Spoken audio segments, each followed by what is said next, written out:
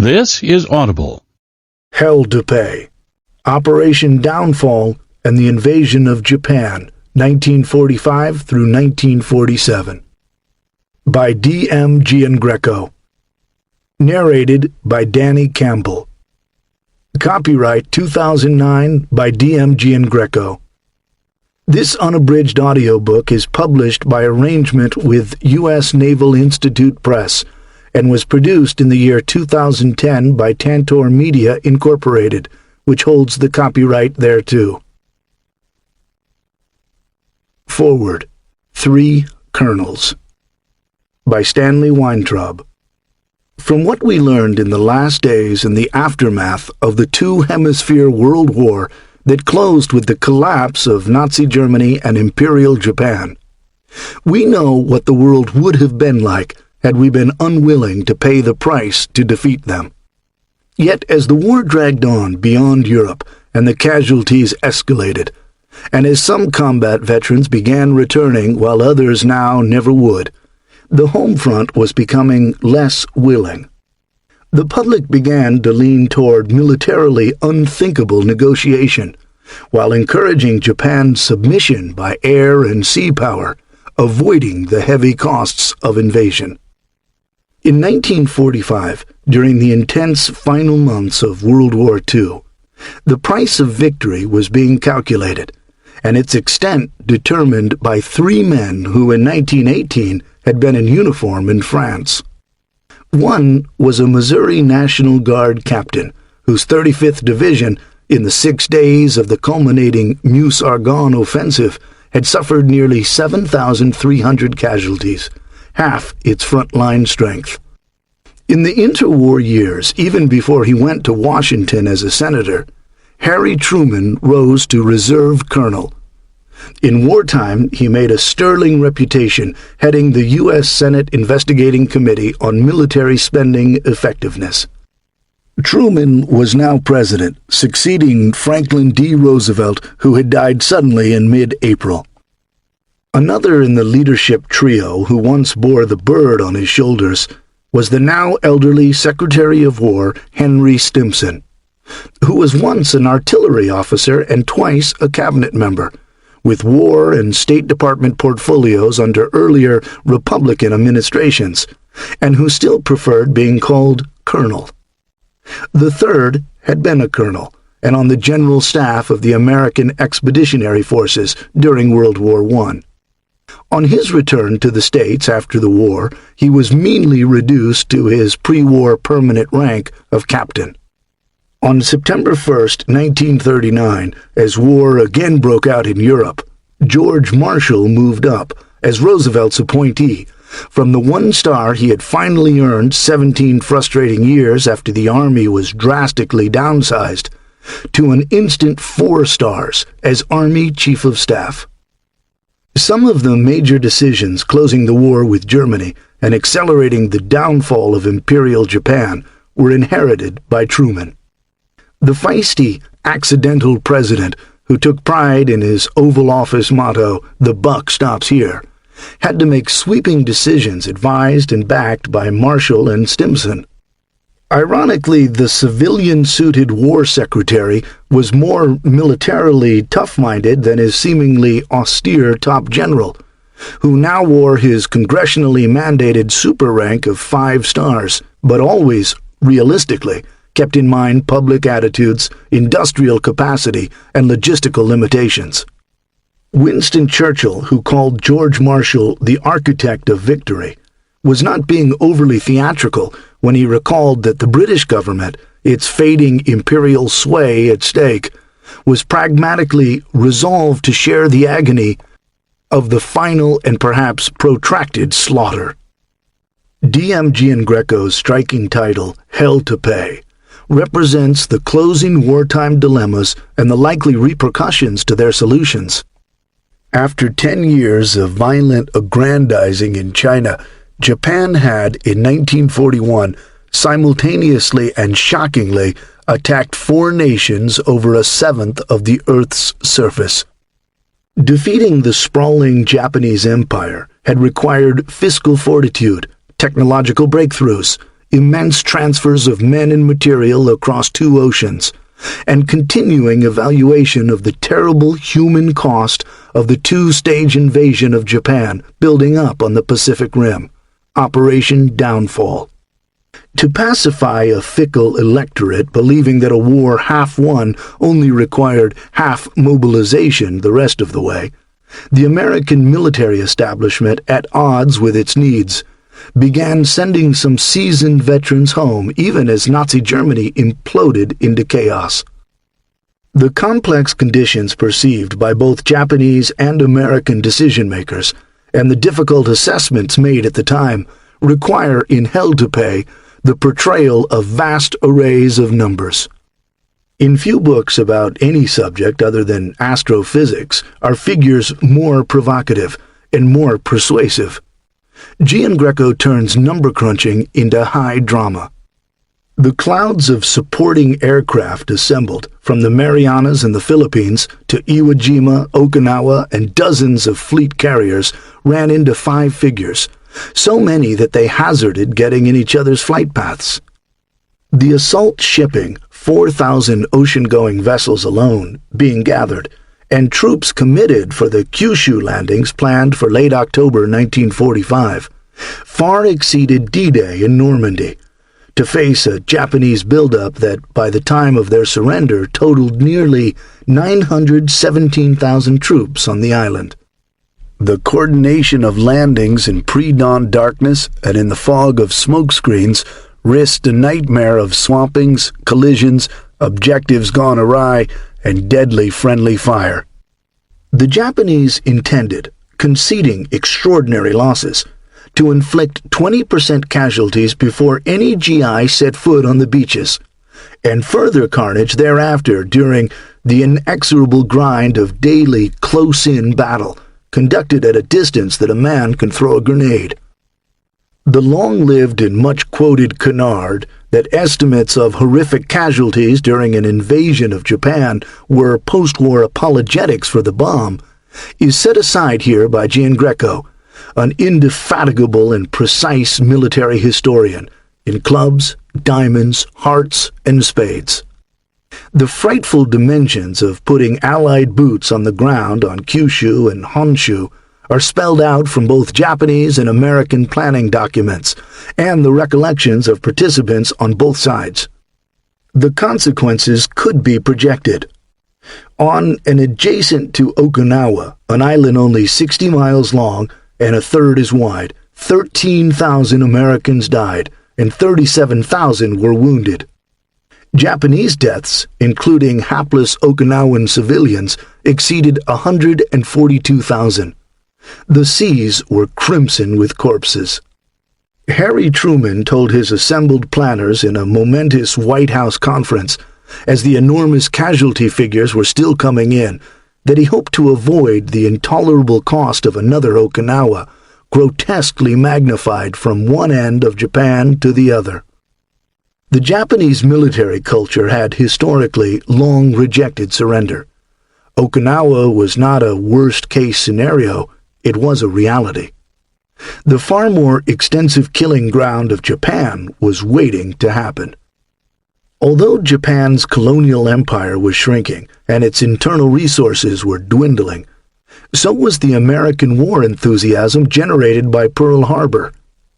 A negotiated peace rather than overwhelming victory might, however, merely postpone rather than preclude another and more horrible war. The 3 former colonels all understood that likelihood from their experience in France in 1918 and beyond. That war had been won, only the peace was lost. Not an inch of German soil had been occupied when the armistice was concluded, and the German flag continued to fly over an unoccupied Berlin. That anomaly had not happened again in Germany in May 1945, and could not be permitted by default in Japan. But lengthy attrition was not in the American playbook. What Operation Downfall would cost was projected in the planning documents, but only became concrete after the surrender. Here, Giangreco lays it out by the numbers. After the war, for example, the Japanese in the Home Island surrendered 28,428 knee mortar grenade launchers, with 51 million of their ballistic grenades. And contrary to popular belief, they had aviation fuel stockpiled for thousands of suicide planes and thousands of manned torpedoes and suicide craft in hiding. The Japanese could preserve under harsh conditions alien to Americans, as troops had already discovered in New Guinea and on Iwo Jima. The Japanese even counted on, as in their past history, punishing typhoons, or kamikaze, literally divine wind, and torrential rain to disrupt and scatter the enemy, as actually would occur off Okinawa in early September, the first full month of peace. Throughout East Asia and the Western Pacific, roughly 400,000 people, civilian and soldier, from their conquered territories in the Dutch East Indies to China and Manchuria and the Home Islands, died in each of the last months of the war. Several times the terrible human cost of the two atomic strikes that shocked Emperor Hirohito into warning of the imminent nuclear destruction of the Japanese people. Nearly every Japanese city over 40,000 in population had already been laid waste by conventional bombing alone. Scorning Hirohito's unwillingness to intervene until catastrophe had come, one of his formerly respectful subjects composed a bitter tanka. While I read the Emperor's rescript that came too late, atomic bomb victims writhe on the scorched ground. The Japanese already knew about hell to pay, and relentlessly prepared to pay it. But the concept of surrender was new and nuclear, and now overwhelming. Preface. In the spring and summer of 1945, the United States and Imperial Japan were rushing pell-mell toward a confrontation of catastrophic proportions.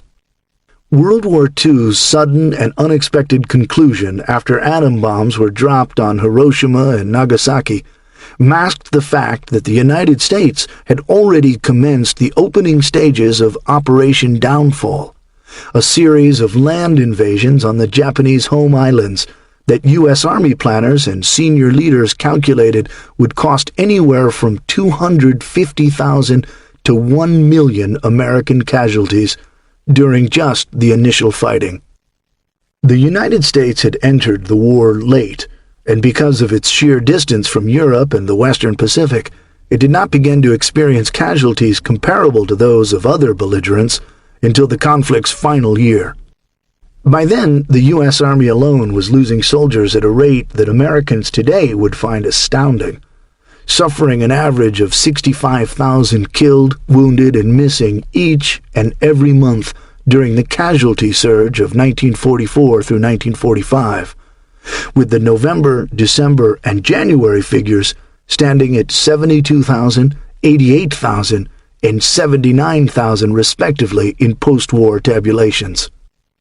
Most of these young men were lost battling the Nazis, but Secretary of War Henry Stimson warned the newly sworn-in President Harry S. Truman that because of the nature of the Japanese soldier and the terrain in the home islands, Americans would have to go through a more bitter finish fight than in Germany. General George C. Marshall, the Army Chief of Staff, agreed and told Truman, "It's a grim fact that there is not an easy, bloodless way to victory." By the time these words were spoken in June 1945, the United States was already several months into a steep increase in draft calls implemented under President Franklin D. Roosevelt to produce a 100,000 men per month replacement stream for Downfall's casualties. Although details of the operation had been a closely guarded secret, the near doubling of selective service inductions was hardly something that could escape the notice of a war-weary citizenry and their representatives in Washington. In mid-January 1945, as part of the Roosevelt administration's effort to prepare the public for the ratcheting up of the draft that year, Marshall and Admiral Ernest J. King, the Chief of Naval Operations, spelled out in a joint letter to Congress what must be done to meet the needs for what was now a one-front war against Imperial Japan. The Army must provide 600,000 replacements for overseas theaters by June 30th, and together with the Navy will require a total of 900,000 inductions. Despite its publication in many newspapers, including a page-one article in the January 18th New York Times, Roosevelt urges work-or-fight bill to back offensives. The Marshall King letter remained completely invisible decades later during the controversy over the Enola Gay exhibit at the Smithsonian Institution's National Air and Space Museum, NASM. Not to the World War II veterans, who generated plenty of visibility when they firmly maintained that they had been told to expect 500,000 casualties. Said Robert P. Newman, one of the few academics to defend veterans' claims publicly, any account of this argument should acknowledge the basic accuracy of what veterans knew. Newman's words, however, fell on deaf ears, for while the veterans had indeed made their presence felt politically, they had no evidence beyond Truman and Stimson's writings and their own memories of troop briefings conducted for the men during the partial demobilization that occurred after the victory over Nazi Germany. Displaying a marked inconsideration for the busy schedules of future historians, some yet to be born, the young soldiers of 1945 inexplicably failed to take detailed notes for the benefit of those scholars. The briefings, carried out worldwide, specifically at such diverse locations as the Pacific-bound U.S. First Army Headquarters in Weimar, Germany, the B-29 training bases in the southwestern United States, and the Pentagon itself, all utilized a uniform figure of 500,000 for expected casualties, somewhat lower than the figure that had been released to the press. But while this low figure originated as purely an Army public information tool divorced from actual military planning, it nevertheless was widely disseminated to the troops themselves, and as anyone who followed the Enola Gay controversy can attest, its effect was pronounced and long-term. Listeners of this volume will gain an appreciation of how the casualty projections created by a variety of different Army and War Department staffs for their own purposes and chains of command were formed, connected, and used. They will see the scale of the estimates of what was briefed to the President before his meetings with British Prime Minister Winston Churchill and Soviet Premier Joseph Stalin at the Potsdam Conference. And yet, while these numbers were indeed huge, they were not the end of the story. As the war drew closer and closer to the home islands, the U.S. military's ability to island hop and bypass Japanese garrisons steadily decreased.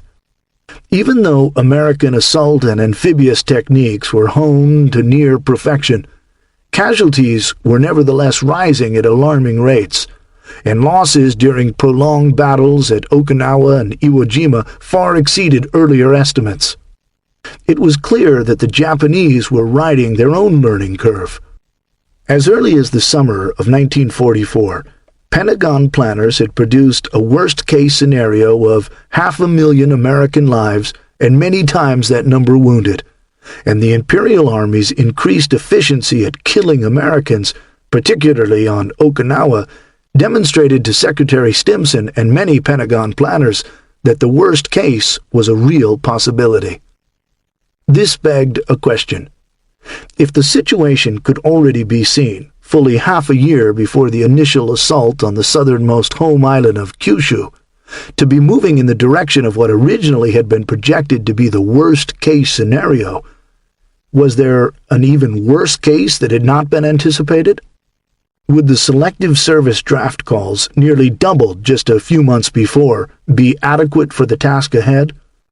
Or would they have to be ramped up again, and deferments further tightened on protected categories such as agricultural workers? To answer these questions, Stimson instituted a multi-study re-examination of the Army's manpower and training requirements for the duration of the war, as well as the possible casualties the Japanese might be able to inflict on the invasion force. The conclusion delivered to the War Department in July 1945, shortly before Potsdam, was that the United States could squeak by with the current six-figure level of inductions, but a new worst case had now been created. We shall probably have to kill at least 5 to 10 million Japanese, and this might cost us between 1.7 and 4 million casualties, including 400,000 and 800,000 killed. The Japanese leadership had come to a similar conclusion. Nearly 178,000 Japanese civilians had lost their lives in recent months, most burned to death or asphyxiated by American incendiary bombs, and 8 million had been made homeless even before the atomic bombs were dropped. Imperial General Headquarters in Tokyo made its own clear-eyed assessments.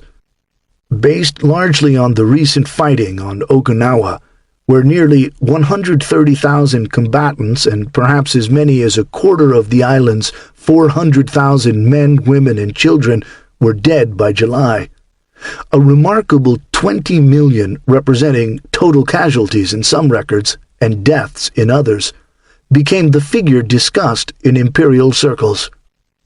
Yet even such terrible numbers as these only served to strengthen the militarists' conviction that they could still salvage a victory of sorts over a decadent America less concerned with winning than with the lives of its sons.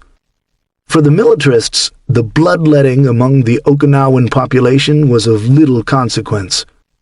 What they beheld was that a force amounting to the equivalent of 3 infantry divisions, plus locally raised auxiliaries, had held out for 100 days against a lavishly equipped American army more than 5 times as large. Within Japan, the Okinawa battle was regularly trumpeted as an example of imperial troops stretching out a campaign in the face of a vastly superior enemy. A senior staff officer and son-in-law to the war minister later explained to U.S. interrogators, "We did not believe that the entire people would be completely annihilated through fighting to the finish. Even if a crucial battle were fought in the homeland and the imperial forces were confined to the mountainous regions, the number of Japanese killed by enemy forces would be small. Despite the constant victories of Japanese troops in the China incident, relatively few Chinese were killed. Almost all the strategic points in China were occupied, but the Chongqing government could not be defeated. But even if the whole Japanese race were all but wiped out, its determination to preserve the national polity would be forever recorded in the annals of history." The idea that the 10 to 25 million Chinese who had died since the Marco Polo Bridge incident was seen as relatively few, and that just tens of millions of dead Japanese would still offer the bright side that the entire people had not been completely annihilated, is so alien to Americans, then and now, as to practically defy comprehension. Shortly before the radically increased selective service calls were announced to the public, Stimson told President Roosevelt in January 1945 that a so-called negotiated peace was impossible in this kind of war, where one side was fighting for civilization and the other side represented barbarism. There was no common meeting ground, and there, therefore, necessarily had to be a fight to the finish. That a fight to the finish meant a long, horrible contest where we needed all the manpower we could summon. The Treaty of Versailles, the resurgence of Germany after the war to end all wars, the weak-kneed response by the League of Nations to growing aggression, France and Britain's appeasement of Nazi Germany, and the subsequent plunge into an even bloodier conflagration than the previous war. These matters were so deeply embedded in the American psyche that they were seldom directly mentioned in the press by the later war years, but all hung like a cloud over the American consciousness as the fighting in the Pacific reached its climax. The result of the country's general consensus on the events of the previous 30 years girded a grim determination both inside and outside of Washington to see the war through to the bitter end of unconditional surrender, lest an inconclusive finish, such as in World War I, lead the next generation into an even bigger, bloodier conflict 20 years hence, with, unlike in Vietnam, no college deferments for that one. Despite a growing war weariness and worry among some that stiff terms might prolong the fighting, the understanding that the war must be prosecuted until Japan either gave up or was pummeled into submission was so fundamental that it did not warrant much discussion beyond the sticky matter of how to accomplish victory and bring the boys home at the earliest possible date. Some civilian elements within Japan's ruling circle were determined to try to find a way to end the war before the U.S. invasion was launched. Unfortunately, the militarists were in firm control of the government, and Japanese moderates had to tread gingerly for fear of arrest or assassination. In the summer of 1945, Emperor Hirohito requested that the Soviets accept Prince Coronet as a special envoy to discuss ways in which the war might be quickly terminated. But far from a coherent plea to the Soviets to help negotiate a surrender, the proposals were hopelessly vague and viewed by both Washington and Moscow as little more than a stalling tactic ahead of the Potsdam Conference to prevent Soviet military intervention, an intervention that Japanese leaders had known was coming ever since the Soviets' recent cancellation of their neutrality pact with Japan. The subsequent exchange of diplomatic communications between Japan's foreign minister and its ambassador to the Soviet Union has been characterized by some as evidence that the country was on the brink of calling it quits. American officials reading the secretly intercepted messages between Moscow and Tokyo, however, could clearly see that the defeatist ideas of the ambassador received nothing more than stinging rebukes from his superiors. The fanatical Japanese militarists retained their grip on the decision-making process until the simultaneous shocks of the atom bombs and Soviet entry into the war in August 1945 stampeded Japan's leadership into an early capitulation. Today, the Japanese military's own estimates of casualties from starvation, disease, and battle are just as invisible on the other side of the Pacific as Marshall and King's warning in the New York Times. This is hardly a new phenomenon. As early as 1981, Pacific veteran Paul Fussell wrote in the New Republic that the degree to which Americans register shock and extraordinary shame about the Hiroshima bomb correlates closely with lack of information about the war. Nearly 3 decades after Fussell's comments, World War II is not even a dim memory for most Americans, and the numbers killed versus the numbers saved are just abstract figures with long strings of zeros. But the fact remains, albeit uncomfortable or inconvenient for some, that President Harry S. Truman's much-derided accounts of massive casualties projected for the 2-phase invasion of Japan is richly supported by U.S. Army, White House, Selective Service, and War Department documents produced prior to the use of nuclear weapons against Japan, and stretching all the way back through the last 9 months of the Roosevelt administration. Some scholars have for years, indeed decades, picked over the bones of every decision relating to the use of nuclear weapons against Imperial Japan. Every nuance of Truman's most casual asides has been examined, parsed, and psychoanalyzed as critics of the decision have tried to prove that the president lied when he stated that the atom bombs were dropped in the hope that they would induce a defeated Japan to surrender before U.S. forces being gathered in the Pacific from as far away as the battlefields of Germany were forced into a prolonged, bloody ground invasion.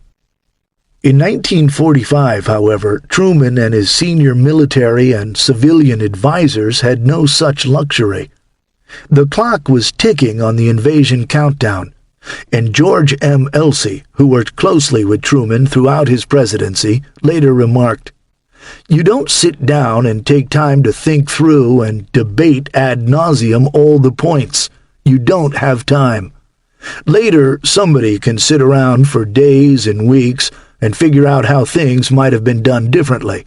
This is all very well and very interesting and quite irrelevant.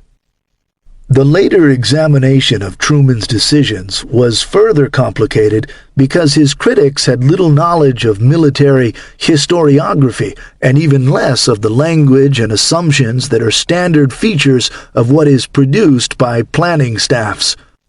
For example, some have promoted the idea that General Marshall's staff believed an invasion of Japan essentially would have been a walkover.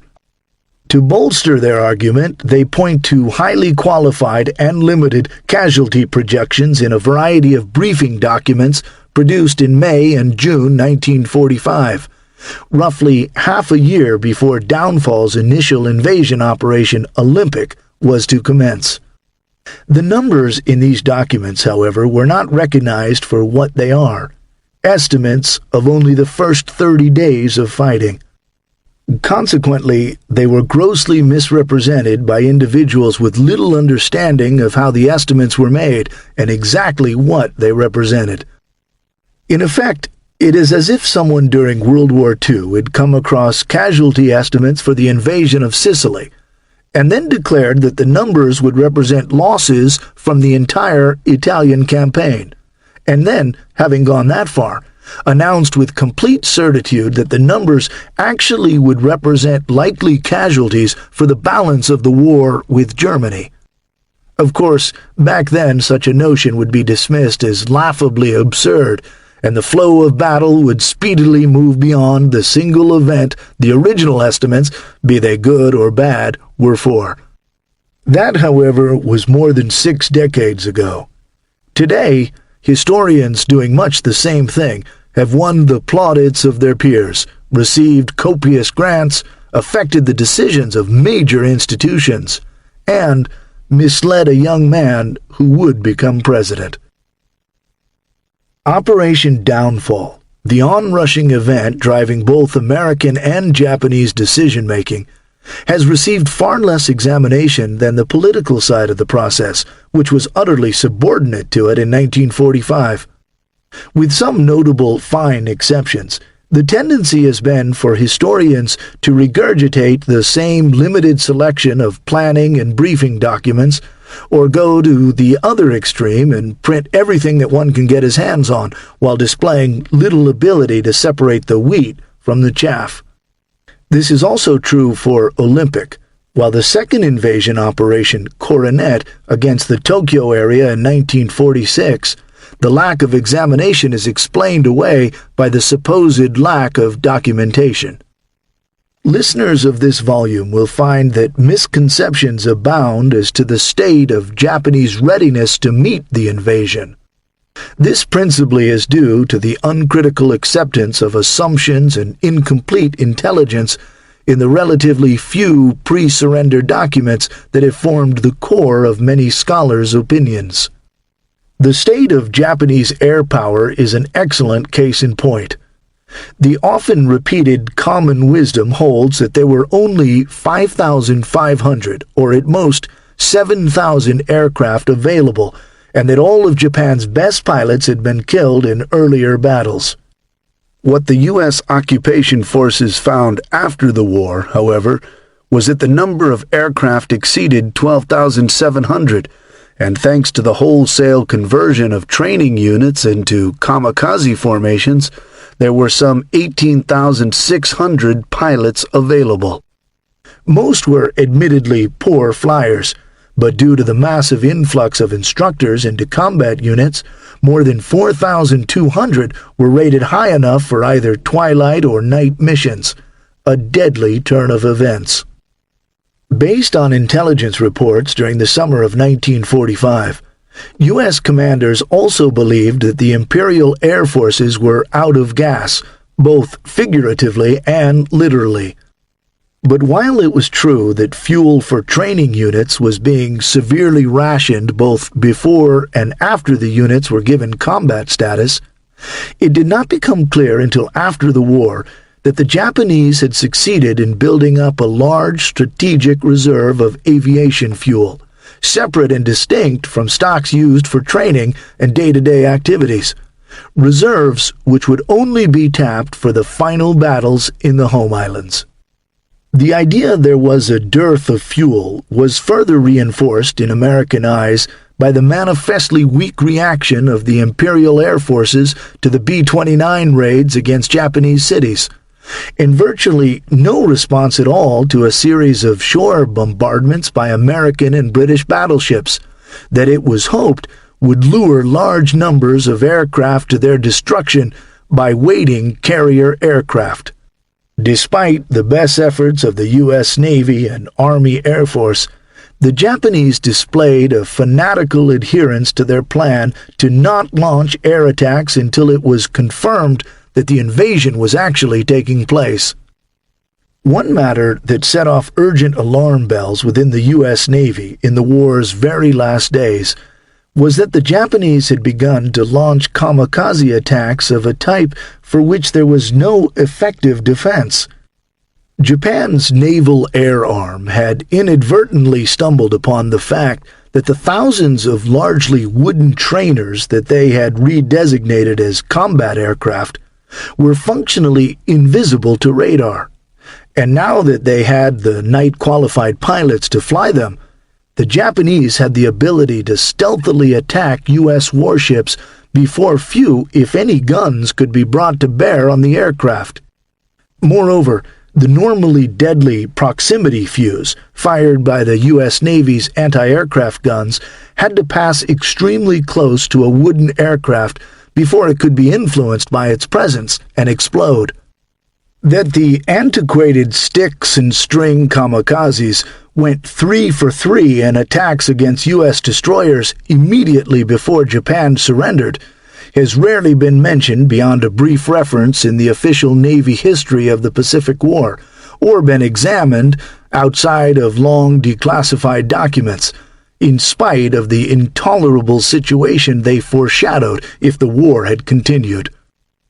As for operations on land, the perception has grown that the Imperial Army intended to expend itself in division-sized bonsai charges into the face of American artillery and naval guns. In this respect, some modern historians have fallen just as prey to the militarists' call for a decisive battle on Kyushu as the targets of their exhortations in 1945, the Imperial foot soldiers and civilian levies. The plentiful and dead-earnest propaganda to relentlessly storm the beachheads has tended to obscure the fact that the highly choreographed attacks against the correctly determined American beachheads were anything but mindless mass charges in which Imperial infantry would offer themselves up for annihilation. Likewise, the coastal defense divisions, tasked with delaying the establishment of American lodgements and movement inland, only placed 1/5 to 1/3 of their men, depending on the nature of the terrain, in the well-sheltered positions along the beaches, with the balance ensconced in all-around battalions and company positions in the craggy hills to their rear. Indeed, the bulk of Japanese positions, as at Okinawa, were well away from the targeted beachheads. The tactical and operational details of Imperial Japan's counterpart to downfall, Ketsu-go, generally have seen far less misrepresentation and misinformation than other aspects of this subject, for the simple reason that Ketsu-go generally has been ignored. Beyond the groundbreaking studies by Edward J. Drea and the late Alvin D. Cooks, tactical and operational matters have been of little interest to Eurocentric historians who, at most, take whatever fragments of Cook's and Drea's work that best suits them. Not so in this volume. Moving further down into the weeds, Ketsu-go No. 6 and Ketsu-go No. 3, the Japanese counterparts respectively for Olympic and Coronet, are examined in detail. From the weeds, we burrow into the mud, covering the Mutsu Operation No. 1, the defense plan for southern Kyushu, as well as its 3 defense zones in the very areas of Kyushu where U.S. forces planned to come ashore. This material was garnered from post-war interrogations and reports produced by the relevant Japanese staffs from field units on Kyushu through Imperial General Headquarters in Tokyo. And readers will find that there is no basis for the often repeated notion that Japan's military lacked the capacity to effectively resist an invasion. Juxtaposed against Japanese efforts are the tactical intelligence analyses produced by the U.S. Sixth Army targeting Kyushu, both immediately before the dropping of the atom bombs and several months later, when, with American boots on the ground, direct examination was possible of Japanese defense preparations. U.S. personnel were stunned at the scale and depth of the defenses. "The Japanese had, to put it bluntly, figured us out," said one officer. Chillingly, a highly placed member of the Imperial Army staff told the Sixth Army's intelligence chief not only that they expected the initial invasion to be launched on Kyushu in October 1945, but also that they knew the precise locations of the landings. Instead of a grinding war of attrition, the U.S. military had hoped for a less costly battle of maneuver, but both the interrogations and the layout of the Japanese defenses indicated that this had not been in the cards. Moreover, the Japanese had expanded their forces on Kyushu far beyond anything imagined by U.S. planners.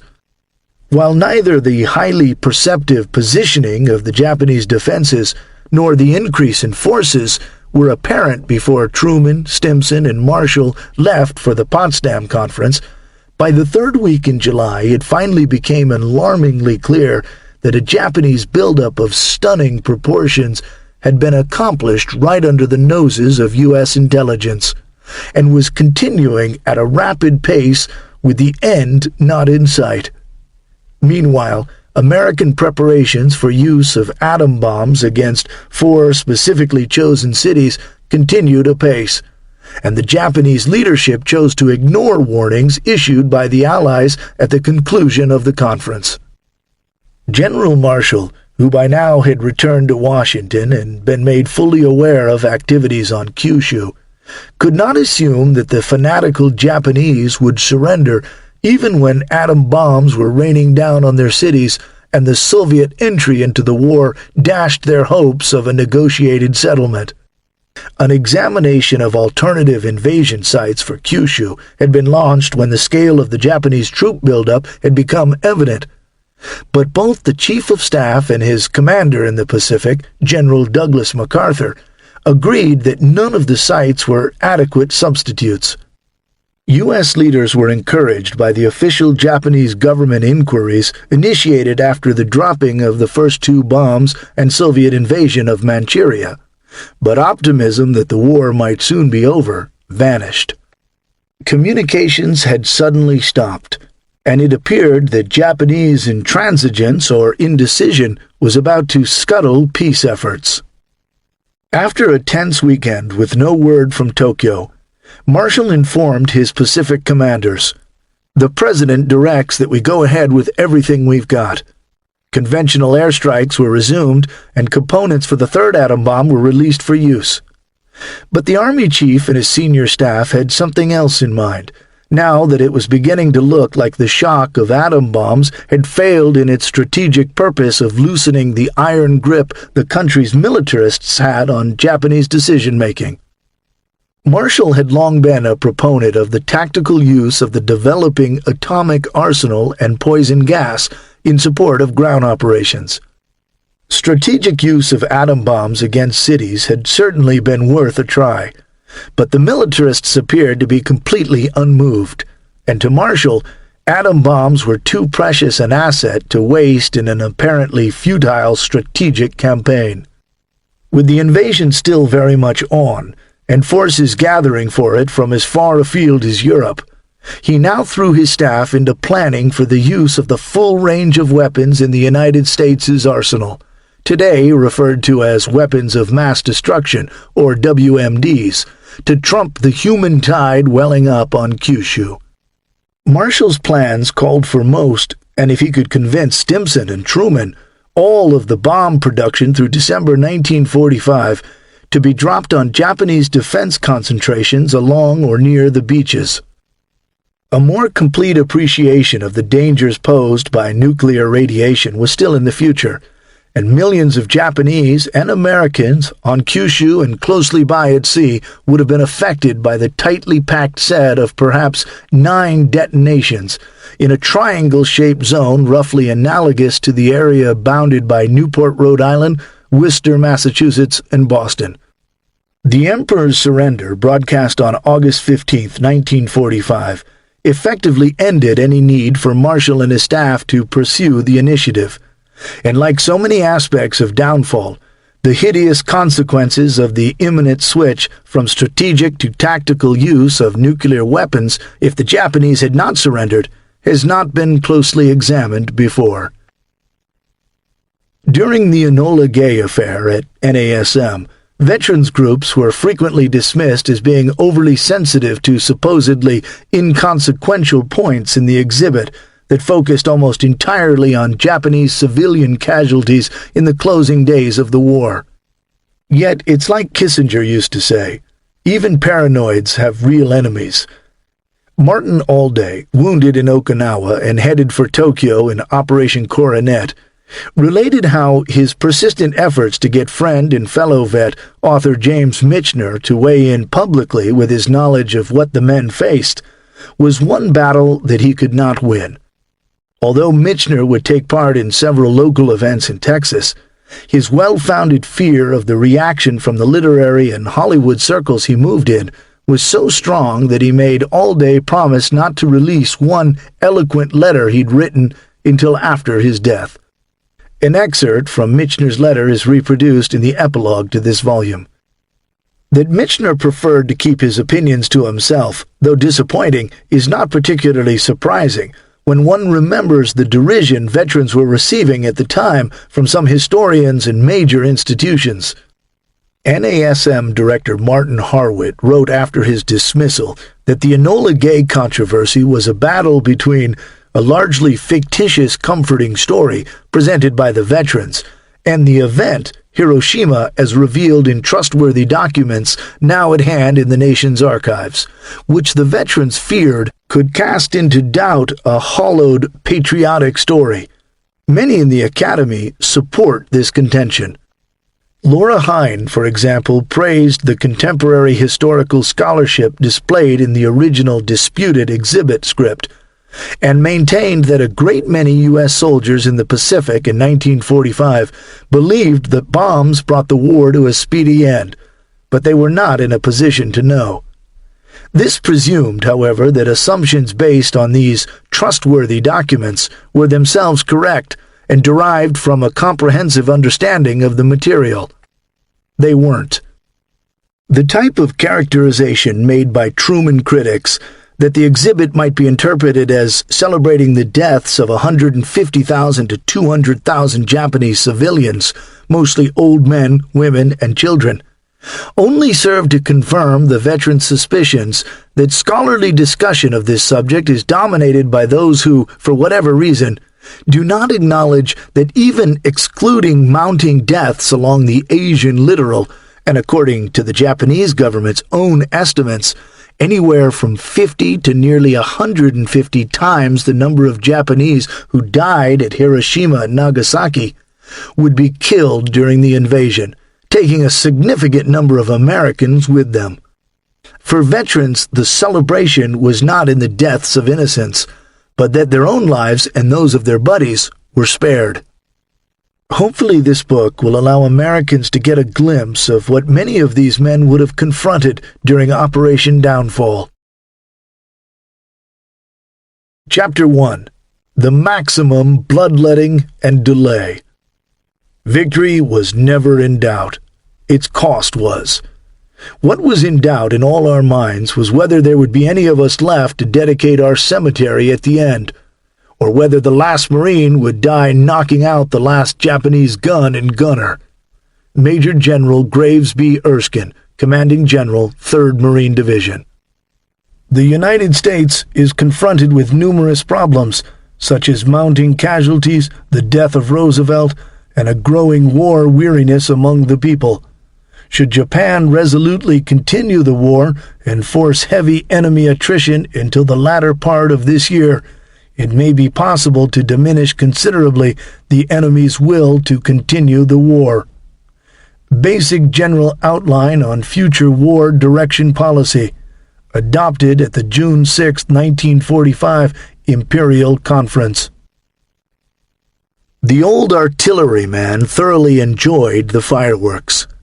In rapid succession, the USS Augusta's 8 5-inch guns blasted out round after round of anti-aircraft shells, as dual 40mm pom-poms let loose streams of fire at non-existent targets. The racket raised by the test firing performed for his benefit was not new to the Augusta's guest. Nearly 3 decades earlier, he had captained a battery of 4 French-made 75mm guns that hurled some 2,009 rounds at a series of German positions in the space of 3 hours and 21 minutes during the opening of the Meuse-Argonne offensive. At specific points during the captain's dawn fire mission in 1918, his sweating gunners were firing so fast that they had to place water-soaked gunny sacks on their guns' long barrels to cool them down. The artilleryman, now President of the United States, Harry S. Truman, was returning from the Potsdam Conference, where he had been happy to report, "I've gotten what I came for. Stalin goes to war August 15th. The Soviet Union's imminent entry into the war meant that the struggle with Imperial Japan would certainly be brought to a conclusion with far fewer dead and maimed Americans than if the United States would have had to fight on almost alone, or even with assistance from Britain's empire. The icing on the cake had come just the previous day, when on August 6, 1945, Truman was brought word that the secretly developed atomic bomb had been successfully detonated at the port city of Hiroshima. It seemed certain that the Japanese must finally admit defeat, but there had been little thought that the giant war machine channeling men and material toward Imperial Japan in staggering numbers might suddenly shut down. Even the USS Augusta, in expectation of facing kamikaze attacks, was slated to augment the impressive anti-aircraft defenses witnessed by Truman and receive an updated radar suite. Now, however, there was a very real chance that the whole blessed thing would soon be over, and the millions of young men converging on Japan could go home. On Monday, the 6th of August, roughly 5,400 of those men, soldiers of the 20th Armored Division aboard the SS John Erickson, were nearing New York, while the Augusta, almost 600 nautical miles due east, was making its own approach to Chesapeake Bay and the naval base at Norfolk. After carefully navigating through the minefields protecting the harbor, the Erickson continued west, then turned northwest toward the Narrows and its Hudson River pier, when the ship was greeted by a yacht with a Woman's Army Corps WAC band, and a bevy of beautiful babes who waved and threw kisses. This was not a time for any fears of what the future might hold, and the soldiers eagerly looked forward to 30-day furloughs before they had to report in at their Camp Cook, California staging area for the Japan invasion.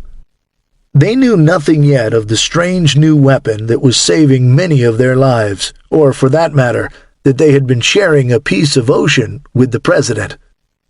In fact, nearly 100,000 westbound soldiers earmarked for the invasion, in addition to the first few thousand heading home permanently because they were lucky enough to be out on points, had passed Truman on the high seas in July as the Augusta raced east at an average speed of 26+ knots to deliver him to the Potsdam Conference. Little more than a day after Truman's departure, he crossed paths with both the 4th Infantry Division heading for New York and the 8th Infantry Division, which would retrace his route through Chesapeake Bay while heading for Hampton Roads. Troops from both divisions disembarked on July 10th and were immediately hustled into trains that brought them to camps, where they received new uniforms, huge dinners with all the trimmings, and entertainment from USO troops before leaving on furlough. The process repeated itself near the mid-Atlantic with the 87th Infantry Division sailing for a New York arrival of July 11th, and again with the 2nd Infantry Division, which, moving in a convoy of 3 slow transports, would not dock in New York until the 20th. Numerous ships with mixed passenger complements of smaller units and individual soldiers were passed during the Augusta's approach to the English Channel, and as it and its escorts picked their way through the Channel minefield and scores of wreck buoys marking the graves of Allied and Axis vessels. By the time the Augusta prepared to sail up the Westerschelde estuary for the final run to Antwerp, the Queen Elizabeth had already pulled into the Clyde with the 44th Infantry Division, and to the south at Le Havre, advance elements of the 5th Infantry Division had begun boarding for their voyage to Boston. The objective of this vast movement of men and material was nothing less than Tokyo itself. On August 6, 1945, the United States had been at war for almost exactly 3 years and 8 months. Entering World War II late, and with no invading armies rampaging across its soil, it had not even begun to suffer the huge day-in, day-out losses common to the other antagonists until just the previous summer. Operation Overlord, the invasion of France, and Operation Forager, the invasion of the Mariana Islands, marked the beginning of what the U.S. Army termed the casualty surge in post-war analyses, a year-long bloodletting that saw an average of 65,000 battle casualties among young American soldiers and Army airmen each and every month from June 1944 to May 1945. And these figures did not include the considerable Army losses due to sickness and disease, or the appalling Marine and Navy casualties in the Pacific. The number of dead, wounded, injured, and missing reached its peak during the months of November, December, and January, at 72,000, 88,000, and 79,000 respectively. Even as the War Department, in conjunction with the Office of War Mobilization, hammered out both the details of how to handle the nation's manpower shortage and what needed to be done to ensure that the public support of the war with Japan did not waver during 1945 and 1946. The result was a partial demobilization in what was then believed to be the middle of the conflict. Through use of a point system, the longest-serving troops were allowed to return home for good, even as selective service inductions were nearly doubled in March 1945 to 100,000 men per month, in preparation for the grim losses expected from the upcoming series of operations on the Japanese home islands.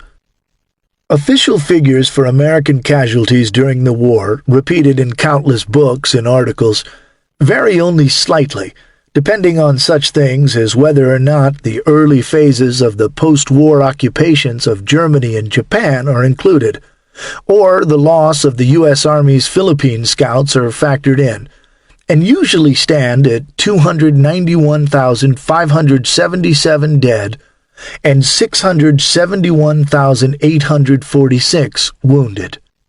Occasionally, when other deaths from accidents and disease are added, the mortality figure is presented as 405,399, and totals are often rounded. These figures are perfectly sufficient for most uses, such as general comparisons with the losses suffered by other nations, or of America's previous wars. But it is important to understand that they represent only a fraction of what the nation's military and civilian leaders at that time recognized as the war's true cost. Excluding the Merchant Marine, a civilian body whose 243,000 sailors actually suffered the highest American combat mortality rate of the war, some 16,425,000 men and 150,000 women, including 17,000 who served in combat theaters, put on uniforms between 1941 and 1946. The U.S. Army saw 12,435,500 soldiers and airmen passed through its ranks as it struggled to maintain an authorized strength of 7,700,000. And maintaining that troop level often seemed an impossible task. While the frequently quoted number of Army and Army Air Force casualties stands at 936,259, this figure does not include a wide array of administrative separations, as well as 9,256 non-battle deaths or other categories that continually drained the Army of manpower and were closely monitored by senior leaders. These included 50,520 disability discharges due to non-battle injuries in combat zones, such as loading accidents, combat-related psychiatric breakdowns, accounting for 312,354 discharges, and medical discharges totaling a stunning 862,356 from illnesses contracted in disease-ridden overseas theaters. And none of these figures account for soldiers who were hospitalized and then returned to their units after recovery. Navy and Marine Corps battle casualties at first appear small by comparison, only 159,495 to 162,668 men, depending on how one constructs the totals. But these figures were more than 8 times the number of killed and wounded among our seaborne forces in all the other wars of the United States combined. They also did not include stateside administrative and medical attrition of military personnel, the Merchant Marine and Coast Guard's 10,095 dead and 12,000 other battle casualties, primarily from German submarines, nor the Navy and Marines' 30,442 non-battle deaths. There were also 111,426 Army and Army Air Force prisoners of war in Europe and missing in action in the Pacific, who survived their captives and were counted as casualties during the war. In all, the United States Armed Services had to contend with losses amounting to no fewer than 2,580,000 men in overseas theaters, with the monthly totals running generally in tandem with the rapid growth of forces overseas and leaping upward when the tempo of operations intensified during the last year of fighting. And this was before a single soldier or Marine set foot on a Japanese beach. Although the precise details of selective service conscription statistics remained a closely guarded secret until after the war, Truman, his military and civilian advisers, and senior members of Congress were painfully aware that there was a yawning gap between the draft calls, essentially targets, and the number of men actually inducted. Subsequent to a spate of successful months in early 1943, when the number inducted exceeded the calls, the rest of the year in 1944 saw few occasions when quotas were met. The armed services absorbed 4,915,912 draftees during that period, an impressive figure by any standards. However, the calls, in order to fulfill the insatiable demands of global war, had actually totaled 5,815,275. This shortfall of nearly 1 million men fell heaviest on the draft's biggest customer, the Army, and had an immediate impact on the ground force element that engages in the heaviest, most prolonged fighting, the infantry. And although the effort to generate a large pool of potential inductees to choose from resulted in the calls exceeding the Army Service's actual needs, the dearth of young men being sent forward was painfully real and contributed to a deficit of up to 400,000 soldiers during the countdown to the invasion of France. Without either an upswing in the number of new men wearing khaki or a serious revamping of its force structure, the Army would not be able to conduct a two-front war without risking serious reverses and possibly even local defeats that would prolong the fighting and ramp up the nation's cost in blood and treasure. Seeing the writing on the wall, The Army embarked on myriad initiatives to minimize losses, such as imposing the highest practical hygiene standards on units in the field, while simultaneously fine-tuning and downsizing the composition of combat divisions themselves. For example, the table of organization strength of the Army's 89 active divisions in April 1945 was only 70,000 men higher than the 73.5 largely paper divisions in December 1942. Still, the huge shortfalls made the formulation of a stable replacement pool virtually impossible, and stateside divisions were gutted, sometimes repeatedly, to supply new men for the ones already deployed. It was not unusual to find a formation in the midst of training losing nearly the equivalent of its stated strength in a series of division drafts.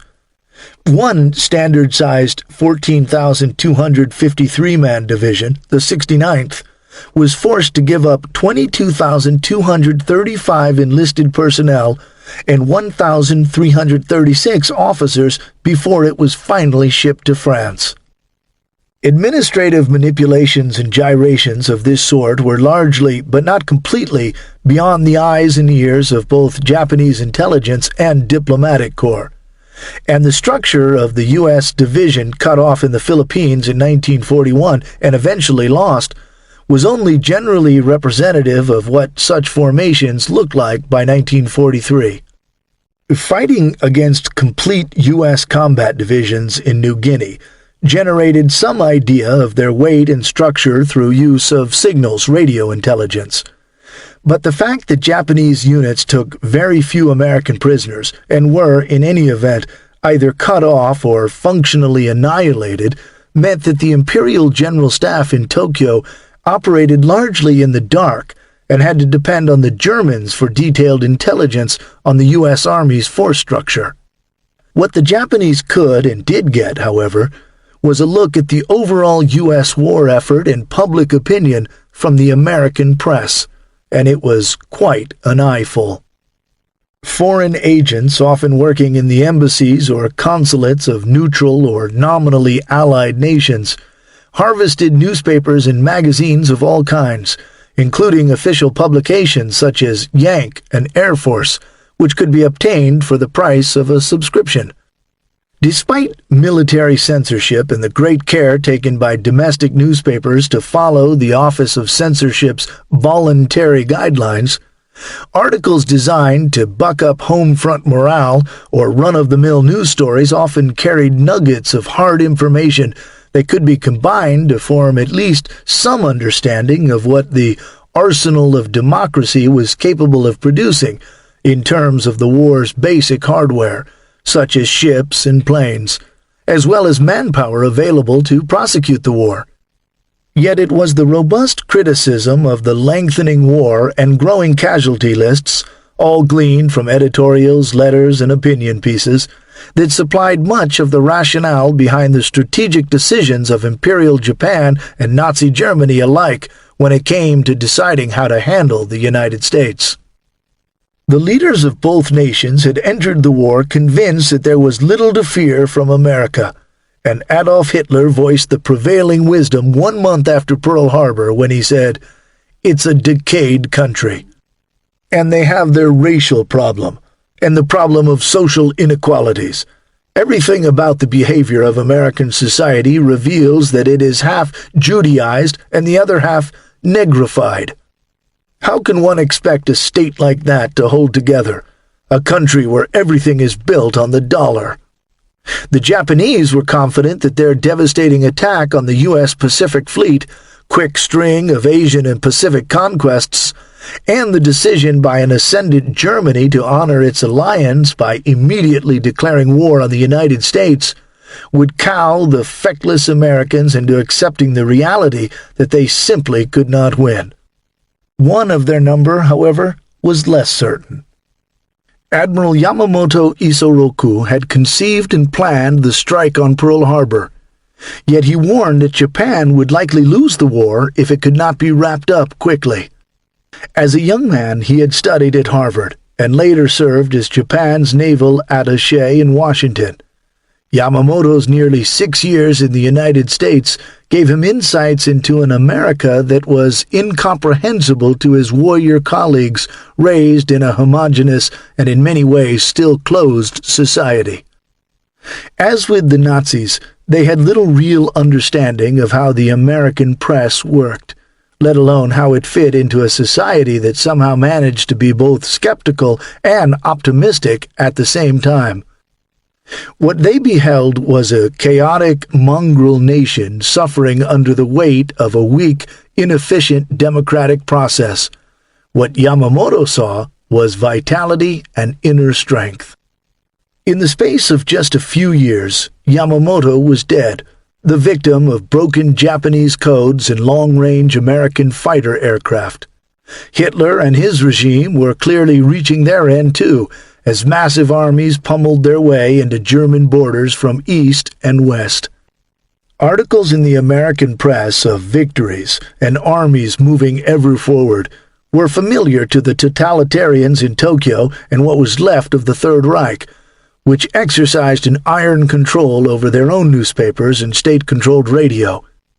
But to the Japanese in particular, much hope was derived from what must have appeared to them to be a shocking amount of publicly allowed and reported negativity. Editorial after editorial forcefully complaining about America's allies, the conduct of generals, and even of specific pieces of military equipment. Fathers and mothers bemoaning in letters that their sons were pulled from the colleges they attended under the once much ballyhooed Army Specialized Training Program, ASTP, to fill the critical need for soldiers with engineering, language, mathematics, and other demanding skills. Readers appalled at the rapidly escalating casualties and demanding that 18-year-old draftees be given more training before being shipped overseas. Church groups and individual citizens expressing outrage that the U.S. House of Representatives had passed a bill authorizing the drafting of women nurses. Wives demanding to know why husbands with small children who had been drafted a year before Pearl Harbor could not be sent home now that there were so many men in uniform. It could all be found on the pages of daily newspapers as well as in the periodic lists of local dead and wounded. Moreover, the rallies and marches by the gaggle of organizations making up the isolationist America First movement, some huge by standards of the day, were hardly a distant memory. The weakening will that Japanese leaders perceived from the American press offered them a degree of hope at a time when they had lost battle after battle, and finally the key Marianas Chain in the summer of 1944. A calamitous event that put U.S. heavy bombers in range of the home islands. While this came as a shock to Japanese from all walks of life, including Emperor Hirohito himself, the country's military leaders firmly maintained that America's victories were built on her industrial might, and that it was they, not their own people, purportedly infused with the Yamato spirit, who were suffering and desperately trying to bring the war to a decisive end as early as possible. Optimism and firm assurances, however, don't win battles, and by the time the American juggernaut reached the Philippines in the fall, Japan's increasingly desperate military failed again, even though it authorized the first use of kamikaze planes and offered up a significant part of their remaining fleet for destruction as a decoy. Yet, in spite of America's successes, there seemed to be almost as much bad news as good for the U.S. press to report. Just weeks after optimistic stories of a collapsing German army, predictions that the war in Europe might be over by Christmas, and reports of the destruction of the Japanese Navy in the Leyte Gulf battles, the papers were filled with demands for finding who was to blame for the Germans' early successes during the Ardennes counteroffensive, and why so many ships were falling prey to kamikazes in Philippine waters. There were also ominous warnings from Washington that monthly draft calls were going to be increased. They, in fact, were nearly doubled between December 1944 and March 1945. And that the number of returned sick and wounded is now so large that the medical department could no longer make it a policy to send patients to hospitals nearest their hometowns. Yes, battle after battle had been lost, and the fleet was gone. But Japan still had millions of men under arms, and it appeared that there was good reason to believe that they could still salvage a victory of sorts over a decadent United States less concerned with winning than with the lives of its sons. Victory was redefined as achieving a military stalemate that left, at minimum, the core empire intact, the home islands, Manchuria, Korea, and Formosa, and guaranteed the continuance of the imperial structure. A decision was made to stretch out the fighting through vigorous, protracted operations, designed to inflict the maximum bloodletting and delay shuketsu and jikyu shinjutsu on U.S. forces. The Japanese military confidently maintained that attrition warfare or bloodletting operations, shuketsu sakuzens, would simply prove too much for Americans to bear. Whether or not the country's military leaders actually believed this, or were, as some Japanese officials and mid-level officers suspected, simply engaged in posturing to brazen their way through a deteriorating situation, it was the Japanese militarists that were in firm control of the government, and their view was summed up in a 1945 Imperial General Headquarters IGHQ strategic assessment. The fighting morale of the United States is being weakened by fear of large casualty tolls. There has been an increase in labor strife, criticism of the military, and agitation from the ranks to engage in a precipitous demobilization. Should the USA be defeated in the battle for Japan itself, public confidence in the president and military leaders will decline abruptly. Fighting spirit will deteriorate in the flurry of recriminations, and Japan will find herself in a much more favorable political position. Yet behind the mysticism and Yankees are crybabies wishful thinking were the simple mathematics of scale and distance that would surely come into play as the fighting drew nearer to Japan and eventually on the home islands themselves. General Jonathan Wainwright, held by the Japanese since the U.S. defeat in the Philippines, was told by a confident Japanese colonel that there are 100 million people in the Japanese Empire. It will take 10 times 100 million to defeat Japan. To move such a force against Japan, even if you had that many warriors, would be impossible. Said one Field Army staff officer to his interrogators after the war, "I thought that the war would continue 3 or 4 more years because, although Japanese national power was far below standard, it was considered that the United States power would be insufficient. It was thought that the battle for the homeland would be difficult, would require years, and with the help of Manchuria, would be fought to a draw." Chapter 2. Spinning the Casualties. The Army must provide 600,000 replacements for overseas theaters before June 30th, and together with the Navy will require a total of 900,000 inductions by June 30th. General George C. Marshall and Admiral Ernest J. King in the January 17, 1945 New York Times. What it must have been like for some old-timer buck sergeant who had been through Guadalcanal and Bougainville and the Philippines to stand on some beach and watch this huge war machine beginning to move and stir all around him, and know that he very likely had survived this far, only to fall dead in the dirt of Japan's home islands. James Jones, author and 25th Division infantryman on Guadalcanal. Americans' concern over casualties was very real and hard to miss.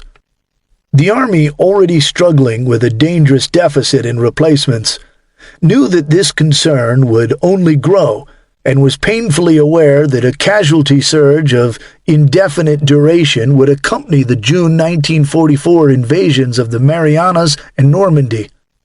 A series of heated disagreements between Army Chief of Staff George C. Marshall and Secretary of War Henry Stimson over the structure and deployment to Europe then redeployment to the Pacific, discussed in Chapter 4, were, like the Army's administrative manipulations and gyrations, invisible to the Japanese, and even President Roosevelt. However, demonstrating to our long-suffering allies the depth of our commitment while preparing the American public for the grueling struggle ahead was a delicate balancing act that by its very nature was a highly public affair. The rapid increase in losses during the long-expected casualty surge, though slightly lower than anticipated, was so politically sensitive that the War Department changed how it reported Army losses not only through the civilian press but also to its own troops, principally through the Army publication Yank, which distributed up to 2.6 million copies weekly to soldiers and airmen starved for reading material. The remarkable thing about these changes in the methodologies used to produce its publicly released figures was that they resulted first in a pronounced inflation and then deflation of cumulative casualty figures, all within the space of little more than half a year. From the commencement of offensive operations in 1942 through the summer of 1943, the Office of War Information and the War Department's own Bureau of Public Relations seldom released cumulative casualty data for the Army, preferring instead to present such information at the conclusion of individual campaigns or operations, such as those at Guadalcanal or in North Africa, the Gilbert Islands, and Aleutians. A fairly comprehensive account of casualties through the third week of June 1943 was published in mid-July and listed 4 principal loss categories: killed, wounded, missing, and prisoners, and their totals by theater of operation. Army casualties from all these categories totaled 63,958. That number included 12,506 Philippine scouts, who were among the nearly 32,000 personnel lost when the islands fell. Navy, Coast Guard, and Marine casualties in these 4 categories increased the total number by nearly a third to 90,860. Not included in the tally were other categories that were even then draining the Army of manpower. Non-battle losses among troops in the field were omitted, as were losses from administrative attrition, such as separations from the service due to age or infirmity. Most apparent to commanders overseas were the destructive effects on unit combat strength of non-battle losses from disease, and to a lesser degree, the psychiatric breakdowns popularly known as battle fatigue. For example, the destruction of Merrill's marauders in Burma by disease and exhaustion is recounted in a number of works, and in New Guinea, the 32nd Infantry Division attained a rate of 5,358 cases of malaria, dengue fever, and fevers of undetermined origin per 1,000 troops from October 1942 to February 1943. Naturally, the war's other belligerents also lost great numbers of men from non-combat factors. Japanese forces cut off in the New Guinea-New Britain area were already suffering terribly, and even the Germans, with relatively stable supplies of food and medicine, were by now intimately familiar with the debilitating effects of disease on the successful prosecution of combat operations in both Russia and the Mediterranean. Sickness among German forces in North Africa regularly halved their combat power by sapping a stunning 40 to 50% of their frontline strength in 1942 and 1943. And U.S. forces in that theater later found that approximately 9 of every 10 admissions to field hospitals were not the result of combat. Excluding soldiers who recovered enough to return to duty, the U.S. Army would ultimately discharge some 1,225,230 men for non-battle injuries in combat zones, diseases contracted overseas, and combat-related psychiatric breakdowns. There was little public interest in this either during or after the close of hostilities, and the mounting losses they represented went essentially unreported during the war, except for a brief period in 1944, when they were released somewhat obliquely, because there were two very good reasons for never releasing such figures.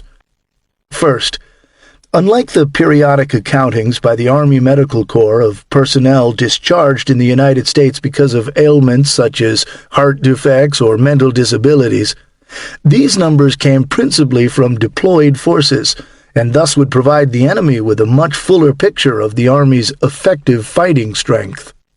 Just prior to the invasion of France, totals for wounded troops were omitted as well, undoubtedly for the same reason.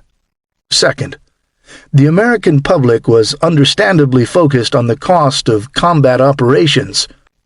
There was no crying demand for collateral information, no squeaking wheel. The exclusion of figures for both the sick and wounded, however, created other problems, not the least of which was that smaller, more selective loss figures were reported to the public at a point in the war when many Americans already believed, to varying degrees, that their country was making less of a contribution to the war effort than the Allies. This was a very sensitive subject, often raised by the media and the government itself. The Roosevelt administration's energetic efforts to manage this perception affected everything from congressional elections to global war planning with Great Britain and the Soviet Union, and even what the public was told about the Army's losses. The last released U.S. Army casualty figures before the 1944 casualty surge were published at the beginning of June and totaled 156,676 from the categories killed, missing, prisoners, and wounded through April of that year. Yank, which was published by Brigadier General Frederick H. Osborne's Special Services Division of the Army Service, contrasted this number with the nearly 670,000 men lost by the British Empire, and had early editorialized on the Soviet loss of some 6 million troops in battles against the Nazis. Other special services products, such as Frank Capra's movie The Battle of Britain, 1943, and his Oscar-nominated movie The Battle of Russia, 1943, reinforced this contrast. Moreover, stories of the huge sacrifices made by the Allies were not limited to mass distribution military publications and films, but were common in civilian newspapers, radio, newsreels, and feature-length Hollywood films as well. As noted, the cumulative figures for wounded through April 1944 were dropped from casualty totals released just before the invasions of France and the Marianas. This should have resulted in an even greater disparity between U.S. and Allied casualty figures. However, the Army now established a policy to disseminate virtually the entire administration flux and flow of manpower, not periodically, but on a monthly basis through public relation channels to the press, and through its own organs to its troops.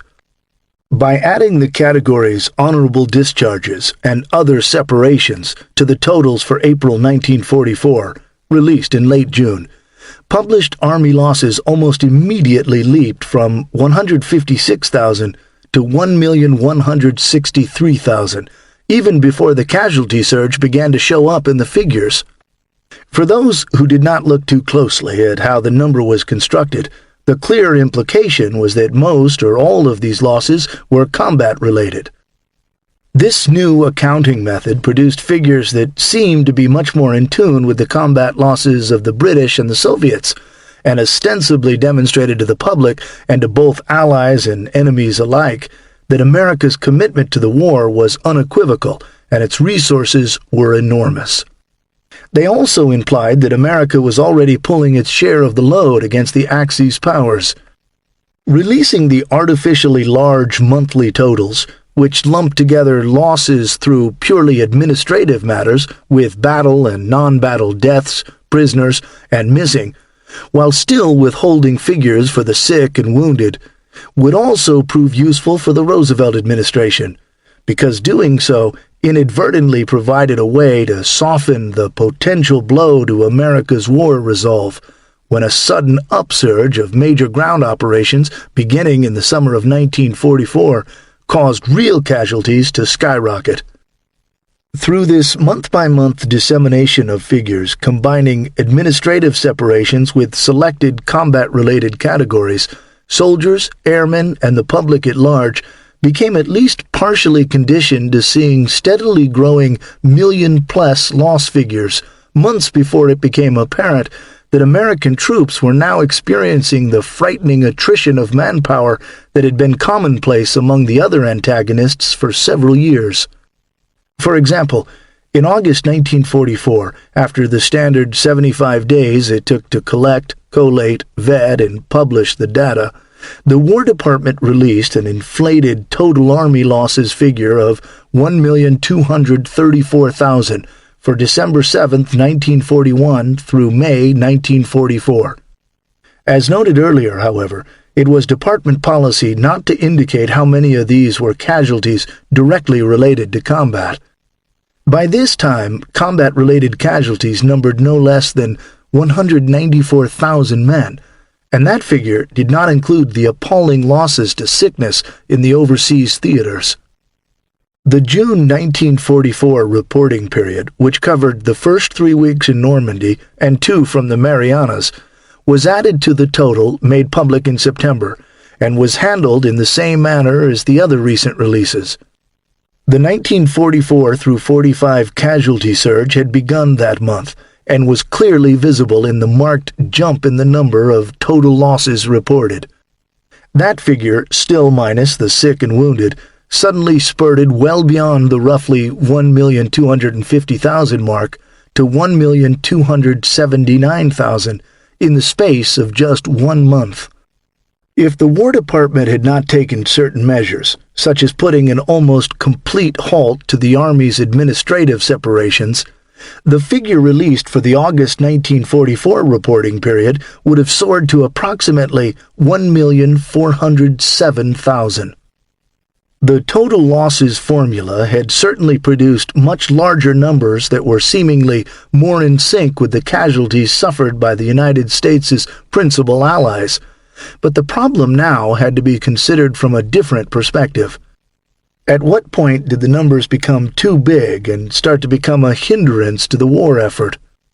The Army was on track to release the August figures in November, and one can only speculate as to whether or not there was now, after only 6 months of using the uniform news system, an apprehension that the upcoming tally would constitute a psychological crossroads for the American people. It was clear that attrition alone could push the total Army losses past the 1.5 million mark in the December release. The American public, already uneasy over the lengthening name-by-name casualty lists appearing in nearly every hometown newspaper, would be sure to take notice of such huge numbers. The release of loss figures in the 1.5 million range would not only provide a long string of zeros guaranteed to command the attention of editorial writers and pundits, but also coincide with fresh combat along Germany's western frontier and in the Western Pacific. Additionally, the release of these loss figures and the intensified fighting would occur at precisely the time that the Army was formulating both the following year's steep increase in draft quotas for the planned 1945 and 1946 invasions of Japan's home islands, as well as the points discharge system, which would allow some soldiers to be released after a specified amount of time in combat combined with length of service. In full view of the German and Japanese intelligence gatherers, Army Chief of Staff Marshal, Secretary of War Stimson, and President Roosevelt were already contending with the political fallout from their decision to withdraw 110,000 men from college under the ASTP and transfer them and others from the Army Air Forces to the Army Ground Forces, AGF. Later, during the uproar over the transfer of Army Service Forces troops and even more Army Air Forces personnel to the AGF, principally to compensate for severe losses among the infantry, an exasperated General Marshall told a gathering of historians, "I think I heard from the mothers of most of these men who were taken from the other branches, and from every father whose son I was forced to take out of college." the artificially high casualty listings would serve only to aggravate a worsening situation. Of course, the War Department had put itself onto this path the previous summer by releasing total loss figures that included the full range of the Army's administrative separations. But the department could minimize or delay this fast-approaching public relations bombshell, which was likely to explode at the worst possible time, immediately before selective service inductions were scheduled to be nearly doubled in preparation for the Japan invasions, by returning to some form of narrowed criteria for publicly released casualty figures. The War Department did not publish figures in October, but in November it publicly experimented with various formulas that distinguished casualties from total losses. One listed a narrow range of specific combat-related casualty categories, a complete reversal of the policy of presenting total losses. This format restated the baseline numbers at a far lower level and resulted in a figure of 384,395 Army battle casualties through October 6, 1944. The category wounded, 208,392 men, was displayed for the first time since April, but those incapacitated by disease were still not included. Once reinstated, however, the listing of wounded could not easily be made to go away. When the monthly total losses figure was released 2 weeks later, it glaringly excluded wounded in action from the total of 1,357,000 through August 31, 1944. Although the respective figures represented endpoints 5 weeks apart, the number of wounded was a subject of intense interest to soldiers and civilians alike, and all could do the math. Adding wounded to the equation pushed total Army losses to far beyond 1.5 million. Members of the relevant congressional committees from both parties would have been aware of or had access to this data, but the methods by which casualty information was released to the public were of no particular interest to them.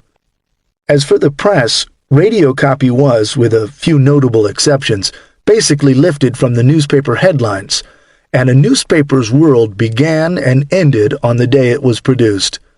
These kinds of changes in methodology, compressed here but at the time spread far apart in a saturated news environment, were essentially invisible, certainly less pressing than a troop ship being torpedoed or a train derailment.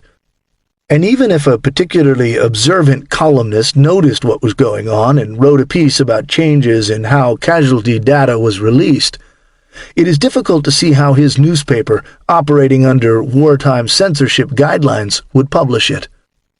It was the numbers themselves, not how they were crafted, that were key to public perceptions, and the casualty surge had rendered the policy of releasing total losses politically unacceptable only 7 months after it had been initiated. Yet the battle casualties formula was not completely satisfactory either, particularly in how it was presented. The War Department's January 1945 release of figures, which stopped short of Germany's December counterattack in the Ardennes, used the same formula as the revamped November listing and displayed a cumulative Army casualty figure of 483,957. The department also stated that some 55,000 enlisted men from the Air Forces and 25,000 men from the service forces are being transferred to the ground forces by the end of January. When figures next appeared in the February 2, 1945 edition of Yank, it was apparent that total losses listings had finally been completely abandoned. But the narrowly constructed Army battle casualty listing, which incorporated the first week of the German counteroffensive, had nevertheless climbed to a whopping 556,352 through December 21, 1944. Moreover, instead of continuing to list the numbers in easy-to-read column form, they were now buried within a lengthy paragraph that included Navy casualties, limited comparative analyses for weeks in mid-December, estimates of German losses for the same period, and a warning that the number of returned sick and wounded is now so large that the medical department can no longer make it a policy to send patients to hospitals nearest their hometowns. Further down the column was also a reminder that the United States still had not experienced the grievous human cost incurred by its stalwart British ally. Under the headline British Losses was a breakdown by country of the 1,043,554 casualties within the British Empire. It stated that the United Kingdom suffered most heavily, with 635,107 military casualties, a figure far larger than the U.S. total to date.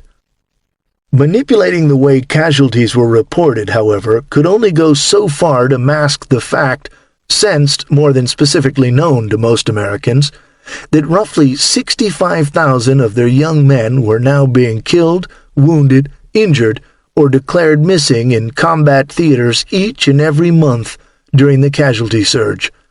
And this did not include the sick and psychological casualties.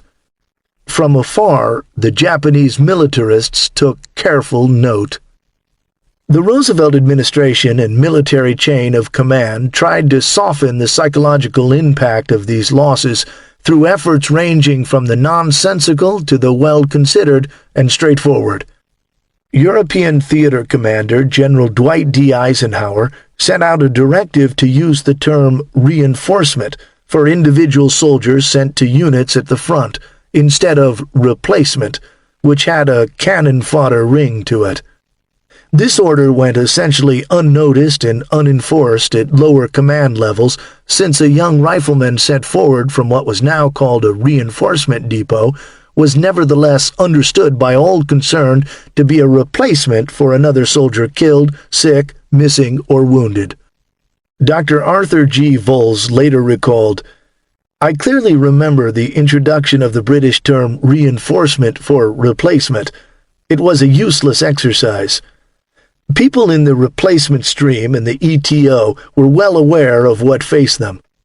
When I crossed the Channel with a replacement package in early September 1944, one of the lieutenants in another package aboard the ship was returning to the continent for the second time following his third wound. He didn't have any illusions." General Marshall, however, took a very different tack. Shortly before Germany's Ardennes counteroffensive and the announcement of increased selective service inductions, he stated in a public address at New York's Waldorf Astoria Hotel that, "We are daily confronted with the bitter human cost of this great struggle. We do not have the destroyed homes of England or daily casualties among our peaceful civil population as they do. But because of our expanding battlefront, our military casualties are steadily increasing. The great battles now in progress must be kept going. Every front must be kept blazing until we break the Nazi control of the German army and people. It is far better to accept heavy casualties for a brief period than the much greater total that inevitably accumulates from the daily attrition of prolonged periods of inactivity on the battlefield." Passions ran high during the winter of 1944 through 45.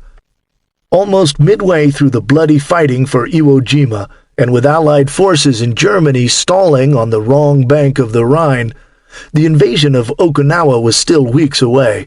Marshall assured Congressman William E. Hess in a March 5th letter, "I and others in responsible places in the War Department are keenly sensitive to the daily casualties we are suffering." The next day he wrote to General Eisenhower in Europe that there was a terrific drive-on against the use of 18-year-old men in combat, which has been fulminated by a speech by Senator Robert A. Taft on the floor of the Senate. Although casualty information was made available to members of Congress by Marshall and Stimson in numerous closed sessions at both the Pentagon and on Capitol Hill, the War Department felt that continued publication of the cumulative totals was inflammatory, and during its intense negotiations with Congress over the sensitive manpower issue, the Army abruptly went from running monthly listings to running no listings at all. The last U.S. casualty figures ever displayed in Yank were in its March 9, 1945 edition. Published losses through February 7th totaled 782,180, including 693,342 for the Army alone, and were displayed next to a tongue-in-cheek cartoon depicting a lone pup tent flanked by a campfire and swaying palm trees under a starry sky. From inside the tent in this idyllic scene comes a voice. So I says to the captain, "Where are all these guys to send overseas?" A Japanese intelligence specialist may have wondered what this cartoonist was getting at. An American soldier certainly wouldn't have known either if Yank was his sole source of information. The last time that publication had run anything on the draft was nearly a year before, when it printed comments from Selective Service Director Brigadier General Lewis B. Hershey and informed readers about the War Department's announcement that the Army had reached its planned strength of 7.7 million. Beyond the pages of Yank, however, the Roosevelt administration and commanders of both the Navy and Army were putting the publication's future readers, young men who had yet to enter the armed services, as well as the rest of America, on notice that the war was far from over and that additional sacrifices were necessary. Months before public demand peaked in May 1945 for what was essentially a partial demobilization in the middle of the war through the Point Discharge Plan, the Roosevelt administration and the Army struggled with how to juggle the nation's rapidly dwindling reserves of eligible manpower. Secretary Stimson continually pressed for better legislation to support manpower needs and stressed to Congress that selective service calls are now confined almost entirely to combat replacements. Fortunately, a short-term personnel crisis caused by unexpected and extensive troop losses during Germany's December counterattack in the Ardennes was solved, although less by the arrival in Europe of Army replacements already in the pipeline than by the draconian culling of excess support personnel in the European theater's rear areas. Germany's action had also opened up an interesting opportunity. With the invasion of Japan now less than a year away, Stimson hoped there might be some benefit to be derived from Hitler's last throw of the dice. He believed the Battle of the Bulge would help soften congressional resistance to a variety of manpower proposals to tighten draft deferments on such groups as agricultural workers. He also wished to expand the categories of those to be inducted, although one proposal in particular made no headway since the Senate, with soon-to-be President Harry S. Truman as its presiding officer, balked at the House bill to draft women nurses.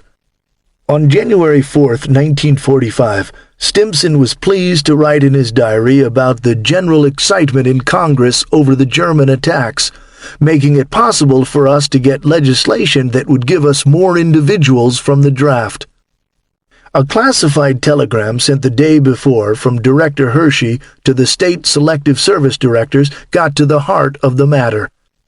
Although Congress and the public were understandably focused on the Ardennes fighting, this January 3rd message tied proposed or directed changes in various draft deferments to the long-term needs of the coming one-front fight against Japan, rather than to a passing crisis precipitated by the German counteroffensive.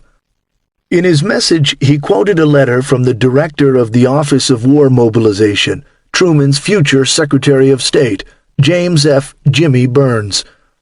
The Secretaries of War and Navy have advised me jointly that the calls from the Army and Navy to be met in the coming year will exhaust the eligibles in the 18 through 25 age group at an early date. The Army and Navy believe it is essential to the effective prosecution of the war to induct more men in this age group.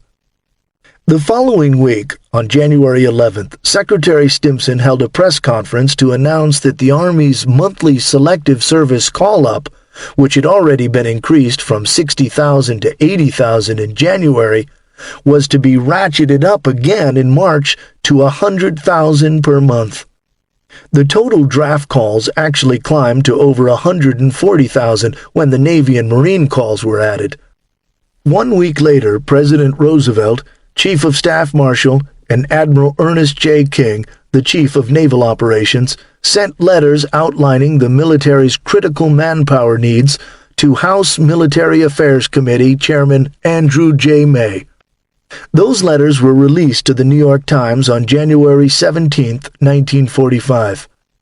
The public, and by default the Japanese, were informed in front-page articles that the Army must provide 600,000 replacements for overseas theaters before June 30th, and together with the Navy will require a total of 900,000 inductions by June 30th.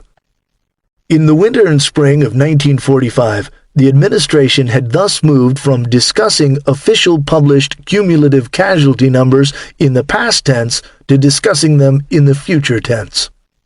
Interestingly, briefings and motivational addresses held by the Army at such diverse locations as the Pacific-bound U.S. 1st Army Headquarters, still in Weimar, Germany, B-29 training bases in the southwestern United States, and the Pentagon all utilized a uniform figure for expected casualties that was somewhat lower than the ones released to the New York Times, just 500,000.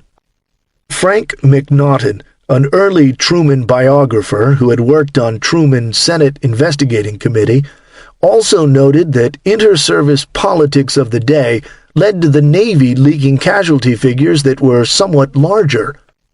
Those figures showed up in some very public places.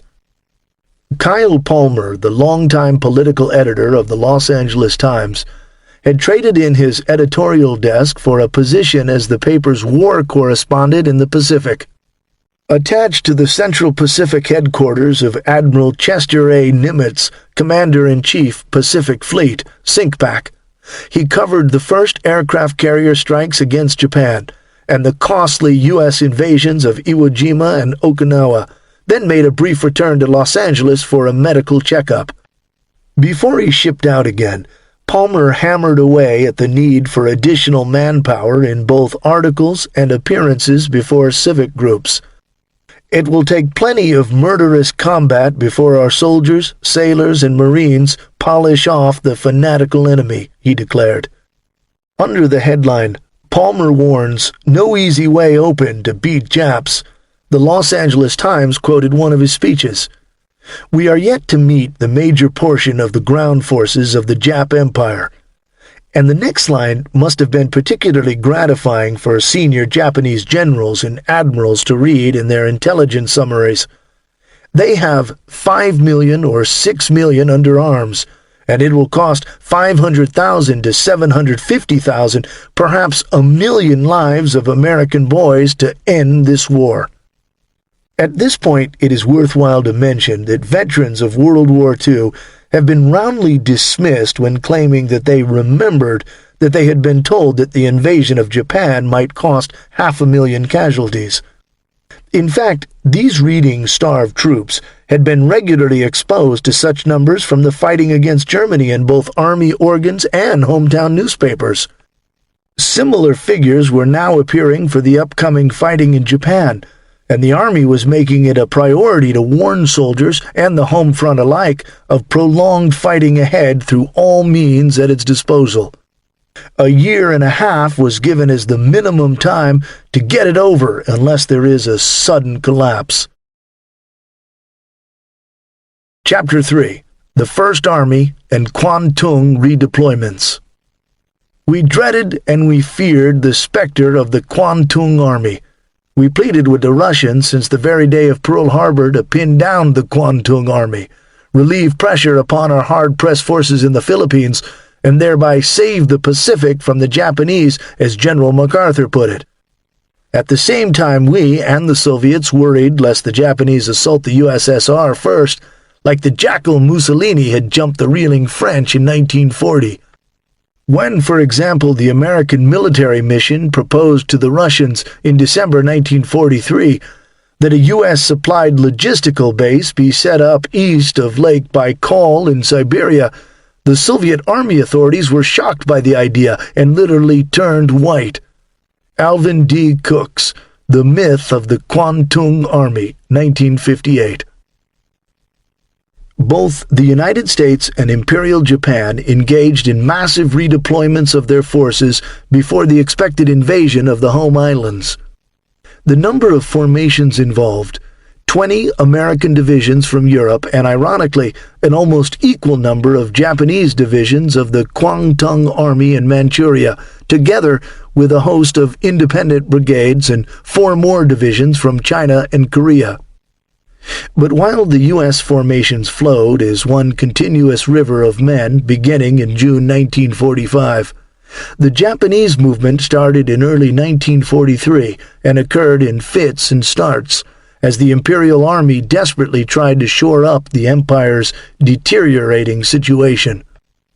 The American counter to Japan's attempted cutting of the sea lanes to Australia in the summer of 1942 was both bigger and faster than the Japanese expected. When the Imperial divisions rushed forward to New Guinea and Guadalcanal from Java and Sumatra failed to right the situation, the dearth of a meaningful reserve in the Home Islands meant that combat forces had to be pulled from the Empire's relatively quiet western frontiers. The movement of the 20th and 41st Divisions from Korea and northern China to New Guinea in February 1943 went smoothly, but setting a pattern that would soon become all too familiar, the in-theater reinforcement of the island was stopped cold when in March, U.S. aircraft sent nearly the entire convoy carrying the 51st Division to the bottom of the Bismarck Sea. Next, the 32nd and 35th Divisions, redeployed from China, were largely destroyed while en route by U.S. submarines in April and early May. Belatedly, Japan was now raising new divisions, which freed up the 52nd to be sent to Truk in November 1943, where it sat out the war in the bypassed garrison amid conditions of increasing deprivation, and the 43rd in a pair of convoys to Saipan in May 1944. Though the second convoy was terribly mauled by nearly continuous submarine attacks that sank 5 of its transports, most of its troops were rescued, only to be landed as disorganized, weaponless survivors just days before the U.S. invasion. However, the garrison at nearby Guam, another Marianas Island and U.S. possession slated for recapture, was defended by the crack 29th Division, which arrived from Manchuria in February. It and the 14th Division sent to the Palau Islands were the first 2 Imperial divisions weaned away from the Kwantung Army, guarding Japan's richest prize on the Asian mainland. Al Cooks described this self-contained autonomous army as the cream of the entire Japanese armed forces and the master of the greatest industrial potential on the Asiatic continent. Naturally, the Imperial General Headquarters in Tokyo was reluctant to withdraw any units at all from Manchuria, in spite of the fact that the Red Army in Asia was no longer capable of conducting large-scale mechanized operations. Soviet Premier Joseph Stalin had pulled significant forces from the border for the defense of Moscow in the winter of 1941, and quickly siphoned off the rest, replacing them with less capable formations designed principally to train soldiers for combat against Germany, as well as relatively immobile garrison divisions. Yet it was only with the greatest trepidation that these first 2 of the Kwantung's then 19 divisions were withdrawn in February 1944. They would not be the last. In June, the Empire's absolute zone of national defense burst wide open when the Americans bypassed the fortress atoll of Truk in favor of a direct thrust at the Marianas Island chain 600 miles to the northwest, then utterly crushed a long-planned Japanese counterstroke in the Battle of the Philippine Sea. Immediate action was needed to bolster key defensive positions on Japan's doorstep before the United States' next move. Having still made no serious effort to increase the Army's strategic reserves, IGHQ could only count on the Kwantung as a pool of ready soldiers. Great profit in terms of both time and lives saved had been obtained by the twin U.S. drives through the Southwest and Central Pacific, ignoring certain Japanese garrisons other than using them for periodic target practice. As American forces drew closer to the home islands, though, the ability to simply isolate and move on became a diminishing option, and both sides knew it. A vanguard of 7 Kwantung divisions was rapidly dispersed to threatening points in the Pacific in June and July 1944, even as fighting still raged on Saipan, Guam, and Tinian. The 1st, 8th, 10th, and 24th would battle until extinction in the service of the Emperor within the next year in the Philippines and Okinawa, as would the Kwantung 14th Division elements sent to Peleliu earlier that year. Another formation, the 109th Division, formed in June 1944, specifically for the defense of the key bastion of Iwo Jima and under the direct control of IGHQ in Tokyo, would meet the same proud end, while the Kwantung's 23rd and 2nd Armored Divisions, though beaten down to mere skeletons, continued organized resistance in the mountains of northern Luzon until ordered to surrender in August 1945. Only 2 of the above Kwantung formations, the 28th bypassed on Miyako-jima near Okinawa, and 9th on Formosa, were denied the honor of battle. The previously mentioned Kwantung 23rd Division was shipped to Luzon later than the others, in October 1944, after General Douglas MacArthur's return to the Philippines. By a strange twist of fate, this division, which had been badly mauled and surrounded by Soviet tank columns during a bloody border clash in 1939, survived its 8 months of combat with the Americans as well, surrendering as a decimated but still functioning formation in the mountains of northern Luzon on August 15, 1945. But that was still many months away in an unknown future. And although comparatively free movement of Imperial units within the Philippine archipelago was maintained during those first months of the American invasion, the 23rd Division's unscathed arrival held as much to do with pure luck as it did with the fact that the U.S. carrier operations were being seriously disrupted by the opening round of kamikaze strikes. IGHQ decided against attempting to send more forces to the Philippines from Manchuria in the face of growing U.S. land-based air power.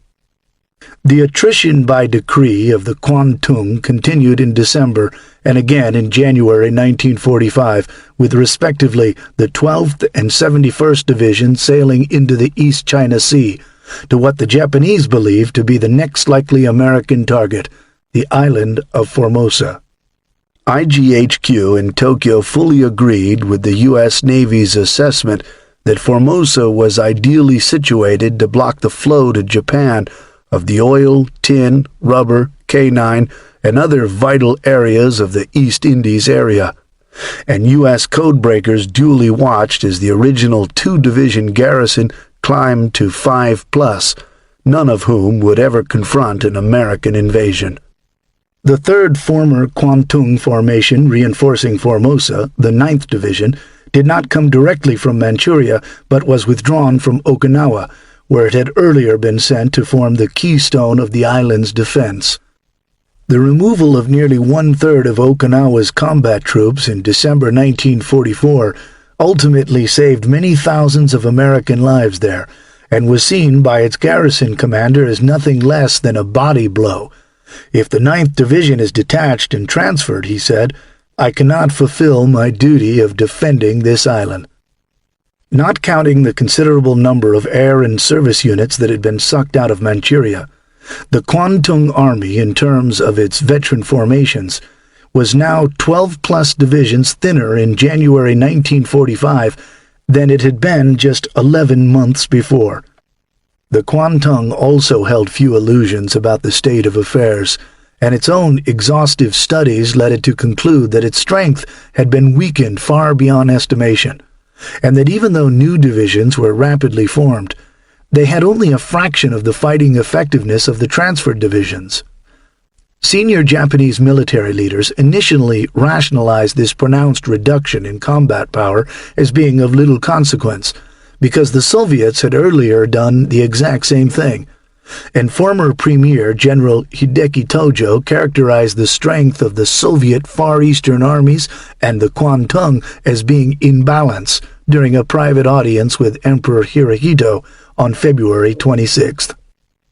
Although generally correct in terms of pure manpower and for the correlation of forces at that moment, this analysis left much to be desired, and the emperor asked if the Soviets were likely to attack Japan.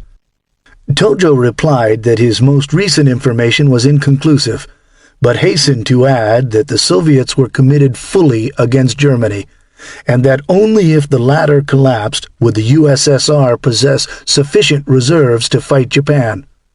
With both Soviet and Allied armies now fighting on German soil, such an answer could not have been completely reassuring. The Soviets, in fact, were already preparing to fulfill secret agreements made with the British and Americans at the recently concluded Yalta Conference.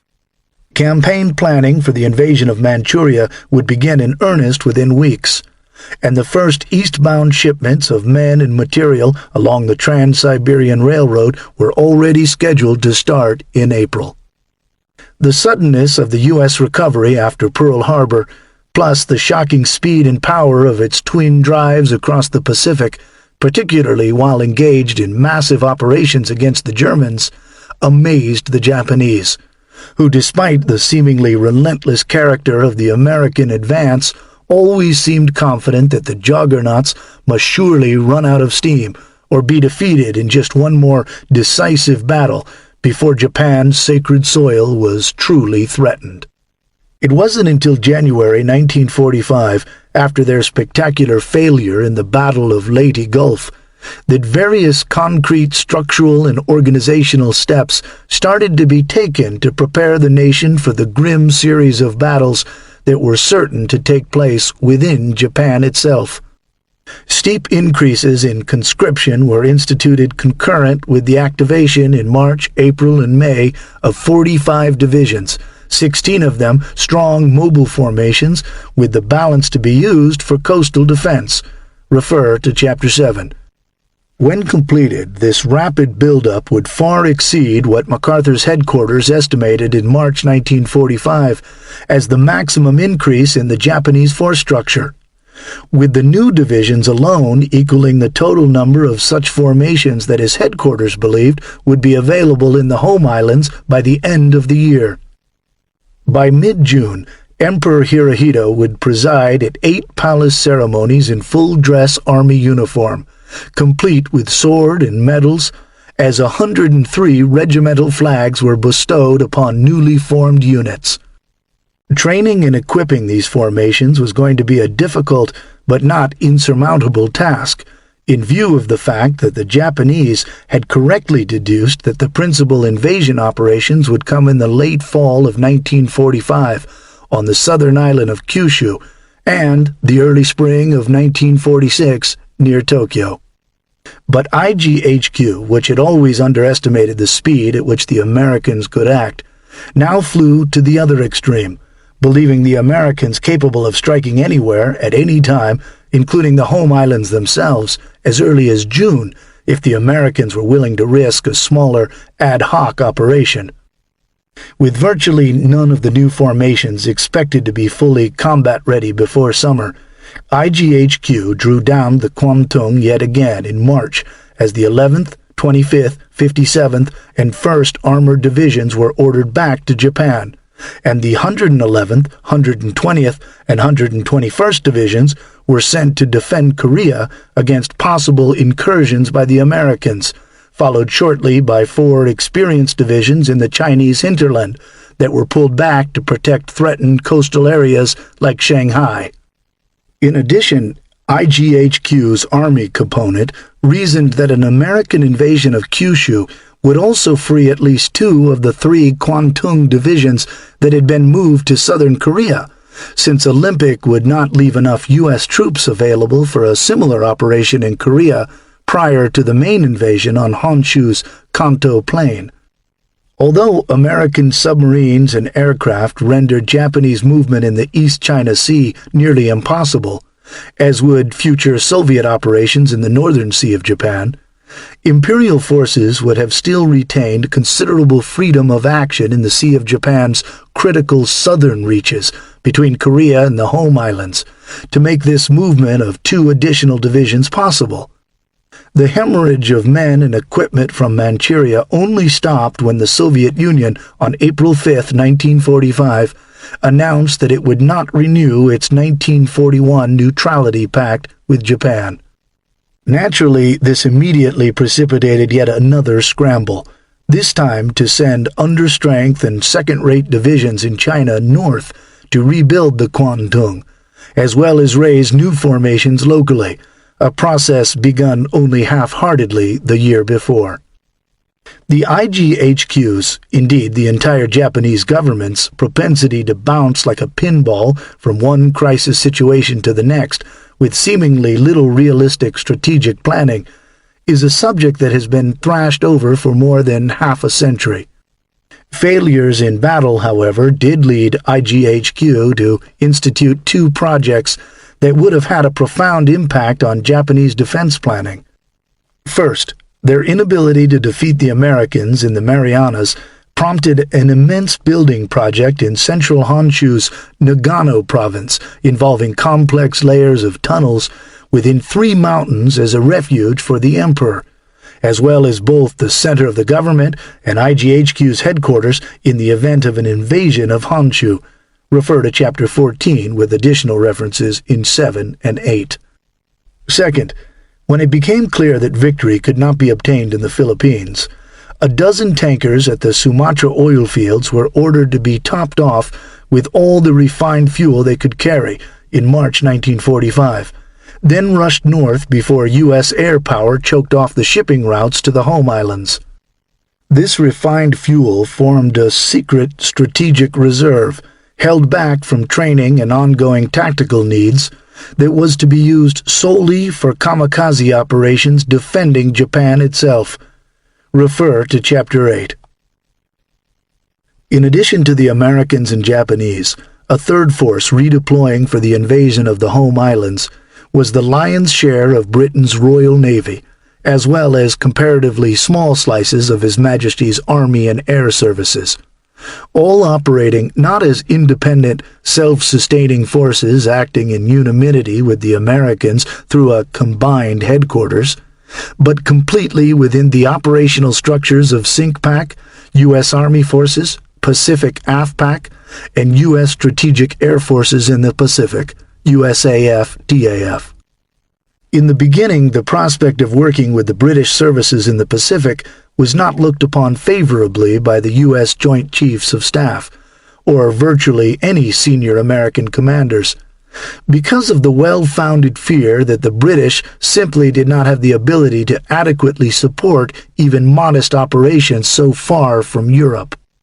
Consequently, when agreement was reached for the employment of air and naval forces over the vehement protests of Admiral King, it was stressed that the British contingents must be balanced and self-supporting so that they would not create a drain on strained U.S. resources.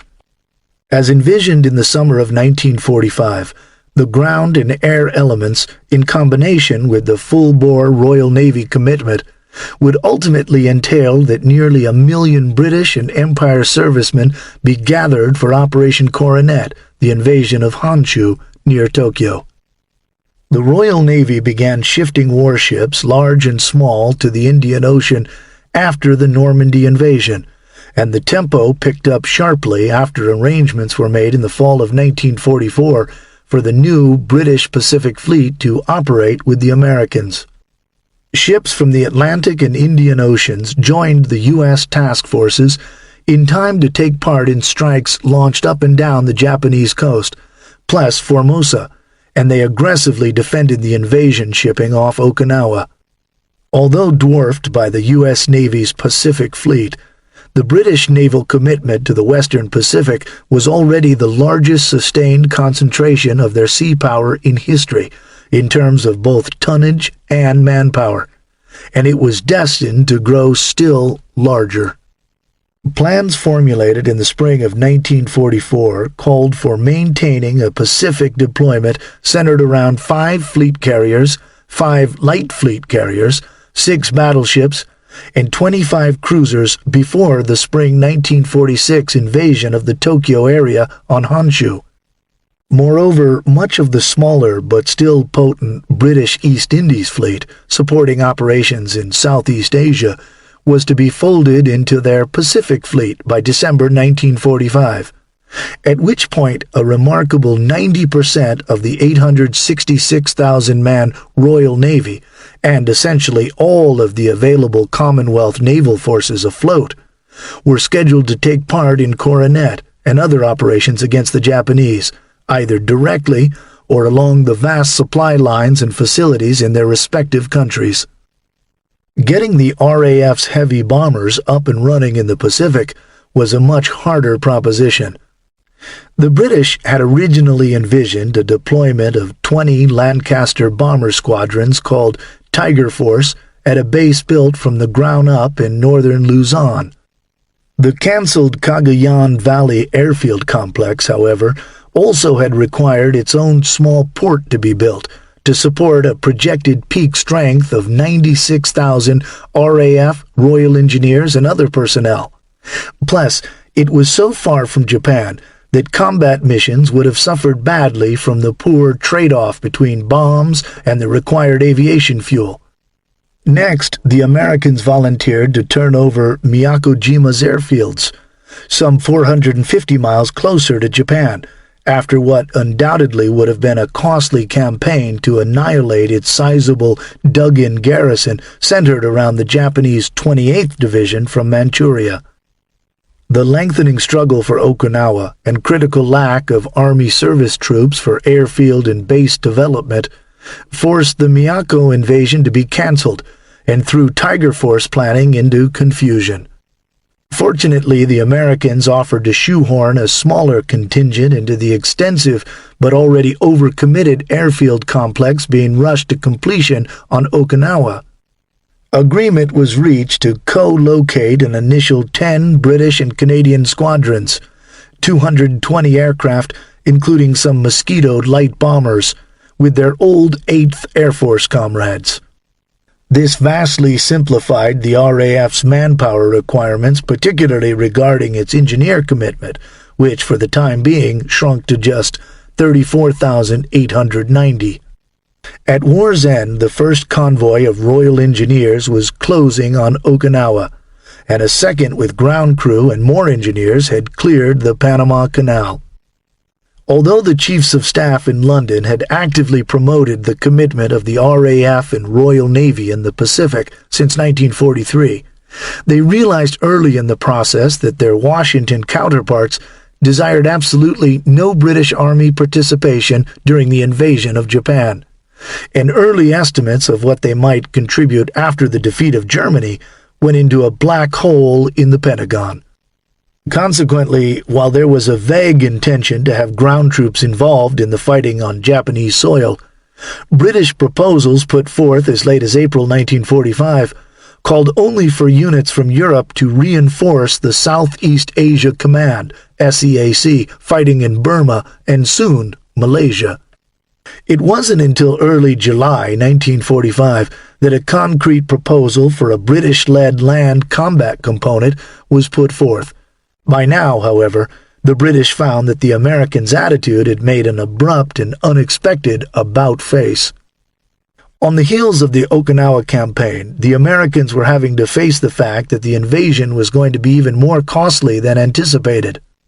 After a meeting of the combined Chiefs of Staff at Potsdam, a pleasantly surprised Field Marshal Lord Allenbrook wrote that things had turned out more successful than I had hoped for, while he also admitted that the British chiefs because of the limited nature of their proposed commitment, were treading on thin ice in their efforts to gain a meaningful role in deciding Pacific strategy.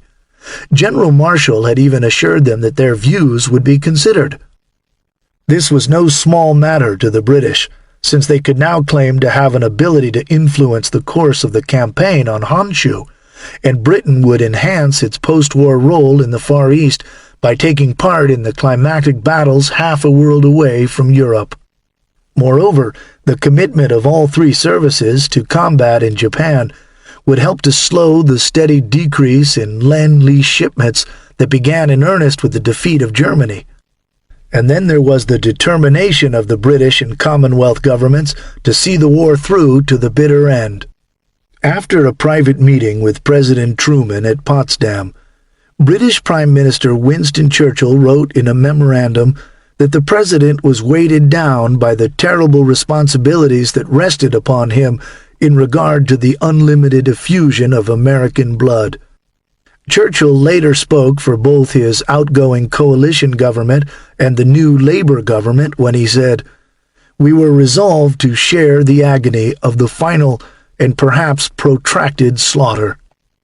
The "we" in this case was the Commonwealth Corps, 3 to 5 divisions created from what even a U.S. official history derisively called the so-called increment forces.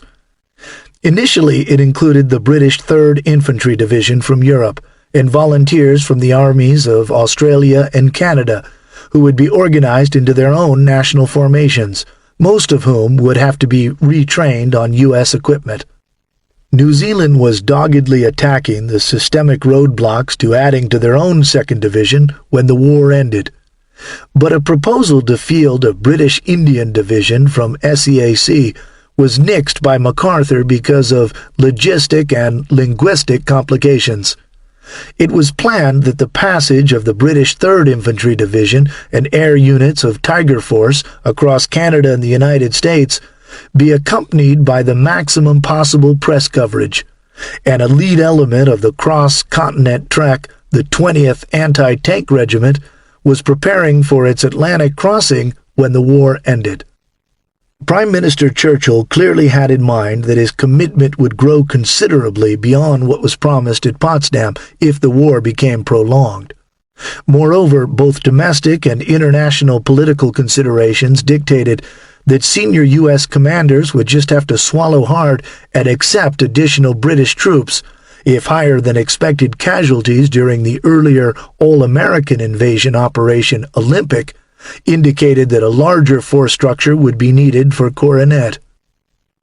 Unlike the grudging acceptance of British land forces, the prospect of Canadian participation in the Pacific was viewed favorably by General Marshall and General MacArthur. Canada's soldiers had taken part in Pacific ground operations with the Americans in August 1943 in the Aleutians, and looking ahead to the ultimate invasion of the Home Islands, the General Staff in Ottawa came to the conclusion as early as January 1944 that it is desirable that Canada should participate in the war with Japan by sea, land, and air. The two North American governments agreed that Army elements would be organized and equipped along American rather than British lines, but that the individual units would still retain regimental affiliations with their current uniforms. The Canadian Army Pacific Force, CAPF, was to be centered around the newly reconfigured 6th Infantry Division and fully integrated into the U.S. order of battle under an American Corps headquarters. Some Canadian soldiers moved south in the fall of 1944 to begin specialized training at U.S. facilities, and by the time of the Potsdam Conference, when Churchill volunteered Commonwealth divisions to the invasion, roughly 1,200 instructors were already undergoing training at bases and camps spread across the states, with more on the way. All training and preliminaries had been conducted under the government-to-government agreement that the CAPF would serve with American forces, since part of the objective was to forge closer ties between the United States and Canada. Thus, Churchill's proposal, if accepted by the government of Ottawa, would not only be at odds with the existing arrangement, but also would insert a British layer of command between the Americans and Canadians, and raise the disturbing possibility that Canada's full-blood entry into the Pacific War would be seriously delayed if its forces had to now wait for a separate British corps structure to be formed and trained for fighting the Japanese. The war's sudden termination postponed the public unpleasantness that was sure to come between Ottawa and London. But the dissatisfaction of Canadian Prime Minister Mackenzie King and his war cabinet finally boiled to the surface after yet another unilateral British proposal was made, this time involving the British Commonwealth Occupation Force, BCOF, for the occupation of Japan. There was no delay at all, however, in what could only be termed a forceful response from down under. Aside from the Canadian division, the most acceptable and ready Allied formation was the powerful Australian First Corps, which MacArthur on April 19, 1945, had requested for Coronet. In the face of loud political pressure at home to just sit tight and let the war run its course with diminished Australian involvement, the Aussie High Command already had started the process of freeing up its forces and options by eliminating or heavily attriting organized Japanese resistance in captured Australian and British territories to the north, which in effect were holding down roughly half of Australia's combat elements. The surprise announcement of Churchill's proposed Commonwealth Corps came in the midst of these operations, and the First Corps' cleaning up of the last Japanese resistance to its invasion of oil-rich Borneo. And even more galling was the British assumption that one of their generals with no experience fighting the Japanese, a corps commander from the Italian campaign, would lead the force, and that British officers would make up his staff. Australian war leaders, civilian and military, were determined that their army not be submerged in an organization that, in any event, might not even be ready in time to take part in the fighting.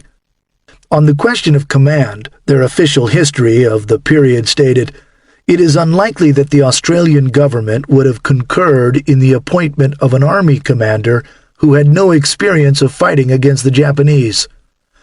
Indeed, the sarcasm was dry and pointed when the new Australian Prime Minister, Joseph B. Chifley, fired off a cable to Churchill's equally new successor, Clement Attlee. "It is noted that you refer to British commanders. This expression is taken to mean officers of the United Kingdom forces and not officers of Commonwealth forces. There are, of course, in the Australian forces, officers who have distinguished themselves in the campaigns in the Middle East and the Pacific, who have claims for consideration in the appointment of commanders and staffs."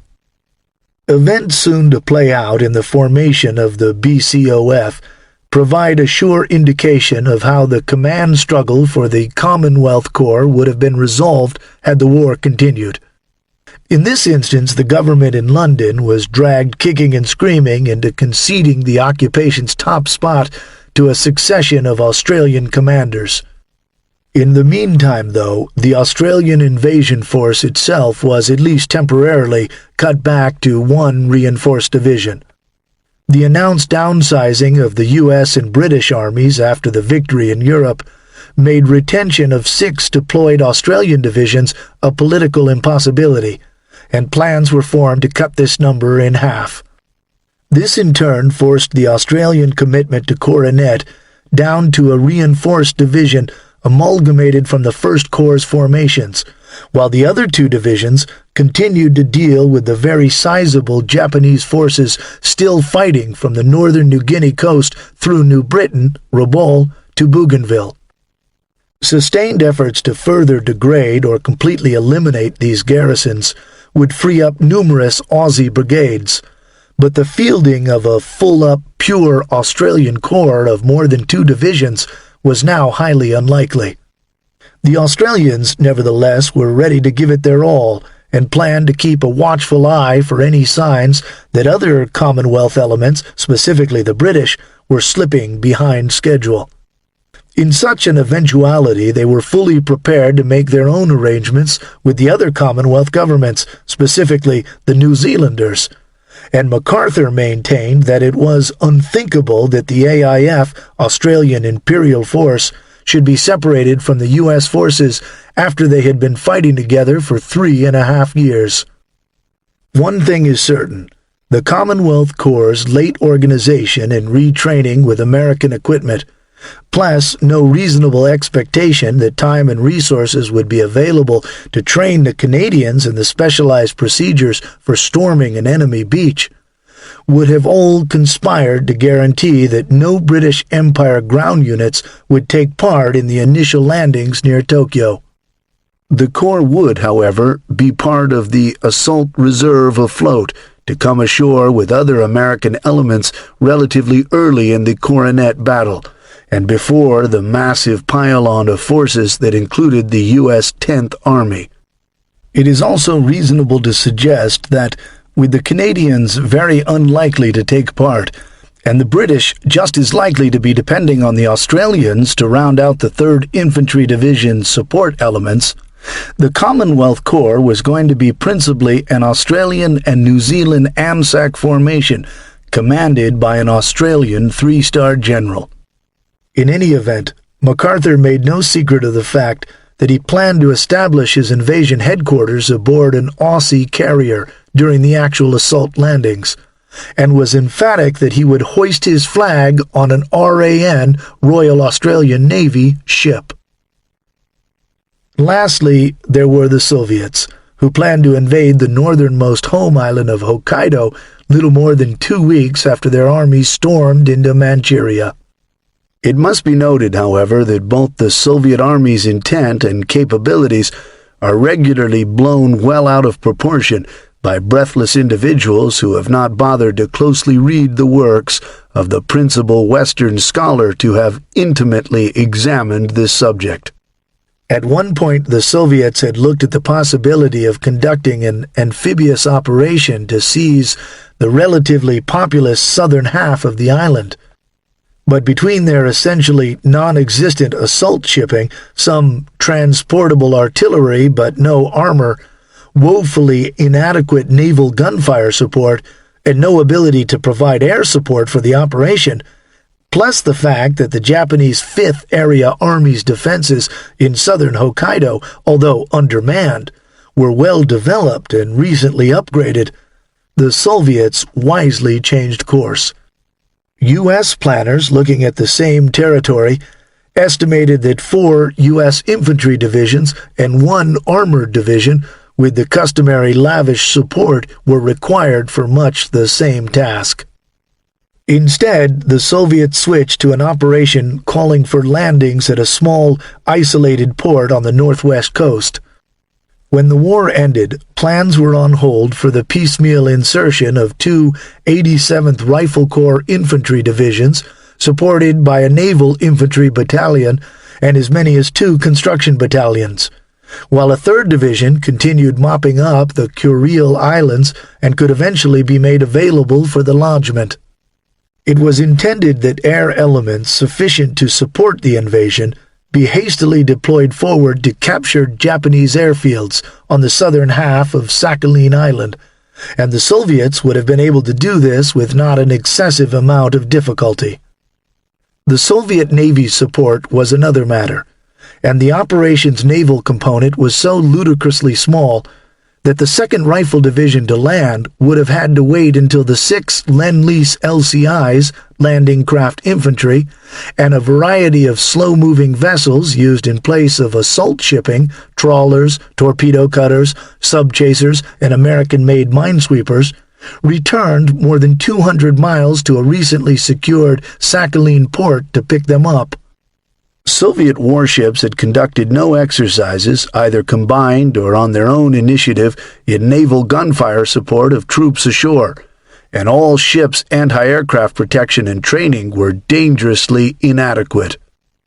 Despite the obvious deficiencies in Soviet amphibious capabilities, limitations in both manpower and material for this operation, and likelihood that the understrength 87th Rifle Corps would have been easily contained by minimal Japanese forces in this heavily mountainous region. A successful lodgment would nevertheless have served the wider political purposes of the Soviet government by its simple presence on Japanese soil, if Washington had given a green light to the escapade. Chapter 4. The Pacific Buildup and Berlin Decision. I told President Roosevelt that a so-called negotiated peace was impossible in this kind of war, where one side was fighting for civilization and the other side represented barbarism. There was no common meeting ground, and therefore necessarily had to be a fight to the finish. That a fight to the finish meant a long, horrible contest where we needed all the manpower that we could summon. Henry L. Stimson, Diary Entry, January 11, 1945.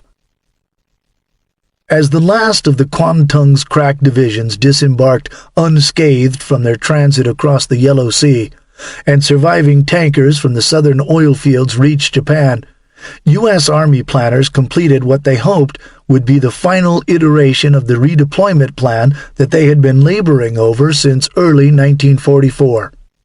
They had originally and optimistically believed that 2,442,000 men could be shipped to the Pacific from Europe and the United States, concurrent with 1,600,000 to the United States, all on the transport ships projected to be available after the defeat of Germany. Unfortunately, the plan assumed that the Nazis would surrender by January 1945, and that 9 months would be available for the overseas movements. There was also no way that the Pentagon planners could anticipate that in little more than a year, and unlike the Navy and Marines, the Army would find itself having to demobilize much of its manpower for political reasons. These and other matters forced the number of Pacific-bound men down and down again, to 1,694,000 in December 1944, then 1,074,000 in March 1945, before the reality of increasingly casualty-intensive combat against the Japanese began to push the numbers back up. U.S. Army Forces Pacific, under General Douglas MacArthur, planned to absorb a myriad of new units during the last 6 months of 1945.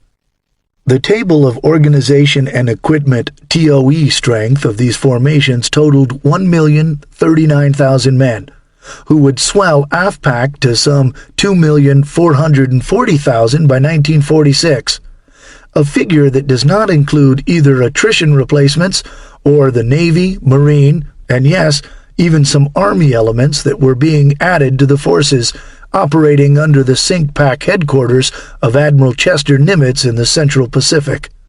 Excluding ground forces that would pass into the control of field commanders after the assault landings, planners estimated that the Navy in the Pacific would steadily swell to more than 1,150,000 men, plus approximately 270,000 Marines, most of whom would pass into AFPAC's control. Nor did it include the Army elements flooding into the Marianas and Okinawa to join the new U.S. Army Strategic Air Forces, USASTAF, led by General Carl A. Spaatz.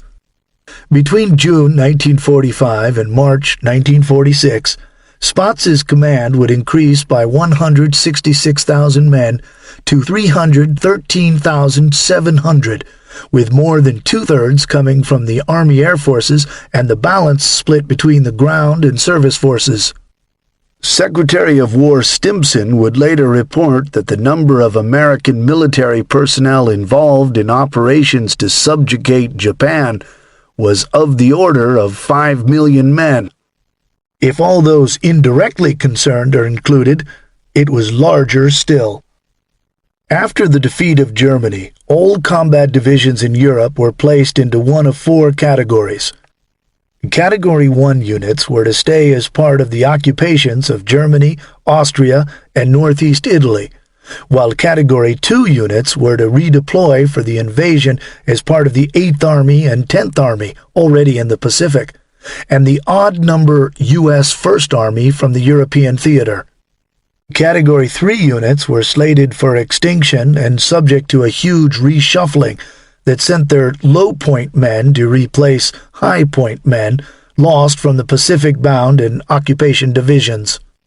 Meanwhile, their own high-point soldiers, those with scores totaling up to the magic number 85 or more, were transferred to Category 4 divisions to be sent home for discharge. The Category 4s, however, would first have to cool their heels at camps in France, while the Category 2s shipped out for the United States, where they would take on additional replacements while the cadre from Europe was on 30-day leave. To ensure that the base infrastructure to support these men was ready to receive them, 400,000 soldiers from non-divisional support service and construction troops were to be sent directly to the Pacific via the Panama Canal because of the Army engineers' exasperating shortage of units and failure to receive enough replacements for the ones already in the Pacific theaters. More than 155,350 of these urgently needed service support and engineer soldiers left port from May through late August.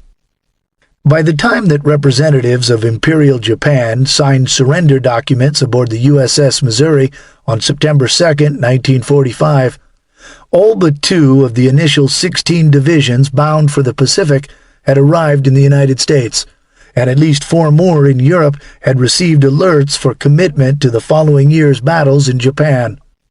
Earlier in March, the replacement stream for the war against Germany was for all practical purposes shut down.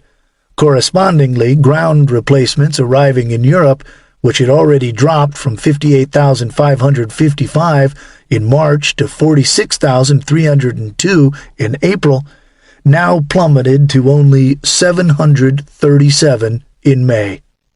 The principal beneficiary of a replacement pipeline directed solely toward the Pacific was AFPAC, which was delighted to report that their perpetual understrength was reduced to less than 5,000 men, thanks to the arrival of 46,420 replacements in May. By the end of the following month, MacArthur's command found itself with its first overstrength in the 3.5 years since Pearl Harbor, 23,029 men, in spite of a larger-than-anticipated number of soldiers having to be shifted to replacement depots in Okinawa, where the much-bloodied 10th Army was fighting under CINCPAC. As far as the Army's senior leaders in Washington and Supreme Allied Headquarters Europe, SHAFE, were concerned, the balance of fighting against Germany was simply going to be a giant mop-up stretching from the Adriatic to the North Sea. Not that mopping up, even in the strategic sense, is a painless affair. On the ground, it still involves the lone platoon clearing a small wood, or the regiment-sized combat command forcing a river crossing in the face of heavy small arms and even artillery fire. Men are killed and wounded every day through what the British euphemistically refer to as normal wastage, until the last scattered resistance is finally snuffed out, and American casualties in the European theater amounted to 41,058 and 2,028 in April and May, respectively. Yet even if the Germans did manage to form some semblance of an organized defense in a national redoubt centered in the Bavarian Alps and western Austria, such a concentration could be isolated, dissected into smaller and smaller pieces, and thoroughly pummeled by tactical air elements. Operations to reduce or force the surrender of die-hard Nazis might persist into the summer, but with manageable casualties unaffected by any movement of forces to the Pacific, because they would be spread over a period of time and replaced by troops already on hand from the demobilized Category 3 divisions. The planned redeployment and shift to a single Pacific-oriented replacement stream did, however, have an unavoidable impact on one long-anticipated operation in Europe, the final Allied drive on Berlin. If you had asked an American soldier trudging down a dusty French road where the fighting against Hitler's Nazis would finally end, Berlin would have been the answer, whether the GI wore stripes on his sleeve or stars on his collar. On April 4, 1945, General Omar N. Bradley's 12th Army Group issued final orders for the drive into the heart of Germany. The Ninth Army, under Lieutenant General William H. Simpson, was instructed to seize a bridgehead over the Elbe River and be prepared to continue the advance on Berlin or to the northeast. The latter move being one that would put the First Army on its right into the capital instead. By April 13th, Simpson's army had its bridgehead, and orders were issued to expand it to include Potsdam, when he was told 2 days later by Bradley to halt on the river. The question of what to do about Berlin had been boiling for weeks among the SHAFE commander General Dwight D. Eisenhower, London, and Washington, with the British Prime Minister and Chiefs of Staff stressing the political and psychological importance of seizing Berlin, while Eisenhower, with the decisive backing of President Roosevelt and General Marshall, firmly maintained that the focus must remain on the German army itself. But why this almost single-minded determination to seemingly throw out the window the fundamental Clausewitzian dictum that war is dominated by the political object on the part of Eisenhower? The SHAFE commander had stated several times that he would take advantage of an opportunity to capture Berlin cheaply, and even cheerfully adjust his plans if so ordered. But Eisenhower's bosses in Washington, although under heavy and persistent pressure from Churchill and others to do so, pointedly refrained from issuing such orders, and the British were wise enough to not press for a formal decision by the combined Chiefs of Staff because of the simple fact that all concerned knew the United States had another dangerous foe to conquer in addition to the Nazis. Time was tight. Shipping was tight. And while most of the Category 2 divisions destined for 1946 operations in the Pacific were not part of the 9th and redeploying First Armies eyeing Berlin, but belonged instead to Third Army, much to the chagrin of its commander, who would soon find this out, there was little muscle behind the spearheads on the Elbe River. Eisenhower reminded Marshall that his center of gravity was far to the rear, and both commanders knew well that a soldier-intensive battle in Berlin would force the bulk of U.S. forces east and commit them to a fight of unknown duration at the exact time that many European theater divisions had to prepare for an about-face that would send them west. Hundreds of Eisenhower's smaller, non-divisional engineer and support elements were critically needed in the Pacific, and the invasion schedule, with little margin of error, required that many of them begin the process of leaving directly for the Pacific, where they would be immediately absorbed into MacArthur's AFPAC, not for Operation Coronet in 1946, but for Olympic, a scant 6 months in the future. Moreover, the replacement spigot, in anticipation of no significant fighting, had been shut off, and divisions were already beginning to be pulled from combat operations in preparation for the movement west. One of them, the Ninth Army's 95th, received its marching orders on the very day that Simpson was ordered to sit tight at the Elbe. The War Department had begun as early as February to press Eisenhower for his redeployment plans, and his intelligence chief, Major General Kenneth Strong, who had great respect for the Germans' resilience, also cautioned Eisenhower right up to the very end to take no chances. The Supreme Allied Commander had frequently mentioned to Strong the worries he had about readying troops for movement in the Pacific, but was willing to consider making a run at Berlin if it could be done on the cheap, perhaps 10,000 casualties, and asked Bradley what would be the cost. Bradley's answer that it might be as high as 100,000 casualties slammed the door on any further discussion. For although Army Group Commander Bradley thought in terms of this as being a pretty stiff price to pay for a prestige objective, the strategic complications presented by this quantity of losses was crystal clear at Eisenhower's level of command. Eisenhower had not yet been fully briefed on Olympic, and Marshall was allowing him great latitude in deciding on the closing offensive actions. But even though the SHA-FE commander was not anxious to send his divisions east, Marshall was also keeping a close eye on the situation, lest the British senior commanders and Churchill somehow succeed in maneuvering Eisenhower into an ill-considered attempt to seize the city. He had little to worry about. For both soldiers, there was no question at all that a full-scale battle east of the Elbe must be avoided, because if it did occur, precisely how would Eisenhower manage to reconstitute the units from which the approximately 100,000 men were deducted? The answer is Eisenhower couldn't. To do so would either gut his occupation forces or require potentially severe dislocations for Coronet by throwing some Category 2 divisions into the cauldron, outcomes that would have put at risk national war aims. Subjecting Category 2 divisions to potentially heavy and prolonged combat was not a risk that anyone in the U.S. chain of command would even suggest. The 9 Third Army divisions earmarked for the Pacific, and 5 more in the European theater scattered from Bavaria to the Rhineland, 2 more were in Italy, simply could not be a part of any battle for Berlin, nor would it have been likely that the Category 2s from the 1st and 9th Armies be tasked with anything more than flank protection. With the British having their own troubles pushing units toward Denmark, and other American armies rushing south to head off any German consolidation in the Alps, the grim task of wading into the 321-square-mile urban area would have fallen on the still dispersed 1st and 9th Armies.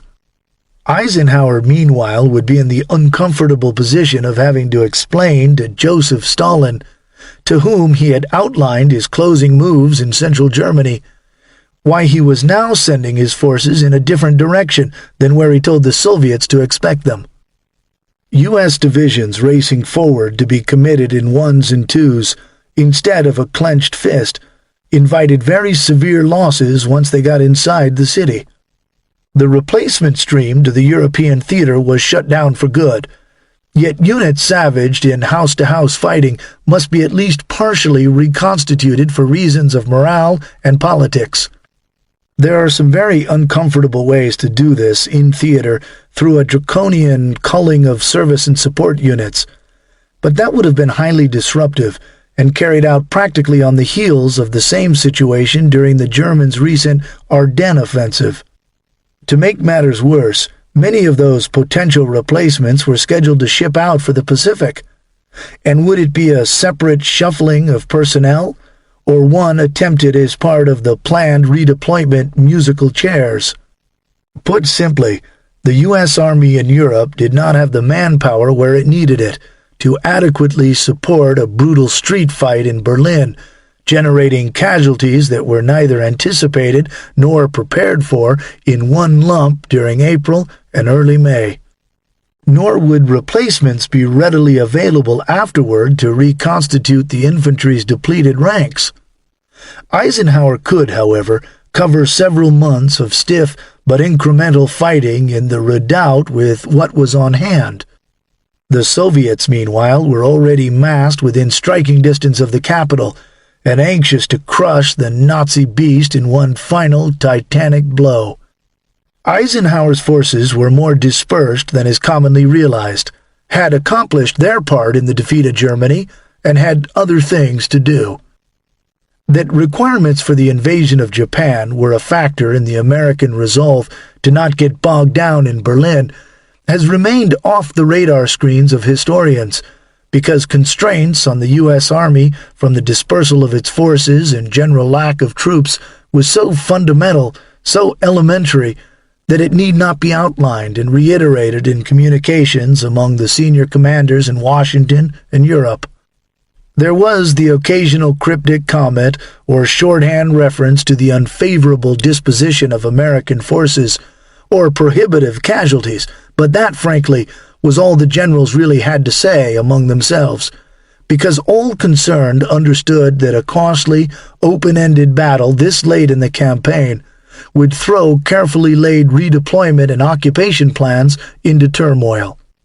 And for what gain? No one but Churchill envisioned that a half-century-long struggle for control of Europe was about to begin, and that the struggle would have Berlin at its apex. What they did know was that wherever the American field armies came to a stop, and at least a dozen U.S. divisions were already conducting combat operations in the future East Germany, they would soon move yet again to the temporary national occupation zones agreed upon at the Yalta Conference. Thus, while the gigantic movement of men to the Pacific would, in the end, have no effect on the outcome of the war with Japan because of the war's early termination, it did influence what many consider to be one of the most important decisions of World War II, a decision that would have a pivotal impact on Germany and East-West relations during the Cold War. And unlike the final death throes of the Nazis, which saw Soviet troops engage the bulk of German strength and suffer 352,475 casualties, including 78,291 dead, during their final 23-day assault on Berlin and central Germany, American casualties for essentially the same period would be 43,086, with 8,351 killed in action. Many of these soldiers were hastily buried in battlegrounds that would soon be turned over to the Red Army as part of the Soviet-administered territory. Over the next 2 years, some 2,334 Americans, including many Army Air Forces personnel lost earlier, were reinterred in U.S. military cemeteries after the military government authorities of both nations made agreements for their painstaking recovery from what would later become East Germany. It is not surprising that most of the focus on the U.S. Army's redeployment has centered on the large 14,000-man combat divisions. Because of their all-arms makeup of a wide variety of fighting and support elements, plus their degree of independence during battle, they have been of great interest to historians and military professionals alike. Divisional Veterans Associations ranks were also swelled after the war by the surprisingly large numbers of soldiers cycled through the longest-serving divisions whose exploits were featured in the movie-tone newsreels and newspapers around the country. Other, less famous divisions still garnered much national interest, and even more attention locally in the case of National Guard units, the ranks of which retained a strong regional flavor long after their frontline infantry battalions had been nationalized through the daily grind of combat. Unlike these formations, however, the 400,000 European and Mediterranean theater non-divisional service and construction troops destined for the Pacific are rarely given a second thought. By the spring of 1946, when the last of these men were to finally reach the Far East, there would be 236,000 Army engineers fielded on just the Kanto Plain near Tokyo during Coronet, almost as many as existed in MacArthur's entire command in October of the previous year, some 253,400 Army engineers. On top of this, there were another 59,000 Naval Construction Battalion personnel and 25,000 Australian engineers under AFPAC when Japan surrendered in September 1945. In the summer of 1945, however, Navy, Army Air Corps, the Army Transportation Corps, with its own fleet of allocated Liberty ships and chartered transports, plus MacArthur's private navy of more than 130 transports and cargo ships, were struggling to deliver the redeploying service forces and roll up the Southwest Pacific bases that were now far to the rear and irrelevant to the coming invasion. Filling out the U.S. Sixth Army's TOE with the men and equipment required for the grim fighting on Kyushu was a daunting task, but one that was likely to be adequately addressed because the functions and interchangeability of service and support units make them relatively easy to plug into the scheme of operations, and because of the sheer effort behind the movement. Unfortunately, adequate was as good as could be hoped for Olympic, since the redeployment and roll-up of these elements following the sad pattern of earlier Pacific efforts was grinding along at a painfully slow pace and inhibiting the ability of many such units to engage in the planned support of the buildup of which they were a part. The situation would have largely rectified itself during the run-up to next year's Operation Coronet because of the Herculean efforts of military engineers in the Philippines and Okinawa. But that was then, and this was now. A July 28, 1945 accounting of units controlled by or in transit to the Sixth Army shows that 221 of them at the now useless Pacific bases in New Guinea, the Solomon Islands, and even New Caledonia were yet to depart for the Olympic staging areas on Luzon or Okinawa. Fully 355 more of this truly eclectic collection of combat power multipliers, the 1527th Engineer Dump Truck Company, 239th Quartermaster Laundry Detachment, 443rd MP POW Processing Company, 3073 Quartermaster Refrigeration Company, 3083rd Ordnance Motor Vehicle Distribution Company, 30th Traffic Regulation Group, 814th Signals Service Company, Port, 671st Medical Collection Company, 1018th Engineer Treadway Bridge Company, 24th Signals Heavy Construction Battalion, 2855th Engineer Well Drilling Detachment, and so on, were somewhere along the pipeline between Europe and the Western Pacific.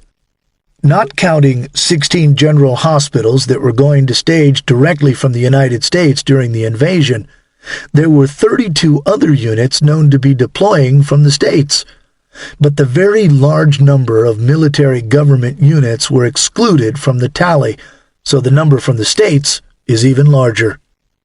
The going was also slow for the Army Air Forces, where the problems of demobilization threatened to swamp the machinery established for redeployment. And while this would, like so many of the redeployment's teething problems, work itself out over time, as of war's end, only 319th Bombardment Group, an A-26 Invader medium bomber outfit, plus the 369th and 514th Air Service Groups had reached the Far East intact and initiated operations. 8th Air Force Headquarters was officially transferred to the Pacific on July 16, 1945, but aside from a few key figures from the European theater, its personnel at that time all came from the Pacific or United States. The initial combat elements of the 8th were going to be hastily declared operational in order to get them into the air on what would turn out to be the last day of the war. But Okinawa's still very limited runways were tied up by previously scheduled 5th Air Force missions, and it did not achieve operational status until after the close of hostilities. The Air Force later conceded that when Japan surrendered in mid-August 1945, the units redeployed from Europe to the Asiatic-Pacific theaters were still insignificant in number. But this certainly wasn't anticipated as late as the March 1945 timeframe, when it was believed that most of these elements would deploy non-stop to the Far East. Early Army Air Force's redeployment plans seem to have been formed by staff who were either unaware of just how tight the shipping situation was, or operated under the assumption that ample vessels would simply become available. This, however, is only a guess, and one official Air Force historian found the situation so murky that he was driven to speculation. Perhaps the setback AAF planners had suffered when Germany failed to collapse on schedule in the fall of 1944 caused them to be caught off balance when VE Day did come, despite the fact that it had been so long in sight. Perhaps it was merely the magnitude of the operation that made the redeployment machine so slow in getting underway. Estimates for the number of direct transits hit rock bottom when the May 15, 1945 revised redeployment forecast announced that the Army Air Force units set to sail for the Pacific had been slashed to only a Service Command Headquarters, a Fighter Wing Headquarters, and 2 complete air service groups, before some relief to shipping bottlenecks elsewhere freed up more assets for AAF use. A small number of elements were put back on the list, and units culled from the 9th, 12th, 15th, and old 8th Air Forces received orders to pack up and be ready for a long sea voyage when the assigned vessels became available. 2 12th Air Force units destined for the new 8th on Okinawa, the 35th Fighter Group, and the 547th Air Service Group eventually got as far on their way to the Pacific as the Panama Canal on VJ Day. But with the announcement of the Japanese surrender, orders were changed, and the transport headed for New York. Chapter 5. Not a Recipe for Victory. I am sure people do not realize how close we came to catastrophe. Shortages of personnel forced us to strip division after division that we had trained. This drove the division commanders to strenuous protests. Just as those new units were reaching an excellent standard of efficiency, we would rip them to pieces in order to provide men as replacements for the growing battles overseas. We lacked sufficient replacements because deliveries from selective service were short in terms of 100,000 or more. We were confronted with a terrible problem for which the armies in the field paid the price. We had just enough and no more, and it all went in. General George C. Marshall, June 11, 1945. Implementing the November 1945 invasion of Kyushu, Operation Olympic, was going to require fully half of the U.S. Army's divisions in the Pacific and half of the Marine divisions as well. These 13 picked formations, really 14 division equivalents because of the addition of 2 heavily augmented regimental combat teams, belonged to the U.S. 6th Army under Lieutenant General Walter Kruger.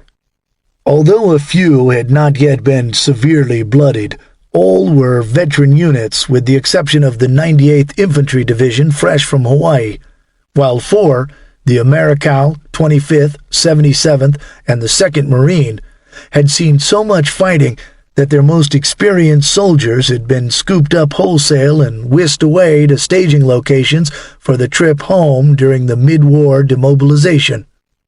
3 of the 6th Army's divisions, the 1st Cavalry, 43rd, and 77th, formerly with 10th Army, had fought well into the summer on central Luzon and Okinawa, but would nevertheless have an amount of time to refit and take on replacements that would have made division staffs in the European theater green with envy.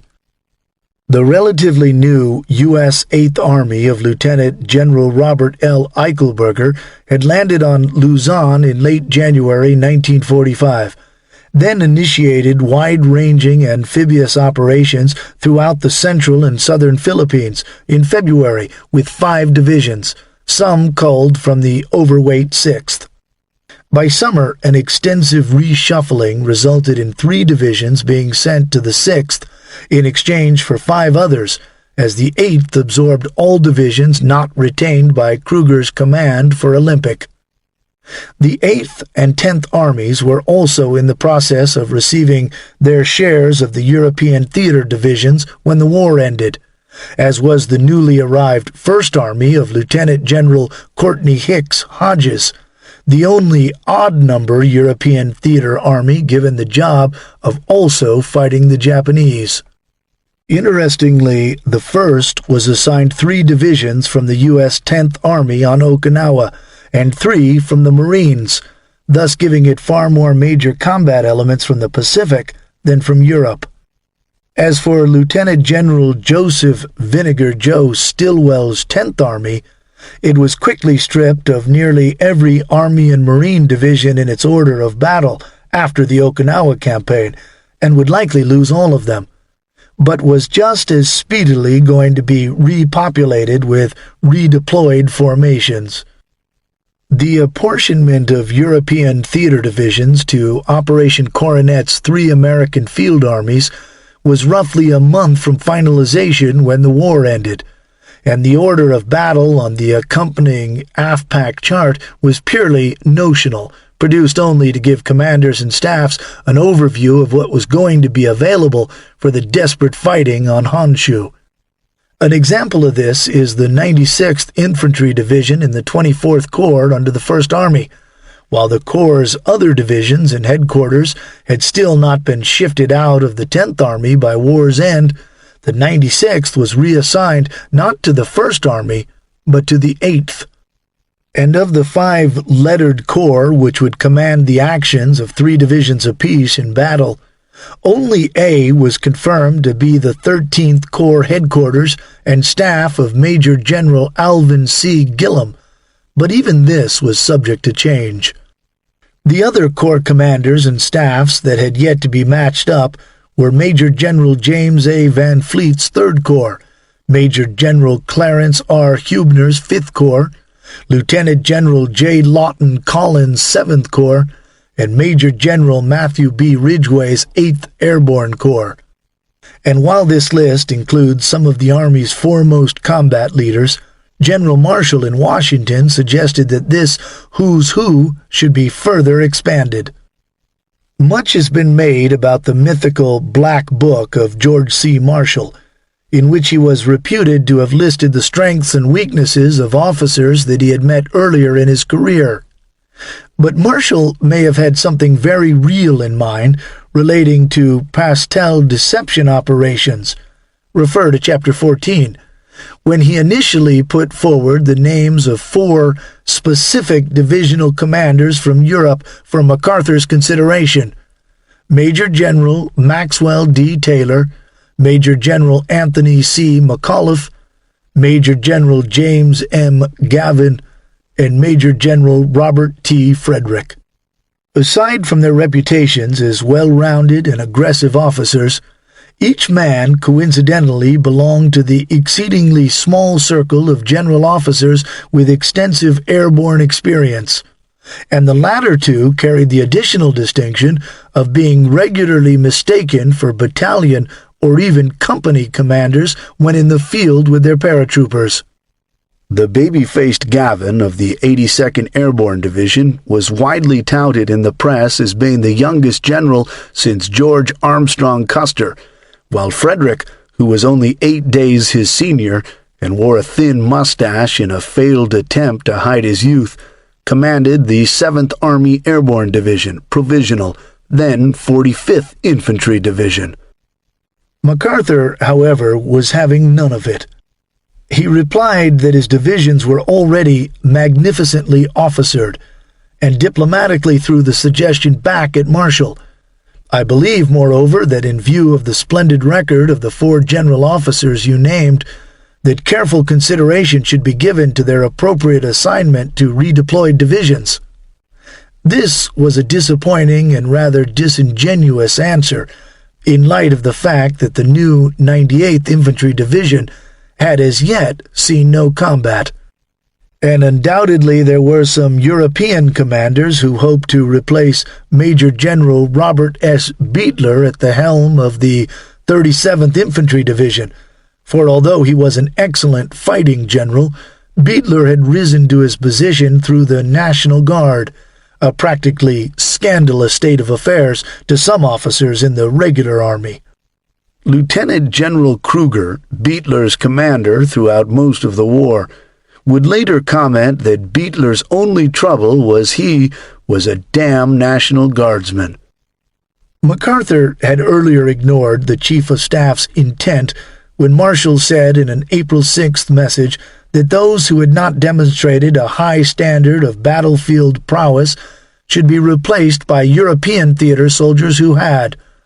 Marshall specifically mentioned that Lieutenant General George S. Patton, who was about to have most of his Third Army divisions redeployed out from under him, as well as Omar Bradley, both deserved to fight in the Pacific. Before D-Day, in fact, Patton had directed his intelligence section to maintain a situation map of Pacific operations, as well as the Soviets' Eastern Front, and perform regular briefings on the theater. Then, on March 24, 1945, the day after his Third Army forced a crossing over the Rhine, he ordered that terrain maps for Japan be obtained with a special emphasis placed on its rivers.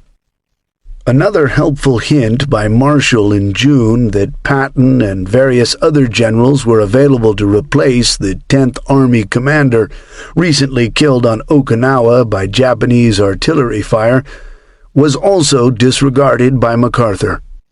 The Army Chief of Staff finally put his boot down when MacArthur stated that he planned to move one of his corps commanders into the 10th Army top spot, and Marshall curtly informed him that he had directed General Stilwell to take the job. Stilwell, who had been fighting Japanese field armies and an inept, duplicitous Chinese leadership since 1942 in the China-Burma-India theater, was an excellent choice for the job, and most recently he had been placed in command of Army Ground Forces, where he brought his experience to bear in training forces for the upcoming invasions of Kyushu and Honshu. Even as late as mid-August 1945, when the Japanese announced their surrender, and months after Stilwell took command on Okinawa, the 10th Army was still a mighty nebulous entity, and the only two redeploying divisions that would actually make it to the Far East, the 86th and 97th, had not yet left the United States. The victims of an unforeseen German offensive, War Department politics, and the Army's perpetual manpower shortage, these two formations had originally not been envisioned to be part of the redeployment at all. The 97th Infantry Division, followed by the 86th, completed amphibious training specifically for the invasion of Japan at Camp San Luis Obispo, California, the year before, and both were briefly co-located at nearby Camp Cook before the Germans' December 1944 strike in the Ardennes. Throughout the period that they trained for fighting the Japanese, Secretary of War Henry L. Stimson in Washington was pushing to have more of the Army's manpower allotted to the formation of additional combat divisions like them, but General Marshall was just as adamant that the lack of soldiers, and especially officers, made it impossible to efficiently support more divisions. The Germans' Ardennes offensive brought renewed pressure from Stimson to create such formations, but Marshall was just as firm that this could not be done without creating immense manpower disruptions. Marshall had successfully rebuffed Stimson for almost a year on this issue. But in the crisis atmosphere of the current emergency, head-on fights, Stimson's description, erupted between Stimson, Marshall, and Marshall's Deputy Chief of Staff, Major General Thomas T. Handy. Mr. Stimson gave orders to start work on 10 new divisions, said Marshall. I told Mr. Stimson that I opposed this to the point of resigning, and asked him to tell the President this.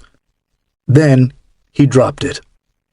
The only way to keep peace in the War Department family was for Marshall to send the uncommitted 86th and 97th Infantry Divisions to Europe, in spite of the fact that they would have absolutely no impact on either the current emergency or the defeat of Germany. Stimson disliked this option almost as much as Marshall, because the units were functionally the nation's total strategic reserve, since the other uncommitted divisions in the United States were already slated for the European theater. The ostensibly small amount of forces available to reinforce Eisenhower was the stated reason for having these divisions pull up stakes in California, but the impression among their officers and men alike was that they were really being sent to Europe because their leaders in Washington had panicked over the temporary German resurgence. This was only reinforced when it became clear to the men that more than a half-dozen other fresh divisions were sailing to Europe ahead of them. The 86th and 97th crossed the Atlantic together between February 14th and March 1st, 1945, in a 60-ship convoy to Le Havre, France. Elements of both divisions were involved in combat operations by early April, as the German army, having expended nearly all of its reserves in the Ardennes offensive and elsewhere, neared its final collapse. By the end of the war, they had suffered 1,714 casualties, fighting their way into Czechoslovakia and Austria, respectively, and then revisited Le Havre, from which they were shipped home in June. Because they were the first redeployed units to return and had already undergone amphibious training, both divisions were sent back to the West Coast again and speedily readied for movement to the Pacific, after their soldiers received the mandatory 30-day leave due Pacific-bound veterans. With few demobilization points accrued by VE Day, they became a ready asset for freeing up long-serving troops in the Far East, and both shipped out across the Pacific just before VJ Day, the 86th for garrison duty in the Philippines, and the 97th for the occupation of Japan. Not an insignificant amount of travel since their February boarding of eastbound troop trains in California. What did the Japanese know about this enormous movement of men and material, all aimed directly at them?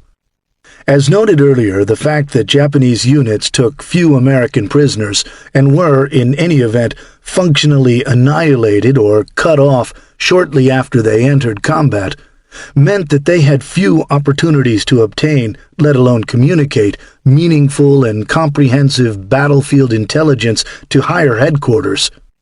Consequently, IGHQ in Tokyo operated largely in the dark on such fundamental matters as the U.S. order of battle, except for what they could obtain from their German allies, until that avenue was finally eliminated as well. Communications intelligence directed principally at U.S. Navy message traffic, aided all too often by weak American signals discipline, and long-range aerial reconnaissance, sometimes selectively allowed for deception purposes, provided glimpses of the frightful buildup. But as they had done throughout the war, the Japanese leaned heavily on American press reports. The IGHQ planning documents and reports from 1945, as well as post-war interrogations and recollections of both formal and informal meetings of senior officers and other civilian officials, frequently display an almost touching faith in the accuracy of the American media and the veracity of official U.S. military pronouncements. Comments such as the partial demobilization and reconversion following the end of hostilities in Europe aroused optimism, and rejection of the national conscription law, increases in labor strife, criticism of strategy, etc., are obstacles to success of the government's war measures, can only have been derived from a close monitoring of the press.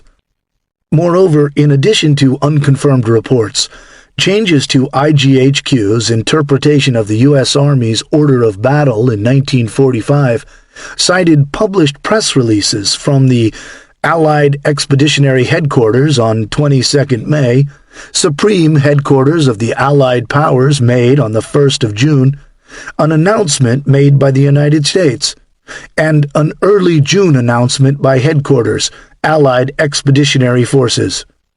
This is not to say, however, that the conclusions of Japanese analysts were correct, and there is even some evidence that mistakes on the German Army's interpretation of the U.S. Army strength, prompted by the Allies' extensive deception campaign ahead of the Normandy invasion, eventually crept into Japanese estimates as well. Although the U.S. Army's fielded infantry divisions were numbered 1 through 106, there were numerous gaps in the sequence where units simply did not exist. Widespread press reports throughout 1942 that the Army planned to raise roughly 200 divisions of all types did not go unnoticed by the Germans and Japanese, who were able to closely follow the sometimes raucous deliberations of one House and 5 Senate investigations of the manpower question. It took a while for the realities of industrial agricultural production and Army Air Force needs, plus the snowball effect of severe monthly shortfalls in the number of men inducted, to be fully appreciated. But by 1943, the number of such formations was scaled back considerably and eventually shrank to a planned troop basis of 100 divisions. It was soon apparent, however, that even this could not be properly maintained, and on the heels of a public announcement that an expansion of the force by at least 12 divisions was going to be deferred until 1944, the Army found that it instead had to cut the 100-division goal still further to a barely adequate force of 90 divisions. This removal of 10 divisions, essentially one field army, already scheduled for activation, was kept a closely guarded secret, lest this news lead the American public to overconfidence and a relaxation of the war effort, and because it could lead the enemy to conclude that the reduction signified that the United States was unable to fulfill its mobilization schedule. The Germans and Japanese knew nothing of the removal of these formations, informally referred to within the U.S. Army as ghost divisions, the unorganized component regiments and artillery battalions of which may also have been known to them. In addition, 19 more completely fictitious phantom divisions with corresponding support elements and even fake corps and Army field headquarters were created for a wide-ranging deception operation designed to support the invasion of France in 1944. And unlike the unorganized ghost divisions, which were quietly dropped, the Army, with the full and energetic cooperation of the British, went to great lengths to make the apparent existence of the phantom formations seem as real as possible, by allowing tantalizing glimpses of their simulated troop movements, radio nets, encampments, and interaction with Phantom Corps headquarters as well as real units. The deception included vehicle markings for non-existent units, and even shoulder patches worn by some of the skeletal engineer and intelligence elements making up the Phantom divisions in Britain, as well as ports of embarkation in the United States. The patches, in fact, were commercially produced, along with legitimate insignia under standard Army contracts, and allowed to enter the military collector's market through one or more firms in Manhattan, and a shoulder patch exchange administered by Yank. These patches were designed and produced under the direction of Arthur Dubois, chief of the heraldic section of the Office of the U.S. Army Quartermaster General, who supplied them and fabricated heraldic data along with authentic patches, insignia, and data to National Geographic magazine for open publication in a special edition.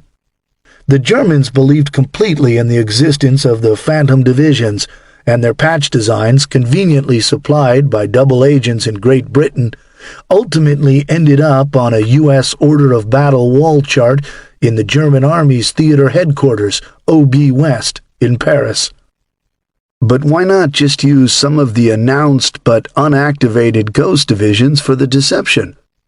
On one hand, considerable work had already taken place on the mechanics of how these units would be organized and trained. Plus, there were elements within both the Army and War Department, running as high as the Secretary of War himself, advocating that at least a portion of these formations be activated. In addition, the Phantom divisions were created to enhance certain perceptions that the Germans already had formed about the U.S. mobilization. First, that we could, and according to the deception did, field a large number of airborne divisions in order to conduct significant operations almost anywhere along their Atlantic wall. And second, the perception that the United States could raise an army numbering in the hundreds of divisions. Consequently, more than half of the Phantom divisions were either airborne formations, the 6th, 9th, 18th, and 21st, Ones with very high numbers, the 108th, 119th, 130th, 141st, and 157th, or both, the 135th Airborne Division.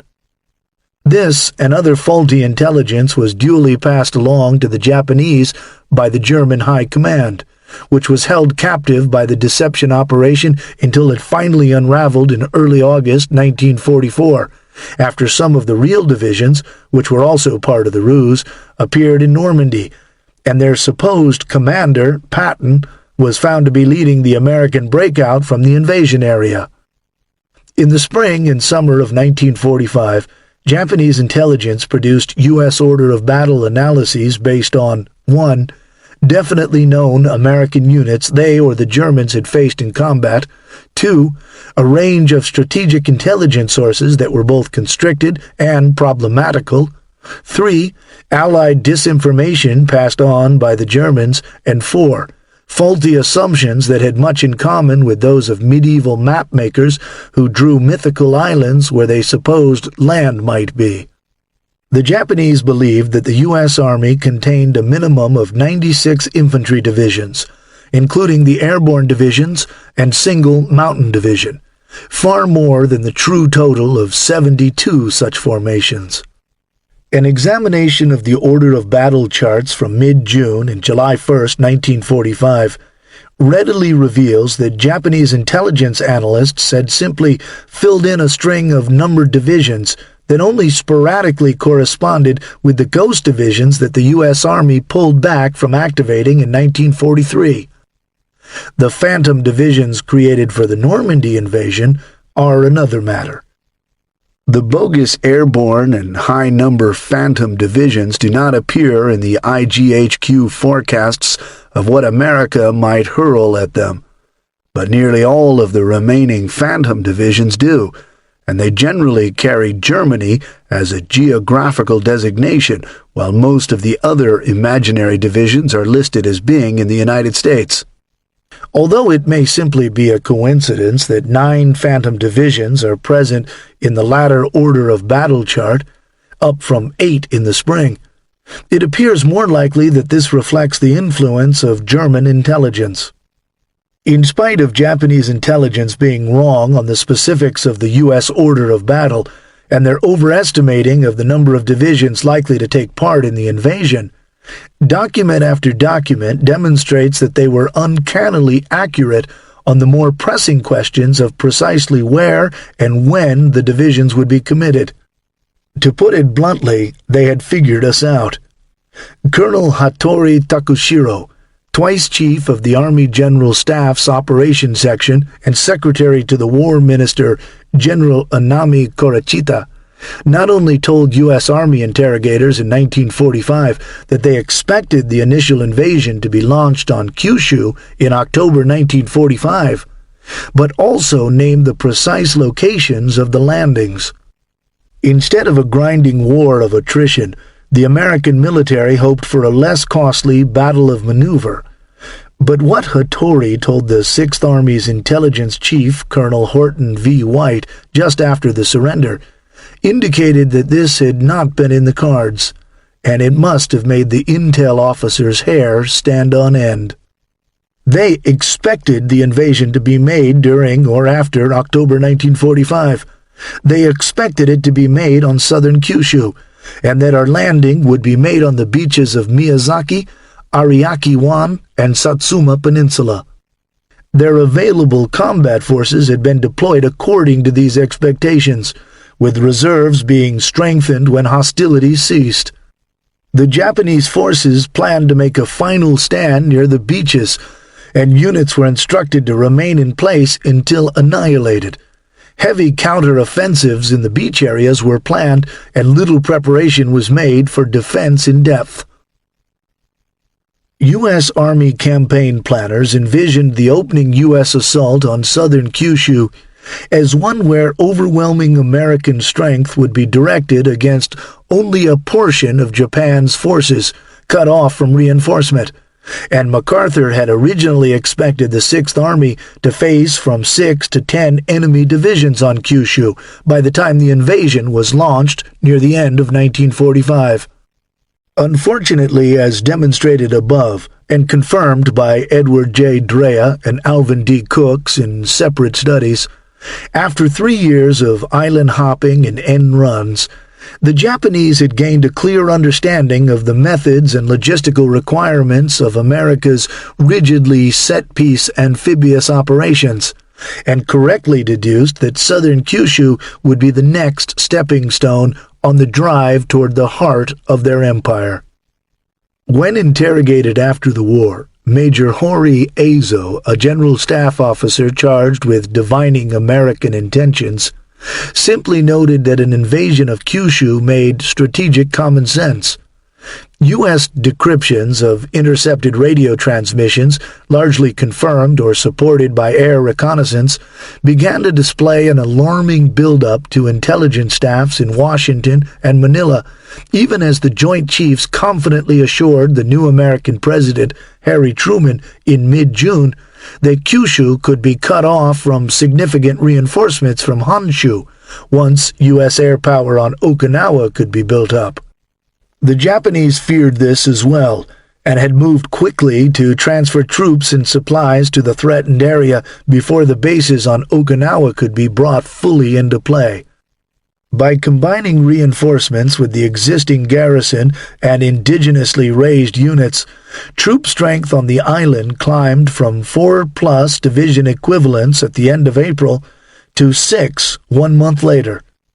By the end of June, it was up to MacArthur's projected maximum of 10, and soon reached 13+ division equivalents. And while this was not immediately apparent, it had become alarmingly clear by the third week in July that a Japanese buildup was occurring at a swift, steady pace, with the end not in sight. MacArthur's intelligence chief, Major General Charles A. Willoughby, warned, "If this deployment is not checked, it may grow to a point where we attack on a ratio of 1-to-1, which is not the recipe for victory.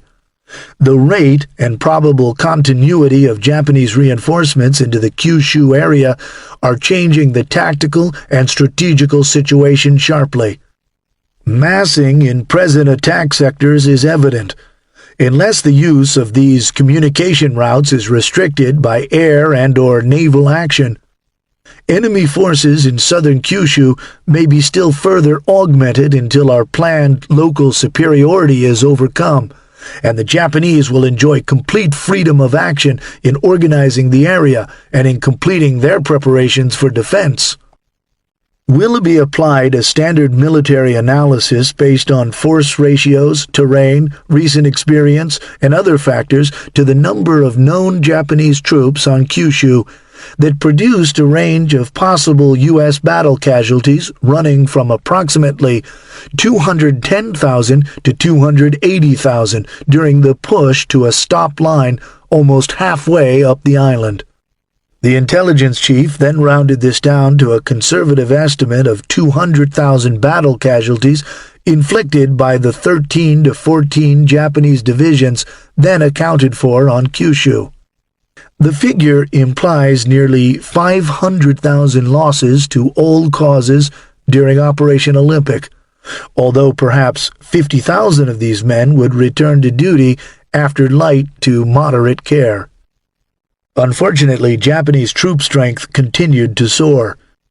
Several months later, when Willoughby wrote an appreciation for field grade and general officers, he referred to these Japanese divisions accounted for in his July 29, 1945 intelligence analysis, but did not note that an additional 2 divisions and a division equivalent, 2 armored brigades, had appeared by the time Japan surrendered.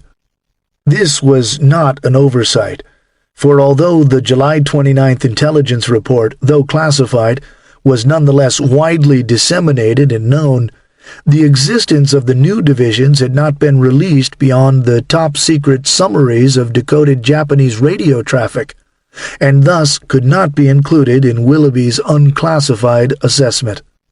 In any event, the number of stated Japanese divisions was sinister enough as it was, and Willoughby said so to his military audience. Interestingly, this same analysis by MacArthur's intelligence chief could be, and eventually was, breezily dismissed by critics of Truman's decision to use nuclear weapons as simply a post-war creation, since it was not committed to paper until several months after the fighting was over. And naturally, this begs a question.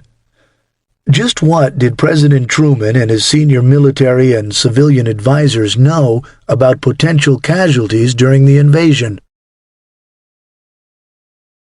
Chapter 6. The Decision. We knew that the Japanese had been making these ploys, and they'd been suggesting some prince, Konoye Fumimaro, to see the Russians. We knew that these ploys were being made.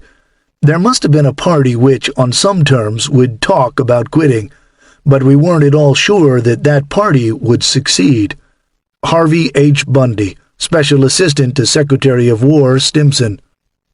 The situation in the Pacific involves countless American lives, and it seems clear to us that every type of weapon should be utilized. William J. Donovan, Director, Office of Strategic Services, July 18, 1945. The Japanese defenders of Okinawa were inflicting casualties on U.S. combat units at a rate that was both faster and higher than in previous campaigns. The ratios of only 4.6 and 5 Japanese casualties, usually deaths, for every one American battle casualty during the recent fighting on Leyte and Luzon, respectively, were far closer than what had been experienced during earlier Southwest Pacific operations. By Okinawa, the ratio had shrunk to 2-1, and an even more appalling 1.25-1 during the brutal fighting that had finally sputtered to an end on Iwo Jima. How did the terribly costly Okinawa and Iwo Jima campaigns affect the thinking of President Truman and senior members of his administration? First, it is important to understand that all of these men had long been in positions that enabled them to absorb ongoing military intelligence, and were deeply involved in the never-ending struggle to get enough American men into the war. Moreover, the long-expected casualty surge that they had all known was coming finally arrived in the summer of 1944, with D-Day in France and the invasion of the Mariana Islands in the Pacific. Of America's roughly 1,250,000 combat and combat-related casualties in World War II, nearly 1 million of this number would be suffered from June 1944 to June 1945, a degree of losses that people today would understandably find astounding. For almost a year before the invasion of Okinawa, a Joint Chiefs of Staff JCS planning group in the Pentagon had been working on a document outlining its concept of the final stages of the Pacific War. This document was released for comment by other groups on June 6, 1944, and approved for submission to the Joint Chiefs as JCS 924, Operations Against Japan Subsequent to Formosa, midway through the month-long battle for Saipan in the Marianas. It was regularly updated well into the Truman presidency. At Saipan, the cost of 3,426 American dead, plus more than 13,000 wounded, to kill 22,000 Japanese defenders, had a sobering effect on the JCS's Joint Strategic Survey Committee, which presided over the refinements made to Operations Against Japan subsequent to Formosa. Through the spring of 1945, long after its name was rendered obsolete by the rush of events, JCS 924 was used as the primary outline for planning the series of campaigns to culminate on Japan soil, Operation Olympic against the southernmost island of Kyushu in late 1945, and Operation Coronet against Tokyo itself in spring 1946. In the document's August 30, 1944 annex, The planners estimated the number of Japanese troops that could be made available to defend the home islands at 3.5 million. An extrapolation of that number against a not yet complete count of the destroyed Japanese garrison on Saipan led planners to conclude that in our Saipan operation it cost approximately 1 American killed and several wounded to exterminate 7 Japanese soldiers. On this basis, it might cost us 500,000 American lives, and many times that number wounded in the home islands. This Saipan ratio suggested that defeating Imperial Japan would be at least as costly as the defeat of Nazi Germany, and the ratio set the standard for strategic-level casualty projections in the Pacific. Perhaps the most telling example of this is the fact that the Army Chief of Staff, George C. Marshall, personally used this ratio to estimate casualties in upcoming operations at precisely the time when the Army's manpower requirements for the coming year, 1945, were being formulated and before Truman became Vice President. The Army would not move beyond preliminary studies for continuing operations in 1946 until the spring of 1945. Together with the experience of combat attrition of line infantry units in Europe, the Saipan ratio provided the basis for the U.S. Army and War Department manpower policy for 1945 and became a critical factor in both, 1, the ratcheting up of selective service inductions from 60,000 to 100,000 men per month in order to feed the replacement stream for what would be a one-front war against Japan, then projected to last almost into 1947, and 2, the corresponding expansions of the training, supply, and medical infrastructures to support increased manpower needs. All of this took place as the war in Europe was winding down, and indeed the capacity of Army ground force replacement training centers reached a wartime peak of 400,000 in June 1945, nearly 2 months after U.S. Army divisions pulled to a halt along Germany's Elbe River. Later in the summer of 1945, General MacArthur's intelligence chief, Major General Willoughby, would develop a formula dubbed the Sinister Ratio, based principally on the Okinawa fighting. But the practical side of the August 1944 Saipan ratio was that, whether or not a very general formulation of that type would hold up in the final analysis, at least 2.5 years in the future, it indicated that very high troop strengths would have to be maintained in the face of an increasing public demand that the longest-serving troops be returned home after the defeat of Germany.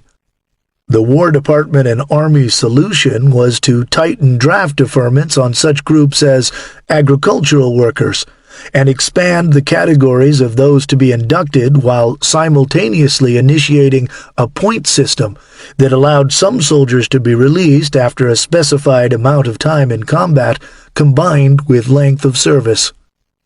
Yet even before public demands peaked during May 1945 for what was essentially a partial demobilization in what was then viewed to be the middle of the war, the Roosevelt administration and the Army struggled with how to juggle America's dwindling reserves of eligible manpower. In January 1945, directives from Selective Service Director Brigadier General Hershey and Director of the Office of War Mobilization Jimmy Burns, as well as letters to Congress from President Roosevelt, Marshall, and King, which were subsequently released to the press, all pointed up America's urgent manpower needs. The near doubling of draft calls and corresponding increases in the training infrastructure all occurred as the daily press recounted the bloody fighting on Iwo Jima and Okinawa. Meanwhile, in Congress, both houses passed legislation that 18-year-olds could not be sent into combat unless they had finished a minimum of 6 months of training, and the Senate, with Vice President Harry Truman engaged each and every day as its presiding officer, balked on a House bill to draft women nurses. This raises an interesting point. Truman is frequently referred to as having been a former battery commander during World War I, but in reality he had only recently left the active reserves as a highly respected colonel in the Reserve Officer Corps. After serving with distinction as a battery commander during the Meuse-Argonne offensive in World War I, the former Missouri dirt farmer had renewed his commission and rose through the ranks to become the commander of the 381st Artillery Regiment in 1932, and then was offered command of the 379th Artillery Regiment in 1935. Very senior positions in a very diminutive between-wars club called the U.S. Army. Truman took his commission seriously and immersed himself in soldiering in spite of his increasing duties in a series of political positions. He was a familiar figure at the Fort Sill and Fort Riley artillery ranges, and after arriving in Washington as a newly elected U.S. Senator, he admitted in a letter to his wife that he played hooky from a meeting of the Senate Appropriations Committee to attend a lecture on General Robert E. Lee by Douglas Southall Freeman at the Army War College.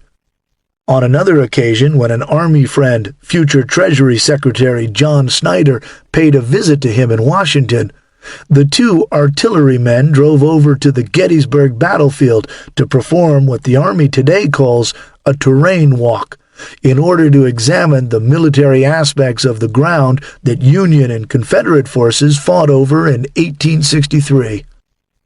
Truman had been a member of three key armed services committees: the Military Affairs Committee, the Military Subcommittee of the Appropriations Committee, and the Senate Special Committee to investigate the National Defense Program, as its chairman. The Transportation Act of 1940, known as the Wheeler-Truman Act, was formulated by Truman and greatly increased America's preparedness for war. When hostilities finally broke out, Truman went to General Marshall offering to rejoin the regular army, but was rebuffed by the Chief of Staff, who said it was more important for him to stay where he was because "You've got a big job to do right up there at the Capitol with your investigating committee."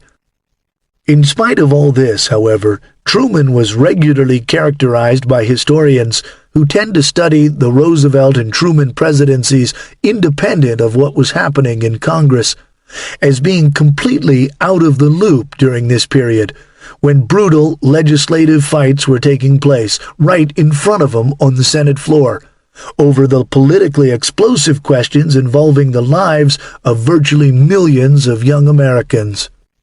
It is as if Truman supposedly went brain-dead during the several months he was vice president.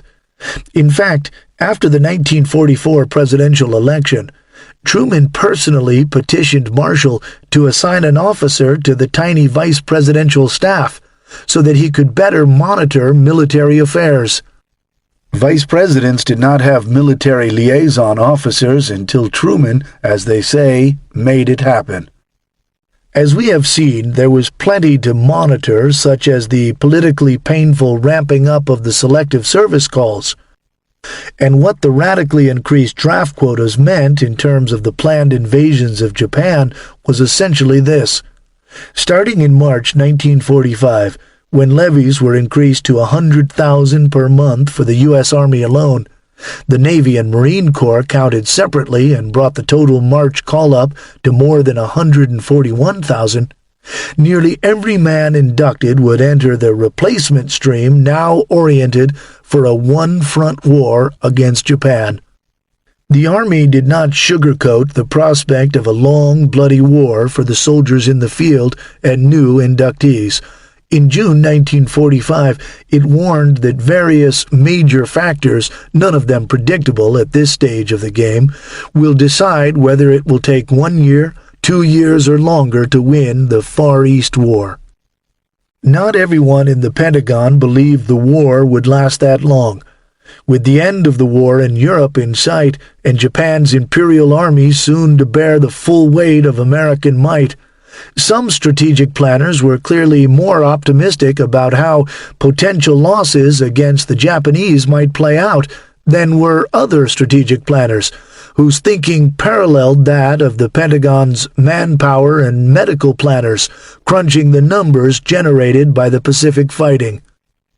The estimate from the Saipan ratio that subjugating Japan might cost us 500,000 American lives, and many times that many wounded, appeared in the long run to be unrealistically high to a cross-section of strategic planners and senior leaders in Washington.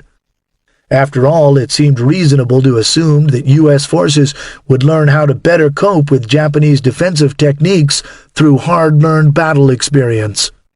For briefing purposes, the implied top-end figure of approximately 2 million battle casualties built from the Saipan ratio was slashed to a best-case scenario figure of 500,000, in spite of the casualty figures from Okinawa. This number was not so huge as to make the task ahead appear insurmountable, and it was far lower than the already publicly released figure of 600,000 men needed to be inducted through June, which would carry the Army through Operation Olympic and other worldwide needs during that period. Much of the Navy-Marine Selective Service target of 300,000 had to do with the manning of the rapidly expanding fleet and not casualty replacement. The battle casualty figure of 500,000 became the operative one at the working level among strategic planners during the spring of 1945. Future four-star general and West Point Superintendent Andrew J. Goodpaster, then a staff officer working for the JCS, noted that Secretary Stimson used the number regularly, and the figure, now representing total casualties and not just deaths, was given in briefings at such diverse locations as the U.S. First Army Headquarters in Weimar, Germany, B-29 training bases in the southwestern United States, and to newly assigned planning personnel at the Pentagon. This smaller figure was not constructed from either previous or ongoing combat operations, and appears to have been based purely on the assumption that the U.S. military would certainly learn to better counter Japanese tactics. Whether bravado or racism figured most heavily in its creation is unknown, but the assumption nonetheless neglected the fact that, as evidenced by the casualty ratios then emerging from Iwo Jima and Okinawa, the Imperial Japanese Army was riding its own learning curve.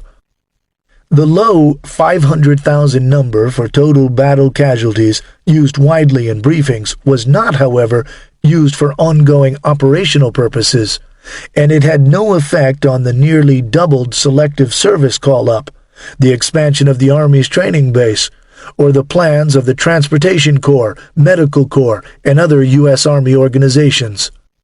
For example, at the same time that the lower figure was appearing in briefings, the Army Service Forces under Lieutenant General Brehan B. Somervell was working with estimates of approximately 720,000 for the projected number of replacements needed for dead and evacuated wounded through December 31, 1946.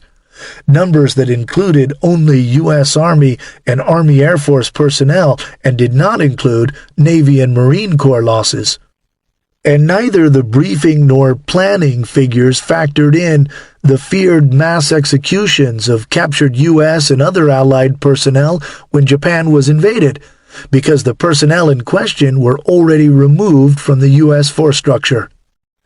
Yet while the low 500,000 figure originated as simply a public information tool divorced from actual planning, as anyone who followed the Enola Gay controversy can attest, its effect was nevertheless pronounced and long-term.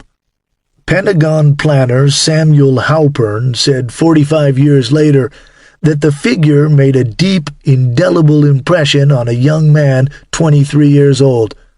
It is something I have never forgotten. As if out of the blue, a seemingly unlikely character now entered the discussion of projected losses for the invasion of Japan, Former President Herbert Hoover. Condemned to a political wilderness by his own party and the Roosevelt administration, Hoover was well outside of the Washington mainstream in spite of his frequent but low-key assistance to congressional committees.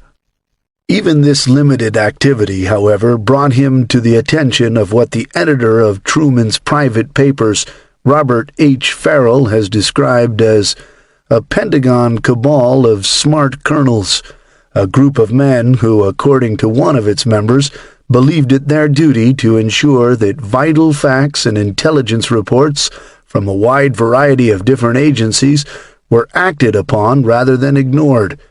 Their method, quite simply, was to get the material into the hands of a certain few senators and congressmen who were both totally trustworthy as intelligence receivers and highly able to get actions without letting the sources of their facts become known. Papers discovered by the Herbert Hoover Presidential Library's senior archivist, Dwight M. Miller, revealed that this revolving group contained both European and Asiatic intelligence specialists. Coalesced as early as 1942, was known to or utilized by a number of senior Pentagon officials, such as the Assistant Chief of Staff for Intelligence, Major General Clayton L. Bissell, and had at least 4 military intelligence officers at its core: Colonel Peter Vischer, Colonel Joseph A. McKellar, Colonel Percy G. Black, and Colonel Truman Smith, the latter an intimate of General Marshall, who had only recently retired but was very much plugged in. Colonel Ivan D. Yeaton may have been actively involved as well, and the colonels worked closely with William LeVar, who held numerous senior positions during the war, including Chief of the Commerce Department's American Republics Unit combating Axis and communist activities in South America. The recipients of their highly classified offerings included Howard Smith, who was chairman of the House Rules Committee and powerful Special Committee to investigate executive agencies, as well as Republican Senators Styles Bridges, George Malone, John W. Bricker, Thomas E. Dewey's running mate in 1944, and one lone Democrat, the chairman of the Senate Special Committee to investigate the National Defense Program, Harry S. Truman. In addition to these legislative officials, said LeVar, one of our very best transmission patriots was not in Washington. That was, of course, Herbert Hoover. LeVar had apparently met Hoover in the early 1920s, and an extensive correspondence exists between the two. But while LeVar may have been the one who opened a dialogue between Hoover and the colonels, several of the group were soon making the periodic trips to the former president's high lair atop the Waldorf Towers in Manhattan to discuss selected items. The briefings and materials received by Hoover were all classified, and the colonels found that Hoover, in spite of his outsider position, was always able to securely use them for the Republic's good.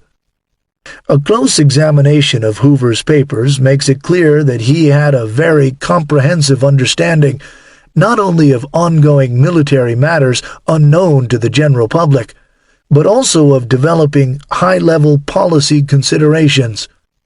Indeed, it was his knowledge and insight which placed the incurable number cruncher Hoover in such demand by members of Congress.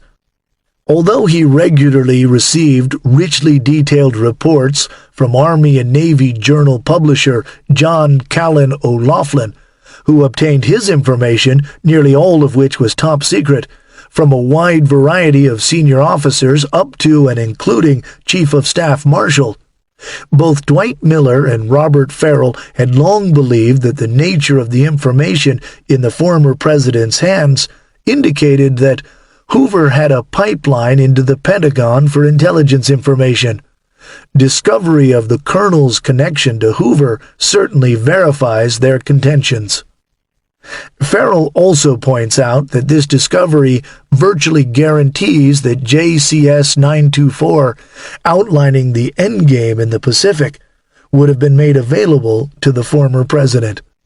"This is a basic document," said Farrell, "and it is inconceivable that they would not show Hoover the plans for the invasion of Japan, which included the Saipan ratio suggesting up to 500,000 American dead." After Truman became president, Stimson, who had formerly served as Hoover's Secretary of State, attempted to get the two statesmen together, but Hoover would not insert himself into the process. He would not go to the White House without an invitation. On May 15th, 2 days after a lunch and afternoon meeting at Stimson's Long Island estate, Hoover provided him with a memorandum outlining his views on ending the war with Japan. In this document, and another prepared for Truman later that month, Hoover suggested that the invasion could cost 500,000 to 1,000,000 lives, an estimate that pointedly warned of as many as twice as many deaths then postulated by the Army in JCS 924. Stimson sent the paper to Marshall's staff for comment and hid its origins by stating only that it had been authored by an economist. Had Hoover come up with this larger top-end number himself, or had it come via the cabal of smart colonels? An important clue comes from yet another source, Kyle Palmer, the Los Angeles Times longtime political editor. Palmer had traded in his editorial desk for a position as the paper's war correspondent in the Pacific. Attached to the headquarters of Admiral Chester A. Nimitz, Central Pacific Commander, he covered the first aircraft carrier strikes against Japan and the costly U.S. invasions of Iwo Jima and Okinawa, then made a brief return to Los Angeles for a medical checkup. Before he shipped out again, Palmer hammered away at the theme that it'll take plenty of murderous combat before our soldiers, sailors, and Marines polish off the fanatical enemy in both articles and appearances before civic groups. Under the headline, "Palmer warns, no easy way open to beat Japs," the Los Angeles Times quoted from one of his speeches. "We are yet to meet the major portion of the ground forces of the Jap Empire. They have 5 million or 6 million under arms, and it will cost 500,000 to 750,000, perhaps 1,000,000 lives of American boys to end this war."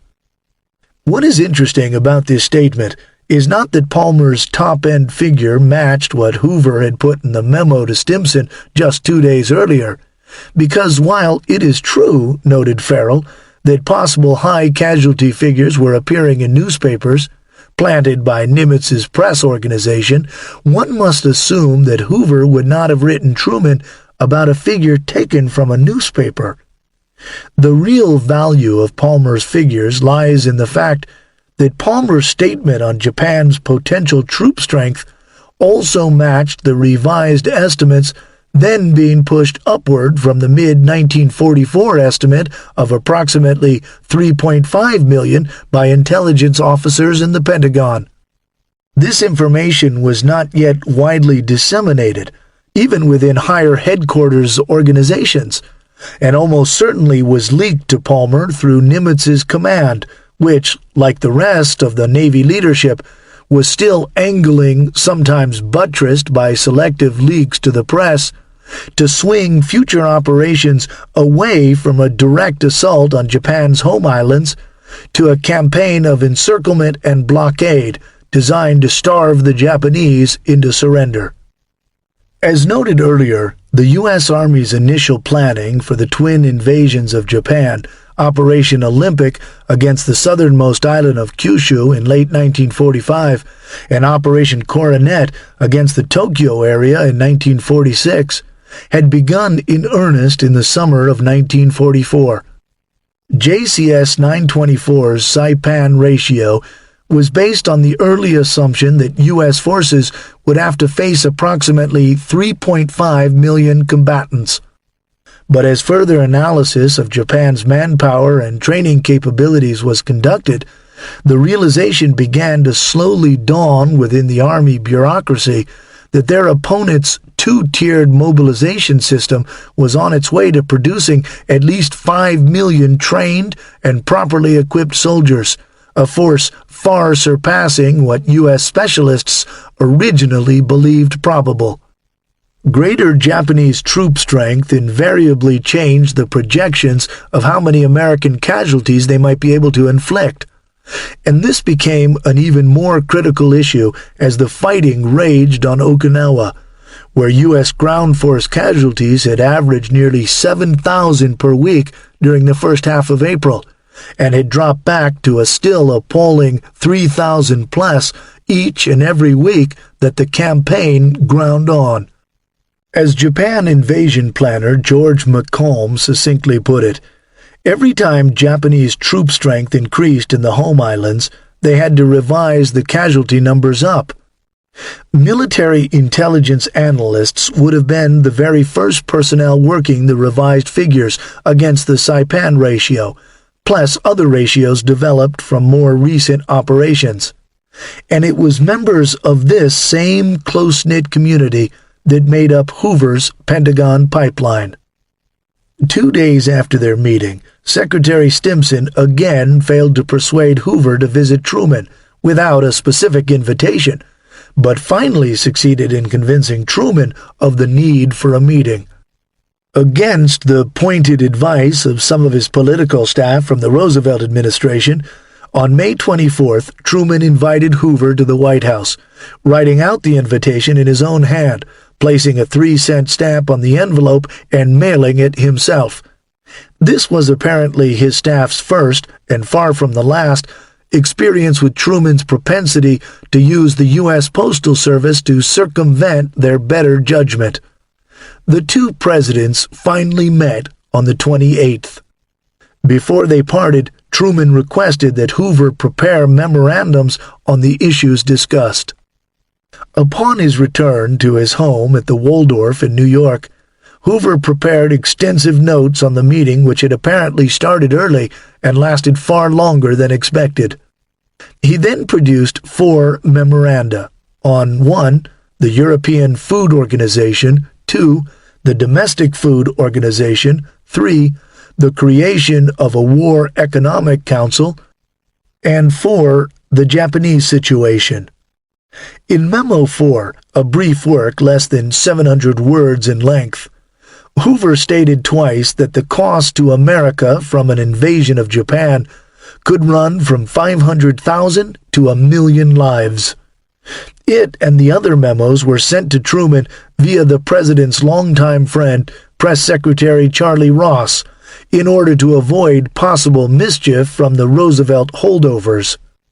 Hoover's letter left New York on either Wednesday, May 30th or Thursday, May 31st. Truman, like his congressional colleagues and anyone who read the New York Times closely, knew that the Army was in the midst of trying to induct 600,000 men as replacements through June of that year. This, however, only covered the Army's needs through Olympic, and what Hoover had done in his Memo 4, the Japanese situation, and the earlier memorandum to Stimson, was to cut to the bottom-line cost, as represented by the Saipan ratio, of a U.S. victory in the war through the defeat of the Imperial Japanese Army on the home islands, with the Chinese, British, and presumably the Soviets taking on a roughly equal number of Imperial troops on the Asian mainland. The existence of these memos, as well as 2 subsequent Pentagon analyses of the memos requested by Stimson, are widely known, and all have been noted in a variety of venues. What remained unknown, however, was the president's reaction to the memos, and one scholar of the Truman era, speaking specifically of Memo 4 with the casualty estimates, even maintained that there is no proof that Truman ever saw the Hoover memo. Recently discovered documents at the Harry S. Truman Library and Museum tell a different story. The discovery of the post-Hoover memo, Truman, Grew, Hull, Stimson, Vinson exchange, sheds new light on the importance of Hoover's Memo 4 by demonstrating not only that the president saw the memos, but that he had singled out Memo 4 for extensive, high-level scrutiny. "What we now know," said Farrell, "is that Truman seized upon this memo and sent memoranda to Secretary Stimson, Under-Secretary of State Joseph C. Grew, Director of the Office of War Mobilization and Reconversion Fred M. Vinson, and former Secretary of State Cordell Hull, asking for written judgments from each. Moreover," adds Farrell, "the discovery of this exchange not merely shows that Truman knew about such a high casualty figure far in advance of the decision to use atom bombs against Japan, but also that Truman was exercised about the 500,000 figure, no doubt about that." Truman received the material from Ross, and after writing "from Herbert Hoover" across the top, he forwarded the original copy of Memo 4, Memorandum on Ending the Japanese War, to his manpower czar Vincent on or about Monday, June 4th. The War Mobilization and Reconversion Director did not bat an eye over the casualty estimate when he responded on Thursday, June 7th. He returned both the original memorandum and Truman's directive to examine it, as well as his own memo suggesting that Hoover's paper be sent to Stimson and Grew, as well as Hull, who was currently in Bethesda Naval Medical Center. Truman agreed and had his staff type up additional copies of Memo 4 on Saturday, June 9th. Carbon copies were also made and sent them to Stimson, Grew, and Hull. Truman asked each for a written analysis of Memo 4 and told Grew and Stimson that he wished to discuss their individual analyses personally, eye to eye, after they submitted their papers. Grew immediately initiated an oral and written exchange on the memo with longtime Roosevelt advisor and speechwriter Judge Samuel L. Rosenman, who was then serving as Truman's special counsel. Stimson subsequently sent his copy to the Deputy Chief of Staff, Major General Thomas J. Handy, because he wanted to get the reaction of the Operations Division staff to it, and mentioned in his diary that he had a talk both with Handy and with Marshall on the subject. Hull was the first to respond. He branded Memo 4 as Hoover's appeasement proposal in his June 12th letter, because it suggested that the Japanese be offered lenient terms to entice them to a negotiating table. Hull did not take issue with the casualty estimate. Grew also did not take issue with the casualty estimate in his June 13th memorandum, and confirmed that the Japanese are prepared for prolonged resistance, and that prolongation of the war will cost a large number of human lives. It should also be noted that Grew's opinion would not have come as any surprise to the president, since he had told Truman, ironically, just hours after the meeting with Hoover, that the Japanese are a fanatical people capable of fighting to the last man. If they do this, the cost in American lives will be unpredictable. One can readily surmise that Hoover and Grew's statements, hitting virtually back-to-back in the midst of America's costliest campaign in the Pacific War, were not of much comfort to the new Commander-in-Chief. Grew's memorandum, messengered by government courier, and Hull's letter both arrived on Wednesday, June 13th, and Truman subsequently met with Admiral William D. Leahy on the matter. In addition to serving as the President's White House Chief of Staff, the Admiral was also his personal representative on the Joint Chiefs and acted as unofficial chairman at their meetings.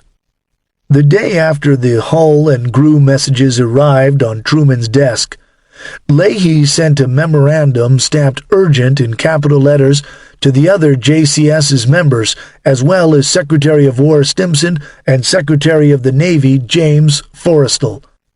The President wanted a meeting the following Monday afternoon, June 18, 1945, to discuss the losses in dead and wounded that will result from an invasion of Japan proper, and stated unequivocally that it is his intention to make his decision on the campaign with the purpose of economizing to the maximum extent possible in the loss of American lives. Economy in the use of time and in money cost is comparatively unimportant. The night before the momentous meeting, Truman wrote in his diary that the decision whether to invade Japan or bomb and blockade would be his hardest decision to date. The President's meeting with the JCS and service secretaries took place before one of the recipients of Truman's directive, Stimson, had submitted a written response.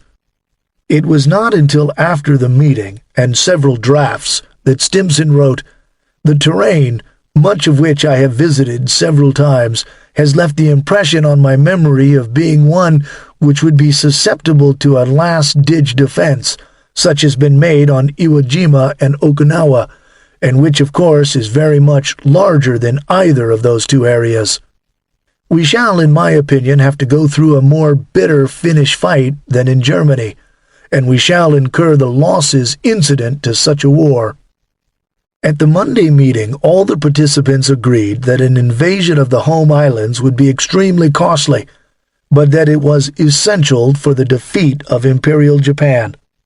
Said Marshall, "It is a grim fact that there is not an easy, bloodless way to victory." There was also considerable discussion of the tactical and operational aspects surrounding the opening invasion of Kyushu, the southernmost of Japan's home islands, with the emphasis on their effects on U.S. casualties. One portion of that discussion would have a great impact on the Enola Gay debate 5 decades later. The meeting transcript states that Admiral Leahy recalled that the President had been interested in knowing what the price in casualties for Kyushu would be, and whether or not that price could be paid. He pointed out that the troops on Okinawa had lost 35% in casualties. Leahy noted, "If this percentage were applied to the number of troops to be employed in Kyushu, he thought from the similarity of the fighting to be expected that this would give a good estimate of the casualties to be expected. He was interested, therefore, in finding out how many troops are to be used in Kyushu." Leahy did not believe that the narrow, presented figure of 34,000 ground force battle casualties in a ratio table accompanying General Marshall's opening presentation offered a true picture of losses on Okinawa, which, depending on the accounting method used, ran from 65,631 to 72,000, largely because of combat fatigue and psychiatric breakdowns. He used the total number of casualties to formulate the 35% figure. Since Leahy, as well as the other participants, including Truman, already knew that ground force casualties on Okinawa were far higher than 34,000, and approximately how many men were to be committed to the Kyushu fight, he was obviously making an effort, commonly done in such meetings, to focus the participants' attention on the statistical consequences of the disparity. 50 years later, Leahy's use of the 35% figure from Okinawa as a way to gain a better understanding of potential casualties during Olympic was to be controversial. The table of organization and equipment strength of strictly ground force combat units at the commencement of Operation Olympic was 190,000 troops.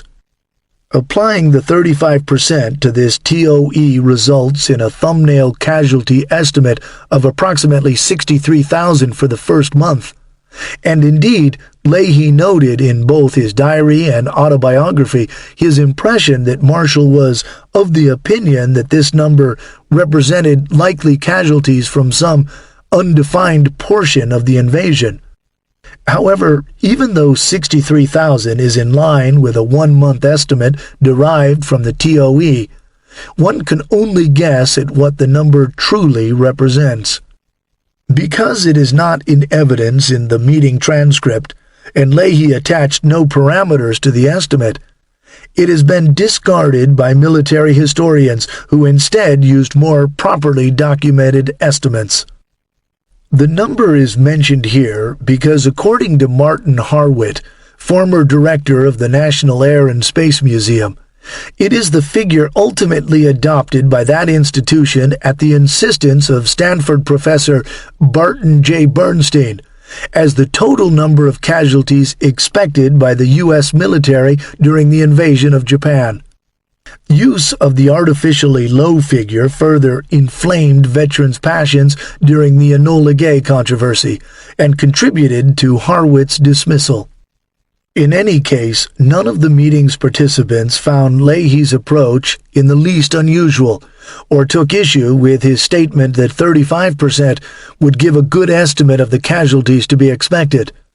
Instead, Marshall presented the most recent figure for the troop commitment, 766,700, and allowed those around the table, including Leahy, to draw their own conclusions as to long-term implications. A discussion then ensued on the sizes of the opposing Japanese and American forces, which was fundamental to understanding how Leahy's 35% might play out. Finally, Truman, who had been monitoring the rising casualty figures from Okinawa on a daily basis, frequently with Leahy at his side, cut to the bottom line, since Operation Olympic was only the first of two invasions. The president expressed the view that it was practically creating another Okinawa closer to Japan, Tokyo, to which the chiefs of staffs agreed. More discussion ensued, and Truman asked if the invasion of Japan by white men would not have the effect of more closely uniting the Japanese. Stimson stated that there was every prospect of this.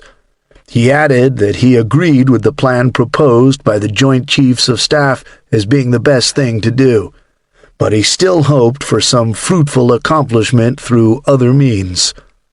The other means included a range of measures from increased political pressure brought to bear through a display of Allied unanimity at the upcoming conference in Potsdam, to the as yet untested atomic weapons that it was hoped would shock the Japanese into surrender. Continued discussion touched on military considerations and the merits of unconditional surrender, and the president moved to wrap up the meeting. The president reiterated that his main reason for the conference with the Chief of Staffs was his desire to know definitely how far we could afford to go in the Japanese campaign. He was clear on the situation now, and was quite sure that the Joint Chiefs of Staff should proceed with the Kyushu operation, and expressed the hope that there was a possibility of preventing an Okinawa from one end of Japan to the other. Chapter 7. Japanese Defense Plans. The capture of Okinawa cost the United States Navy over 4,900 sailors killed or missing in action, and over 4,800 wounded. 10th Army lost 7,613 killed or missing in action, and 31,800 wounded. Sobering as it is to record such losses, the sacrifice of these men is brightened by our knowledge that the capture of Okinawa helped to bring Japanese leaders to face the inevitable surrender.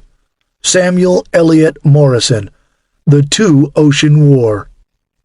The Okinawa operation achieved its objective, which was more important than the aforementioned figures of war results. This strenuous fighting provided us with valuable time to complete the general preparations for the homeland decisive operation and to delay the enemy's attack. Moreover, the brave resistance of soldiers and civilians struck the enemy with horror and made him more cautious about attacking the homeland. Hattori Takashiro, The Complete History of the Greater East Asia War. What do the Japanese know or think they know about the invasion plans? This became the central question faced by key intelligence personnel in the Pacific and Washington. By late July 1945, it was clear that the Japanese were rapidly building up their forces at the exact spots targeted by Operation Olympic. But the communications intercepts that revealed this activity could only go so far in providing a window to the assumptions by IGHQ that led to the massing in Kyushu. While off the mark in numerous particulars and some of the data which led to these assumptions, the Japanese were ultimately correct not only in the sequence, timing, and areas to be assaulted, but also in the specific invasion beaches and the approximate number of U.S. combat divisions slated to plunge over them. Throughout the summer, the Army staff group within IGHQ struggled to come to grips with the likely size of the U.S. invasion operations. Estimates fluctuated, but based on a comprehensive analysis of distances between U.S. ports and forward bases, available shipping, and other logistical factors, the Japanese believed that the opening invasion on Kyushu would be conducted by 15 divisions in the late fall, with a potential follow-up of up to 25 divisions. U.S. plans called for 14 divisions, and no follow-up as only one field army was to be committed. For the Kanto plain on which Tokyo is situated, a force of some 25 divisions was expected in the spring of 1946, with an additional 25 more possible. Actual U.S. plans entailed a slightly larger initial force, 28 divisions, followed by at least 10 to 12 American and British Commonwealth formations.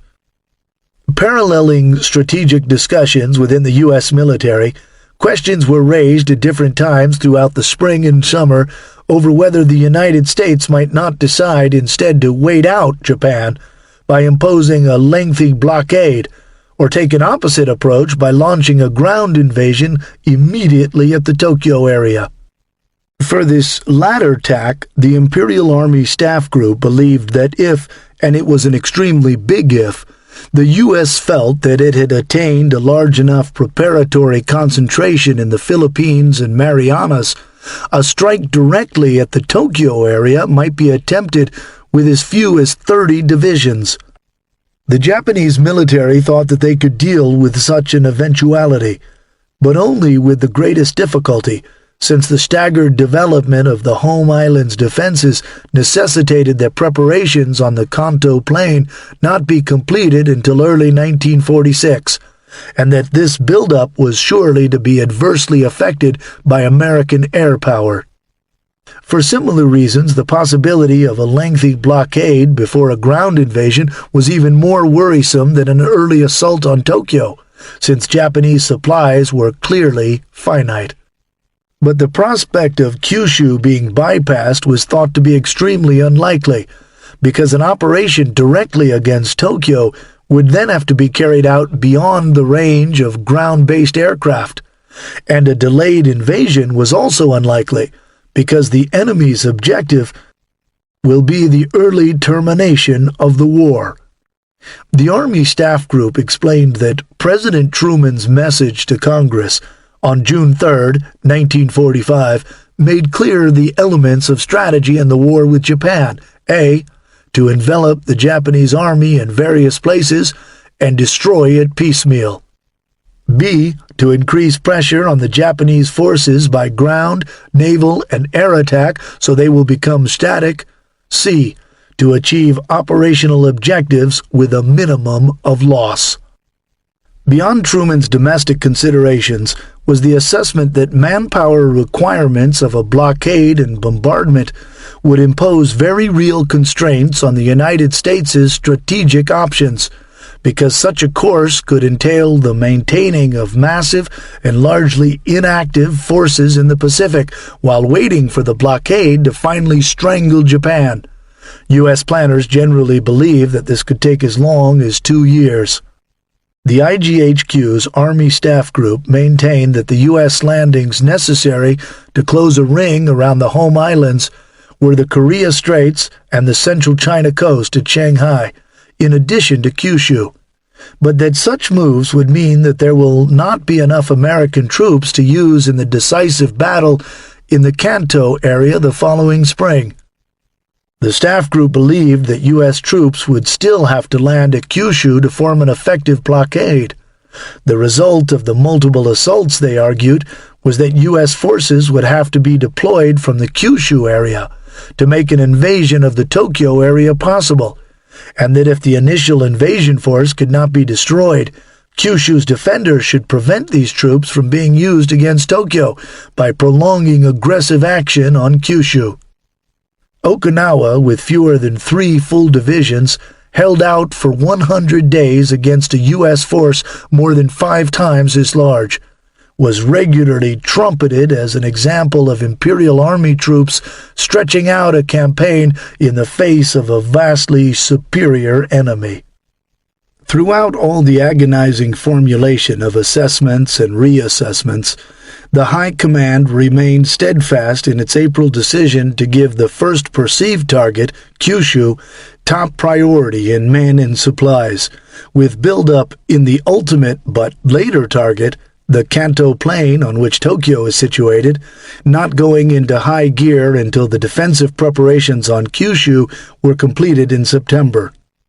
All other areas in the home islands were far down the priorities list, except the southern tip of Shikoku, across the Bungo Strait from Kyushu.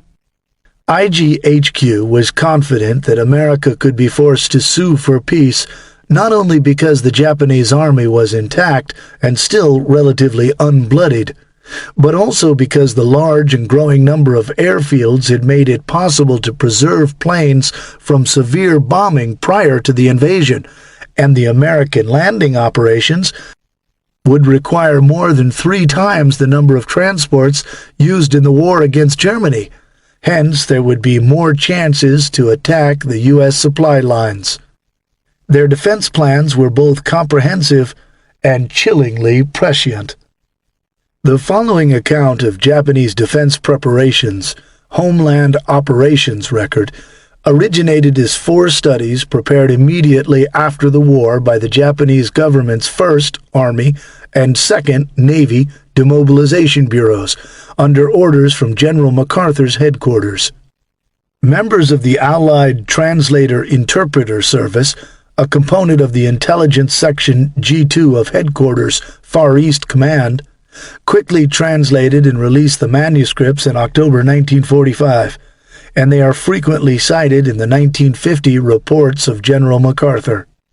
In the mid-1950s, the War Histories Room staff at the Japanese Ground Defense Force Key Personnel School began work on a combined volume at the request of the Foreign Histories Division of Headquarters, United States Army, Japan. The resulting 255-page 1959 monograph, Homeland Operations Record, corrected many errors and filled many gaps in the earlier manuscripts, after which a retranslation of ambiguous portions was undertaken.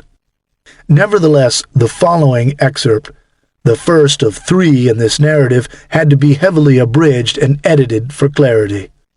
This also entailed the shifting of numerous paragraphs into a more coherent order, and author's notes have been added.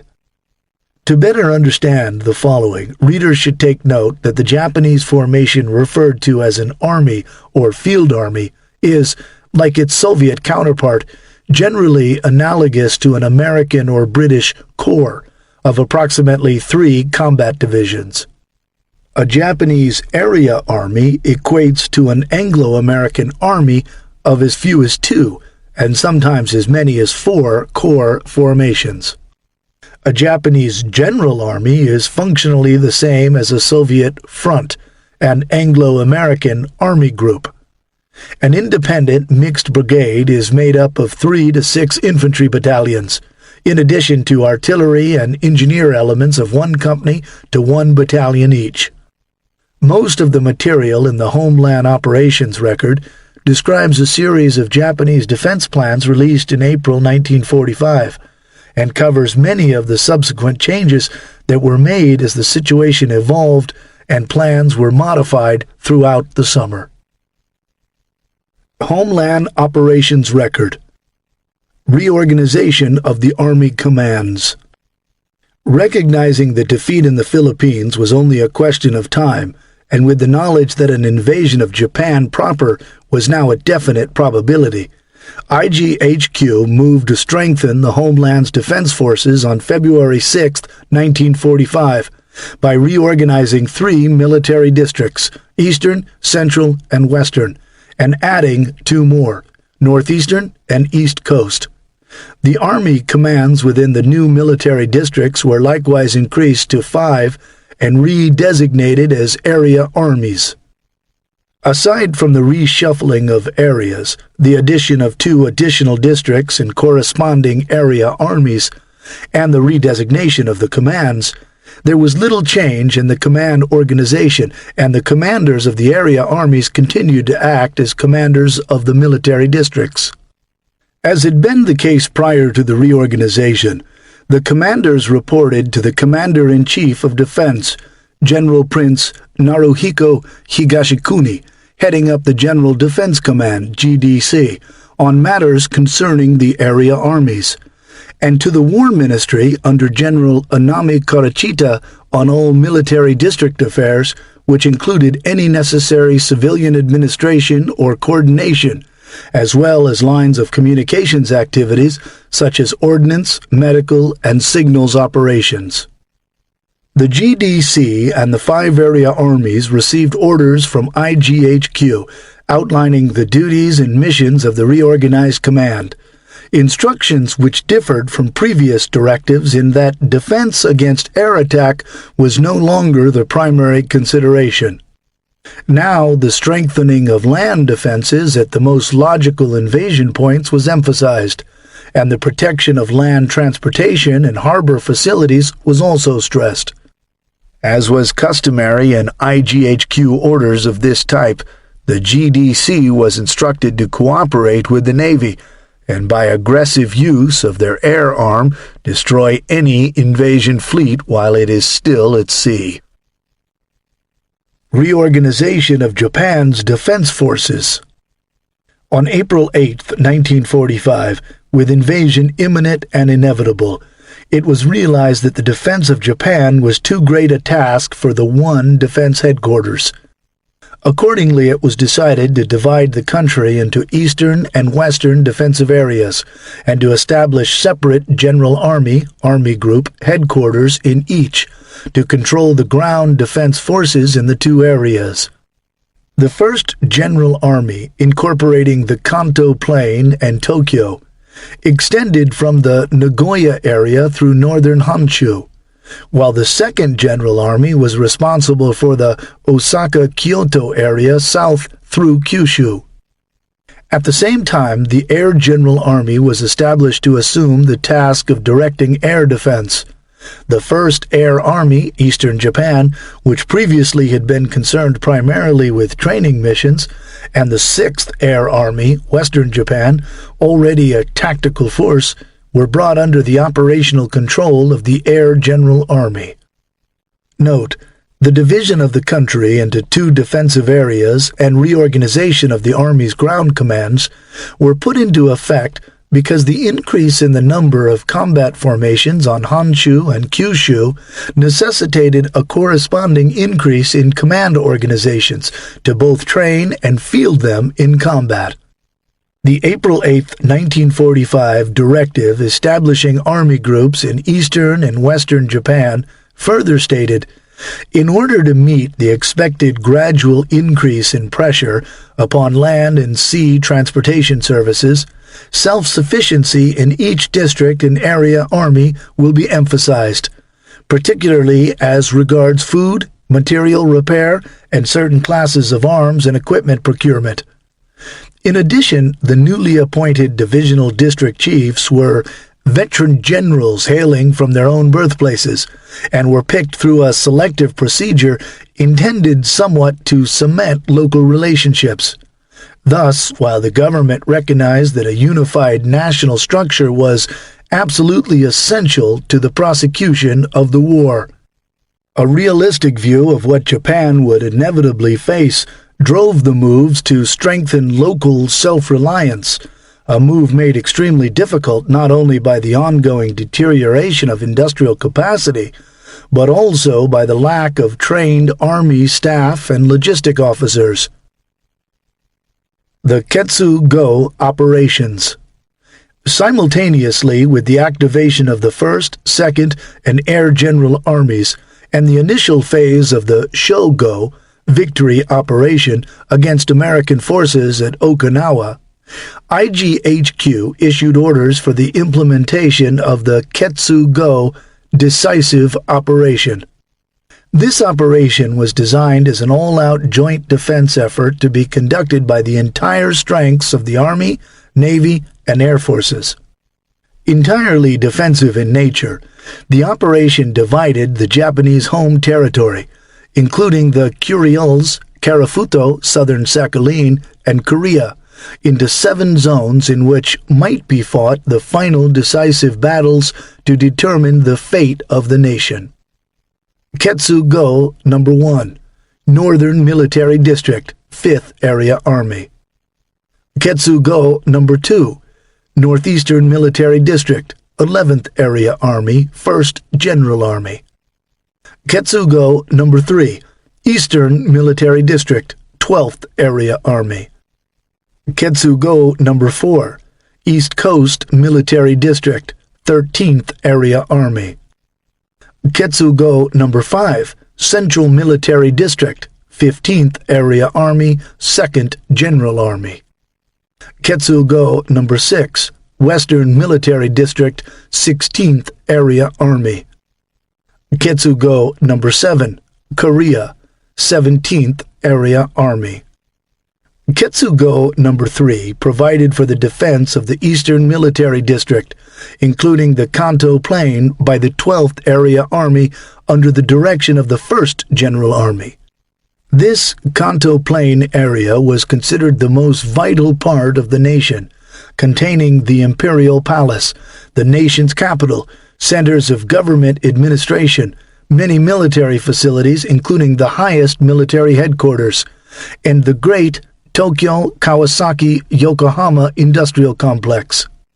In addition, the Kanto Plain was one of the important rice-producing centers upon which the populace of the area and the military forces of the Eastern Military District were dependent. For this reason, the 12th Area Army initially had more material and greater strength at its disposal than did the other area armies.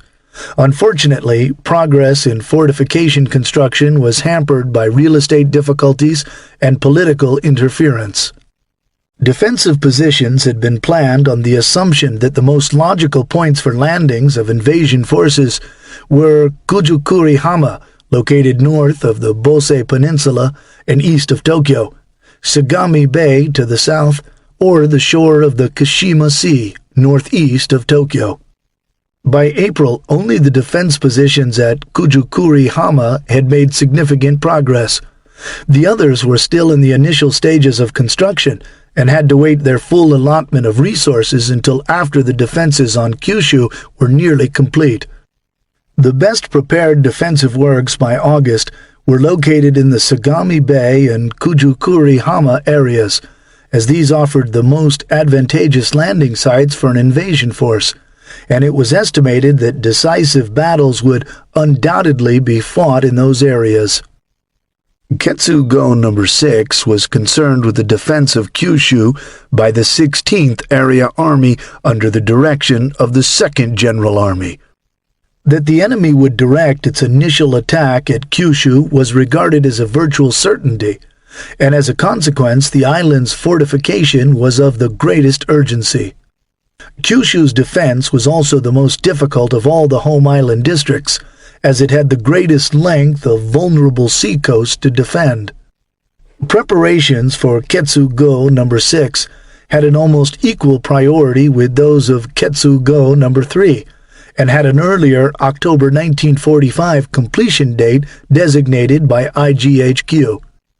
By dint of strenuous efforts, positions on the Osumi and Satsuma peninsulas and on the Miyazaki Plains were roughly 50% completed in April, and preparations in the Ryukyu, Okinawa, Miyakujima, and Oshima to the south were also well advanced.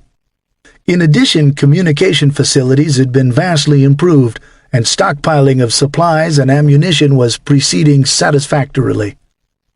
Defenses in other areas. Although the Kanto Plain, Tokyo area was considered the most important parts of the country to be protected, defenses in the other areas could not be neglected. The Shimokita Peninsula and the Tsugaru Strait in the northern part of Honshu, and the entrance of Ise Bay and the Nagoya area were also of great importance. The 1st General Army, utilizing the 12th Area Army, would concentrate on building up defenses of the Eastern Military District, but would also render all possible assistance to the 11th and 13th Area Armies in their defense preparations. Estimate of U.S. invasion plans. Note: Ketsu Operation Numbers 1, 2, 4, 5, and 7, outlined in the Homeland Operations Record, received a substantially lower priority than Numbers 3 and 6 of the 12th and 16th Area Armies, and are not repeated here beyond this one-paragraph summary above. The document's outline of plans to defend Kyushu, however, will be recounted in detail. Inter-Service Agreements. In the various orders and directives issued by IGHQ regarding Ketsu-go, inter-service cooperation was stressed. The basic plan for the operation called for the Navy to defend the coasts by attacking invasion fleets with its combined surface, submarine, and air forces. The Air General Army would cooperate with the Navy in the accomplishment of the first phase of the defense. Should the enemy succeed in making a landing, the Area Army concerned would assume command of all naval ground forces in its area, and would exercise operational control of air forces in support of ground operations. Although no specific agreement was ever reached regarding the operational control of land-based naval aircraft, it is assumed that the 1st and 2nd General Armies and their subordinate area armies would have been given operational control of naval air units in the event of an invasion. The details and actual implementation of the inter-service cooperative agreements would be worked out by mutual agreement between the commanders of the 1st and 2nd General Armies, the Air General Army, and the Navy General Command.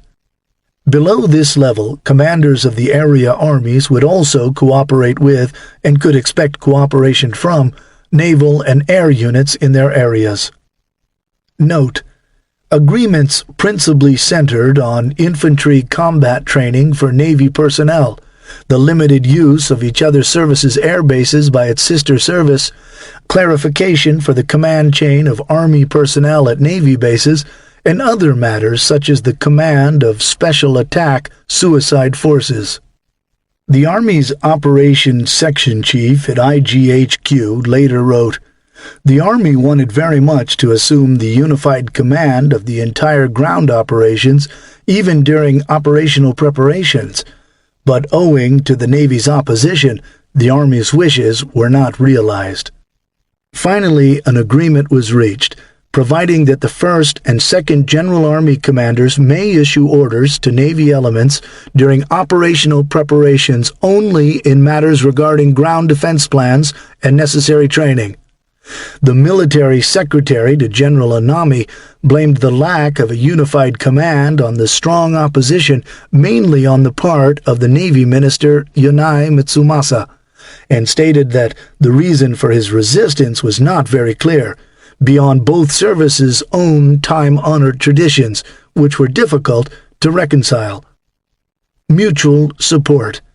An integral part of the Ketsu-go operational planning included reinforcement of sectors under attack by troops transferred from other districts. Since enemy air raids had already seriously disrupted the transportation system, and it was known that every effort would be made to completely neutralize the entire system, time schedules were planned to provide for all troop movements to be made on foot.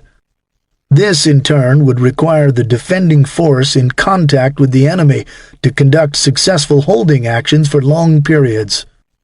The Air General Army also recognized the need for mutual support, both in defending against enemy air raids and in combating an invasion. Accordingly, on July 1, 1945, The principles of the Seigo Unified Air Defense Plan were published, and the air forces of both the Army and Navy organized to send the maximum support to any area under air or ground attack. Note: the assumption that U.S. air power would force all marches to be performed at night and along secondary roads, which offered better opportunities for concealment than primary roads, resulted in transit estimates of up to 65 days for two divisions moving from Kyushu in the event that an invasion was launched at Kanto without a preliminary operation against Kyushu.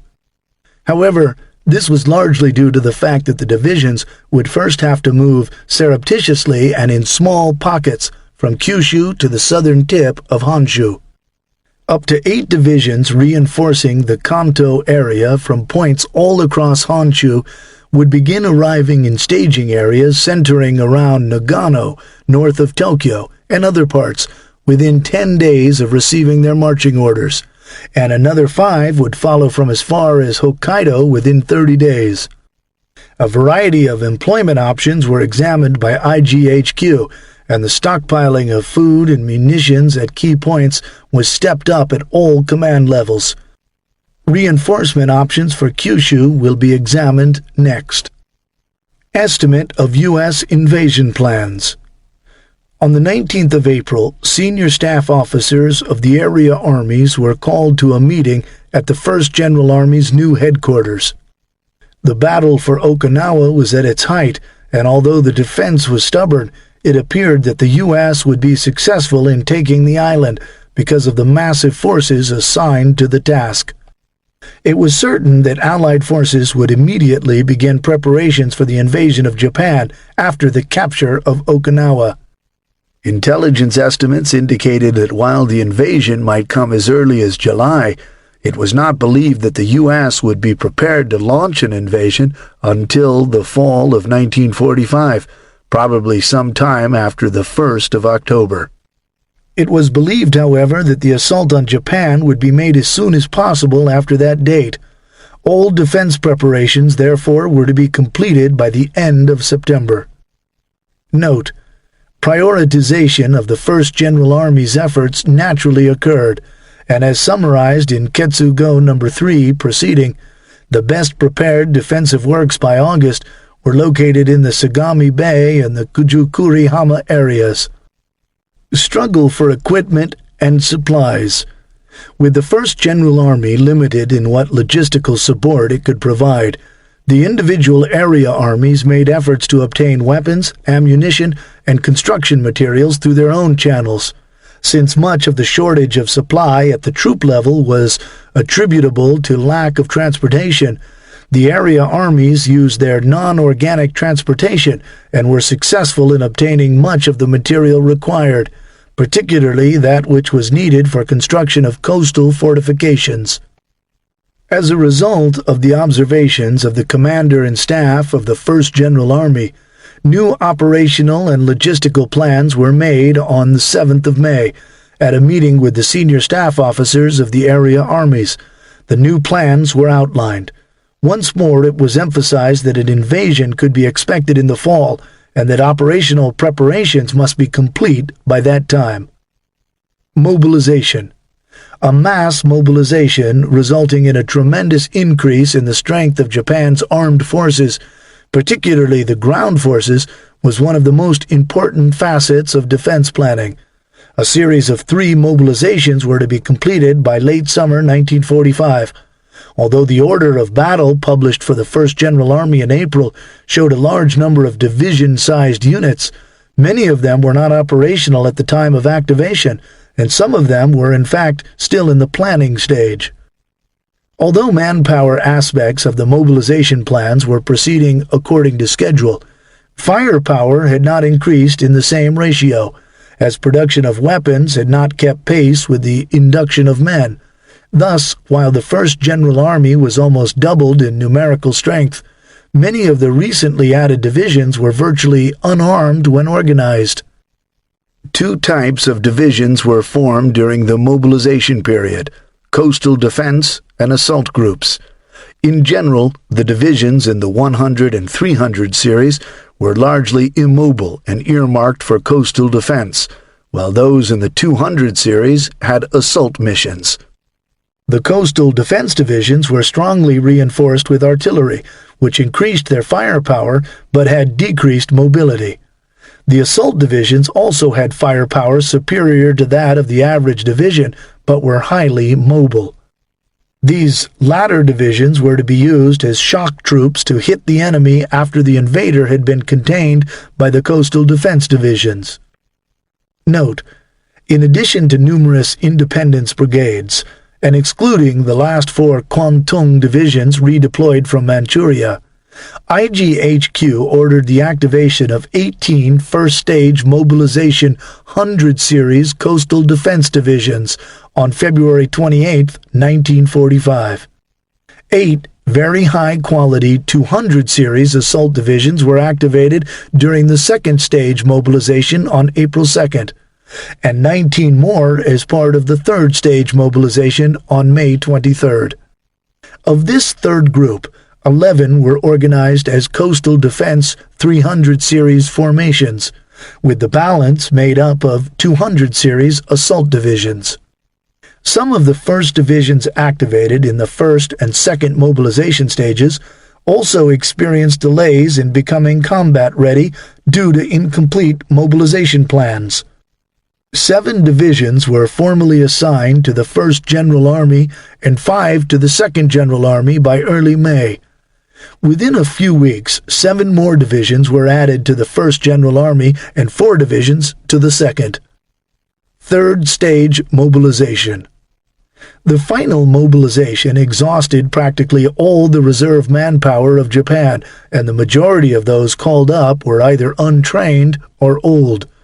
If Japan had been attacked in May or June, it would have been impossible to conduct an adequate defense. However, the strong defense by the troops on Okinawa was buying time for preparations on the homeland. Because the organization of the 2nd General Army was steadily improving, and liaison with IGHQ and the area armies was further advanced, employment of units organized under the final mobilization was carried out smoothly in the most vulnerable area, Kyushu. The divisional-size units were completely organized by early July, and the smaller units by early August. Both the newly formed coastal defense and assault divisions were, however, inferior in quality of personnel and equipment to those previously organized. This was partially offset by the final mobilization coastal defense divisions being strongly reinforced with artillery. Note: while augmenting these formations' firepower was IGHQ's intent, the trio of 300 series divisions intended for Ketsugo No. 6 were deployed ahead of schedule, and at least initially with a heavy mortar section, substituting for artillery, because there was a chance that Kyushu might be invaded early. Japanese planners also reasoned that a quick deployment would also allow the divisions more time to familiarize themselves with their operational areas. 2nd General Army. It was obvious that if the enemy invasion operation should achieve any appreciable degree of success, communications and liaison between the 2nd General Army's area armies and their subordinate units might well be impossible, and that Kyushu, Shikoku, and Chugoku, the western portion of Honshu, would be completely cut off from each other. The establishment of at least one army command within each of these areas appeared, therefore, to be a vital necessity. Since an acute shortage of headquarters and staff personnel made the establishment of additional headquarters extremely difficult, it was determined to reorganize existing installations. The headquarters of the Zensuji Military Sub-District, Shikoku, was reorganized as the 55th Army Headquarters, and the sub-district was redesignated as the Shikoku Military District. As in the area armies and military districts, the commander and some of the staff served in dual capacities as members of the Army Headquarters and Military District Headquarters staffs. In the same manner, the Hiroshima Military Sub-District was reorganized as the 59th Army, and the sub-district redesignated as the Chugoku Military District. In Kyushu, the 16th Area Army had two subordinate army commands, the 56th, with the mission of defending the northern Kyushu area from Nagasaki east to the Bungo Strait and southern Honshu, and the 57th, which would defend Miyazaki Prefecture and the Osumi Peninsula in the southeast. Since it had been determined that Kyushu would undoubtedly be the scene of the initial invasion attempt, it was believed that two additional army headquarters would be required. One to take command of the units on the Satsuma Peninsula in the southwest, and a second to command the highly mobile reserve force. Here again, the shortage of personnel with command and staff experience posed a problem.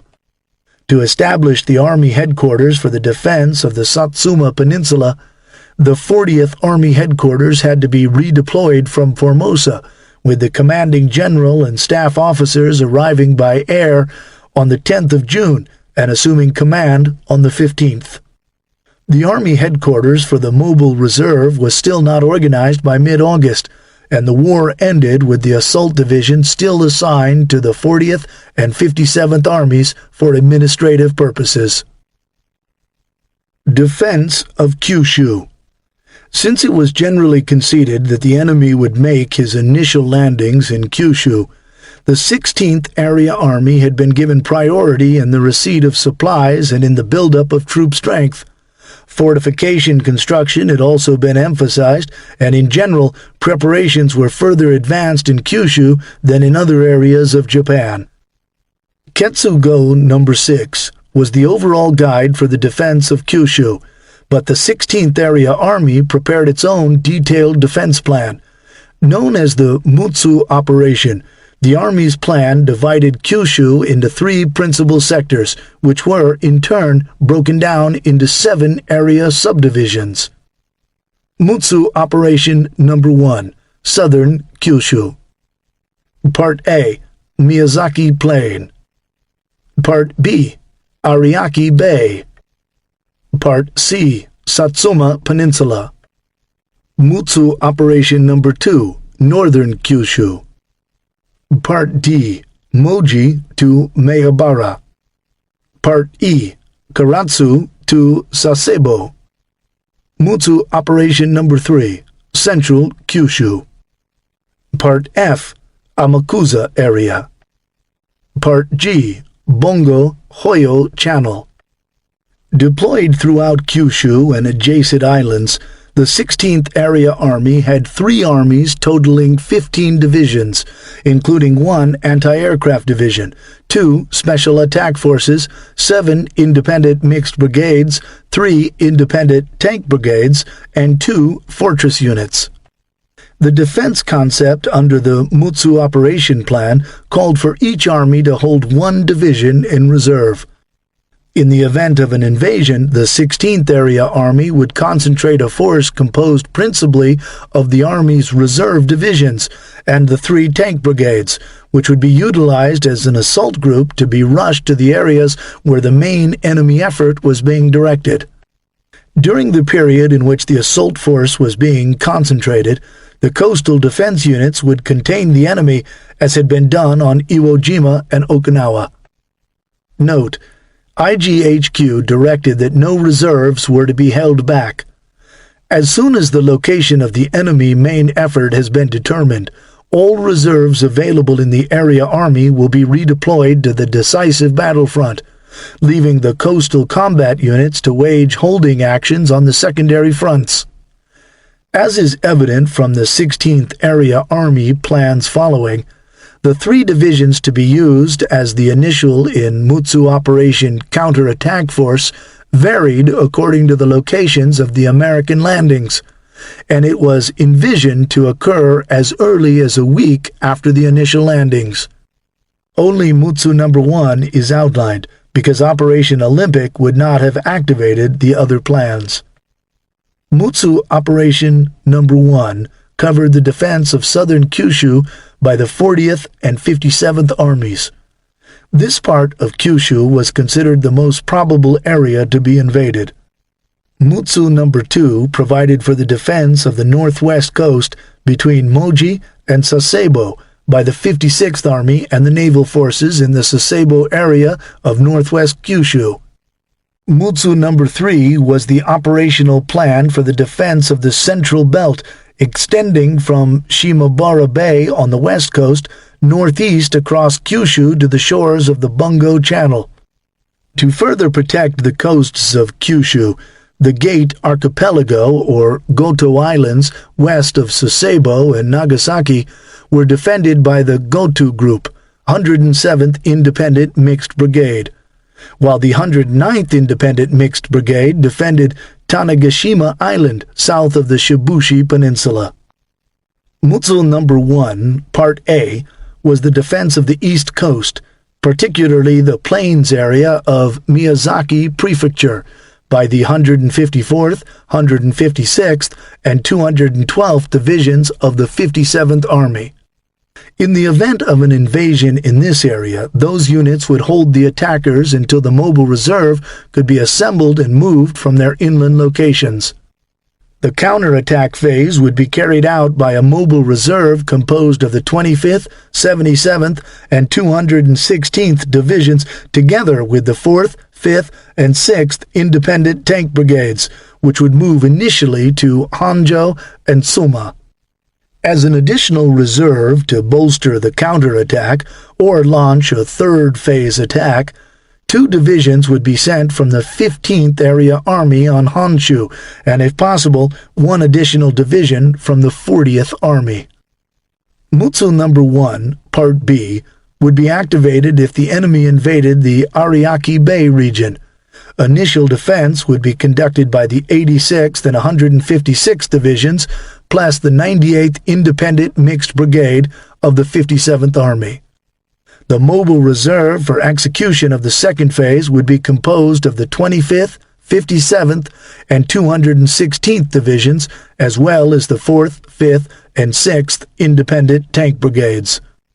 These units would advance to Iwakawa to contain the invading force on the Shibushi Peninsula on the east side of Kagoshima Bay and counterattack when conditions warranted. The 2 divisions from the 15th Area Army would be used as additional reinforcements to support the counterattack phase.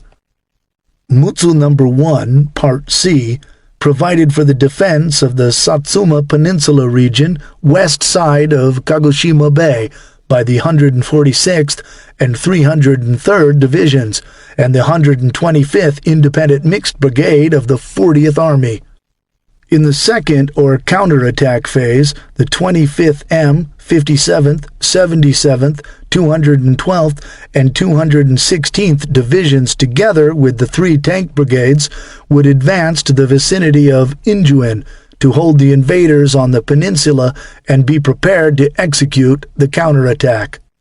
Here again, 2 divisions from the 15th Area Army would be moved south to activate a third phase of the operation.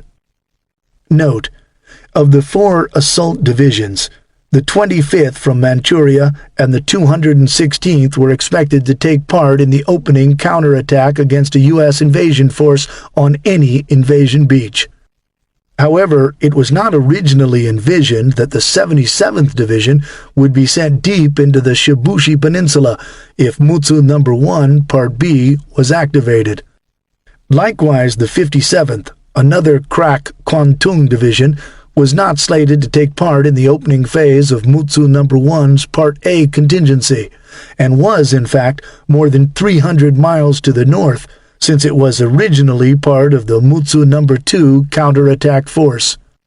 It was only later that plans were made to move the 57th as well as the 4th Independent Tank Brigade, which was also based in the north, to locations in central Kyushu so that they could more quickly respond to a strike in the south. Although plans originally called for 2 divisions on Honshu to be prepared to reinforce the 16th Area Army, this was later expanded to 3 divisions and will be discussed in Chapter 14.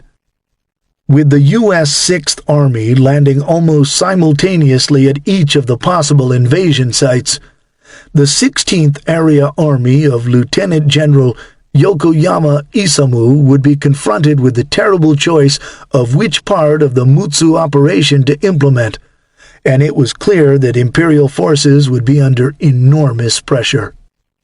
The IGHQ staff studies confidently predicted that naval and air special attack forces targeting largely stationary invasion shipping might succeed in sinking as much as 30 to 40% of the vessels during landing operations.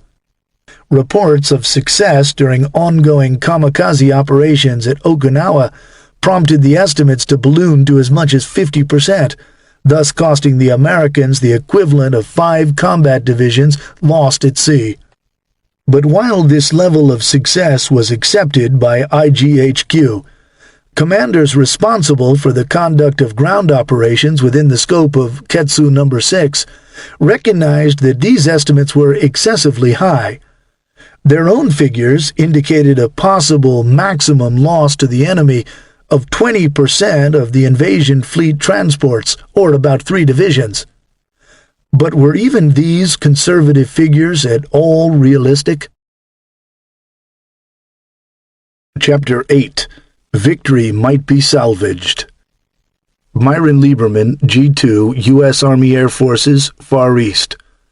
What percentage of success was necessary to make it worthwhile for the Japanese to continue the kamikaze tactics? Captain Inoguchi Rikibe, Imperial Japanese Navy. Inasmuch as the kamikaze attacks were the last means of any favorable results in the war, and the only chance for breaking down American resistance a little, we did not care how many planes were lost. Poor planes and poor pilots were used, and there was no ceiling on the number of either available for use. If enough damage could be done to American ships and enough American casualties resulted, perhaps there would be a new deal later, in which some form of victory might be salvaged from the war. Interrogation of Captain Inoguchi Rikibe, March 7, 1947.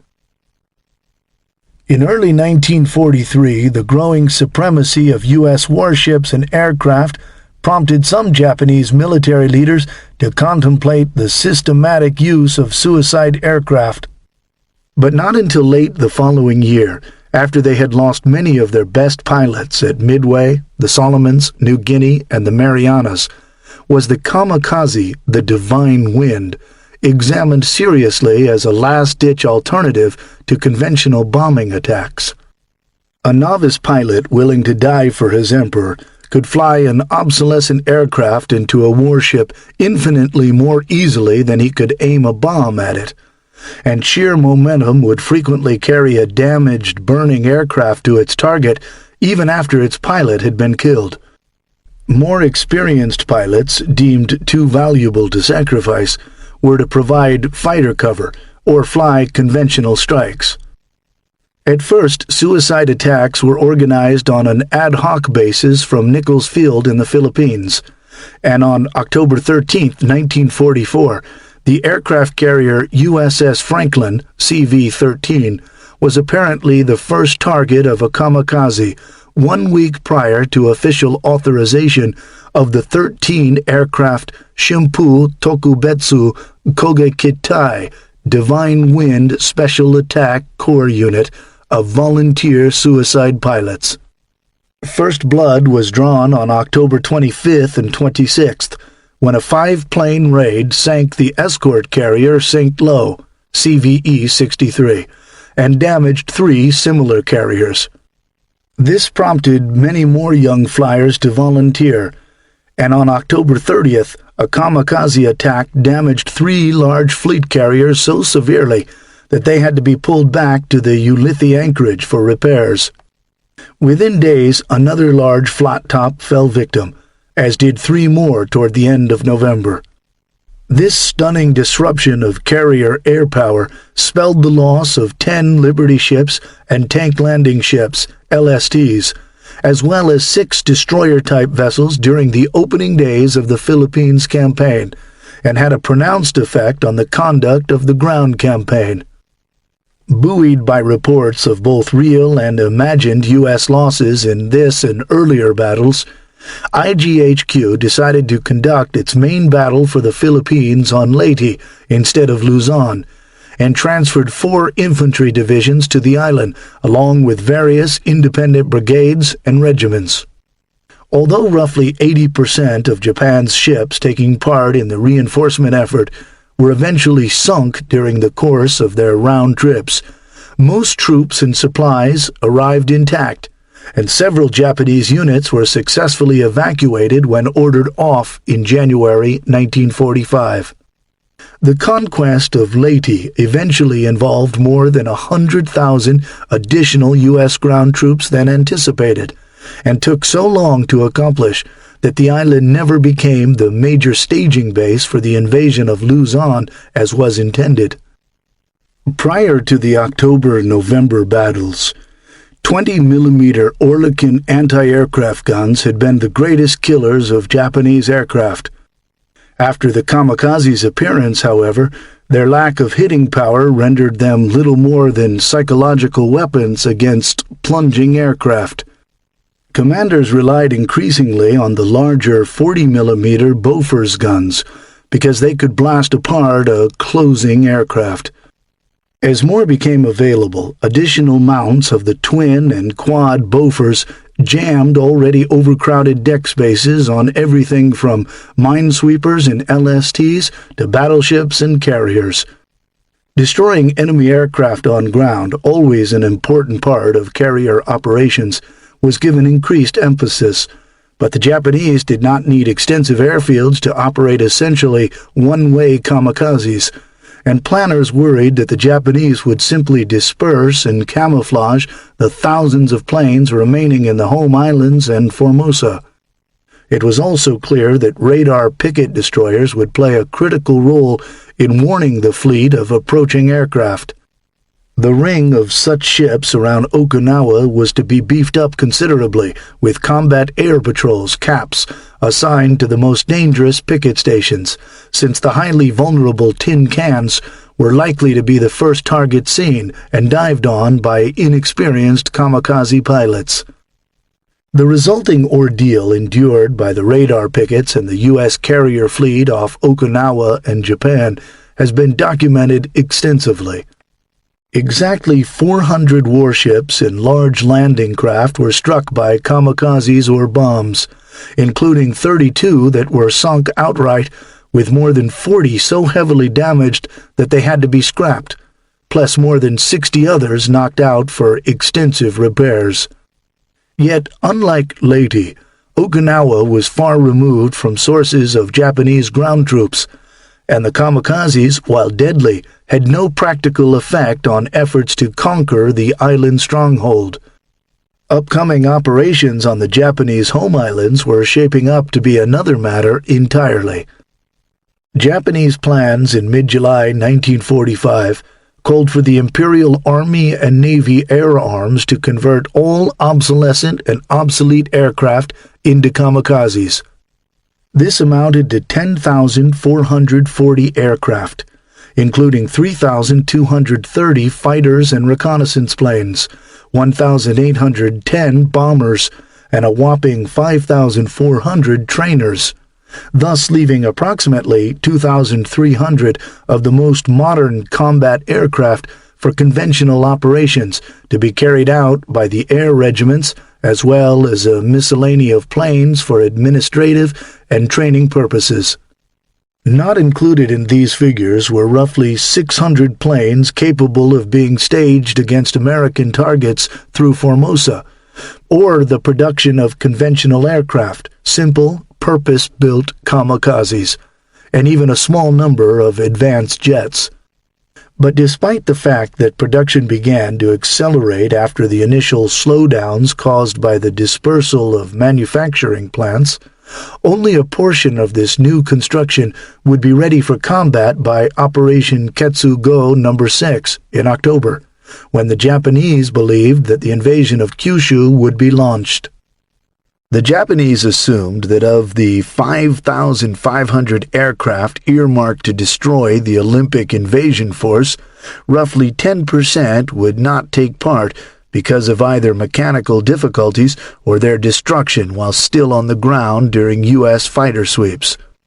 They estimated that this would leave as many as 4,300 kamikazes and 700 conventional aircraft for strikes. And upon further analyses, the new Joint Air Staff believed that the number of escorting fighters could be brought up to some 2,000 conventional aircraft during Ketsugo No. 6 by staging aircraft in central and southern Honshu through fields closer to the battle. The Japanese devised a simple method for the immediate organization of fully equipped and completely staffed special attack formations, the mass conversion of existing training units to the new mission by decree. At least some Japanese fight instructors, not sufficiently infused with the Bushido spirit, were in despair over the lack of training being given to the novice kamikaze pilots. But airmen such as Captain Inoguchi Rikibe, commanding the 10th Air Fleet's Special Attack Pilot Training, enthusiastically enforced the new orders. Said Inoguchi, "Inasmuch as the kamikaze attacks were the last means of any favorable results in the war, and the only chance for breaking down American resistance a little, we did not care how many planes were lost. Poor planes and poor pilots were used, and there was no ceiling on the number of either available for use." According to Captain Fukida Mitsuo of the Combined Fleet's Air Operations Staff, members of the 1st Shimpu Tokubetsu Koguketai, usually referred to as Tokotai or simply Toko units, were some of the very best pilots in the Philippines, with an average of 300 flight hours apiece. By Okinawa, the average flight hours had dropped to roughly half among kamikaze pilots, and with the decision to launch massive, smothering attacks concentrated over little more than a week, came the conclusion that while 30 to 50 flying hours was desirable, a bare-bones 15 would have to do. However, the all-or-nothing death struggle ahead necessitated that the flight instructors themselves be designated as combat pilots, and well-trained ones at that, for the conventional aircraft. In addition, fully 900 pilots in Southeast Asia and the East Indies were to be transported back to the home islands by the end of August over safe air routes across occupied China and the Yellow Sea. Although it is unclear whether the 60 pilots shifted to Formosa to bolster the effort to interdict invasion shipping from the Philippines were included in this figure. The post-war United States Strategic Bombing Survey, USSBS, in Japan found that including the now former instructors, the Imperial Navy had 10,600 pilots at the end of hostilities, and the Imperial Army another 8,000. And while 5,950 Navy pilots were low-skilled, 2,450 were rated high enough for night missions, and 1,750 for dawn and dusk missions. Fully 2,000 flyers in the smaller Army force had at least 70 air hours under their samurai headbands. Ordnance to be supplied to the Special Attack Force units by the end of July were 3,000 each of 150-kilogram bombs, 7,250 kilogram bombs, and an additional 300 bombs at 800 kilograms, 1,764 pounds, to be used against heavily armored warships engaged in shore bombardments. Having correctly deduced both the location and approximate times of both Operations Olympic and Coronet, the Japanese decided to expend the bulk of the kamikazes allotted to Ketsugo 6 during the pivotal first 10 days of the invasion of Kyushu, and were likely to repeat the tactic during Ketsugo 3 when U.S. forces arrived off Honshu in 1946. In both cases, the landing forces themselves were to be the main focus of Japanese efforts, with additional aircraft allotted to keep the carrier task forces occupied. But where precisely was the aviation fuel to come from for such massive and wide-ranging operations? There was ample communications intelligence late in the war that the Japanese were suffering badly from a lack of fuel in both the civil and military spheres, including the fact that the aviation fuel allotment for training purposes had been severely curtailed. This was further reinforced in American eyes by the lack of fleet activity and manifestly weak reaction of the Japanese air forces to the strategic bombing raids conducted from the Marianas, and virtually no response at all to a series of shore bombardments by American and British battleships that it was hoped would lure large numbers of aircraft to their destruction. Refer to Chapter 10.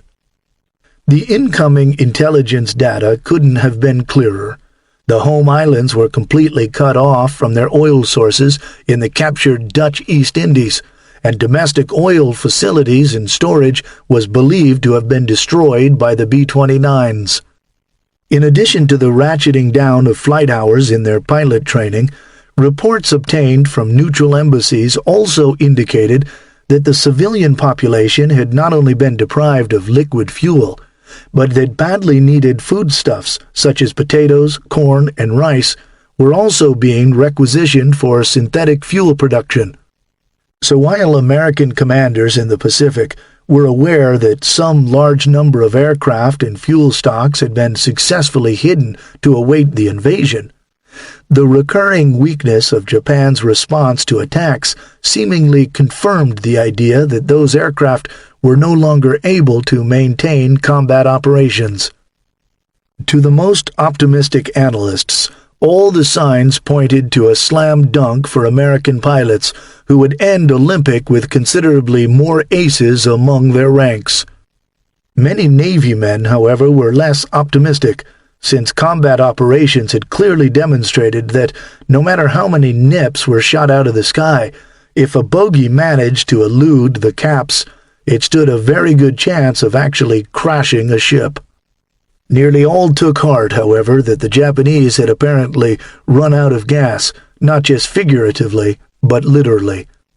But what no one knew at the time, and failed to understand later, even though all the relevant data was discovered after the war and scattered throughout the USS-BS, was that the Japanese had made a conscious decision early in 1945 to build up decentralized fuel reserves in the home islands, separate from stocks used for training and day-to-day activities, reserves which would only be tapped for the final battles. The IGHQ had seen the writing on the wall when U.S. forces re-established themselves in the Philippines and succeeded in rushing shipments of refined fuel from the East Indies past the newly established Philippine bases in February and March, before the sea lanes were completely choked off.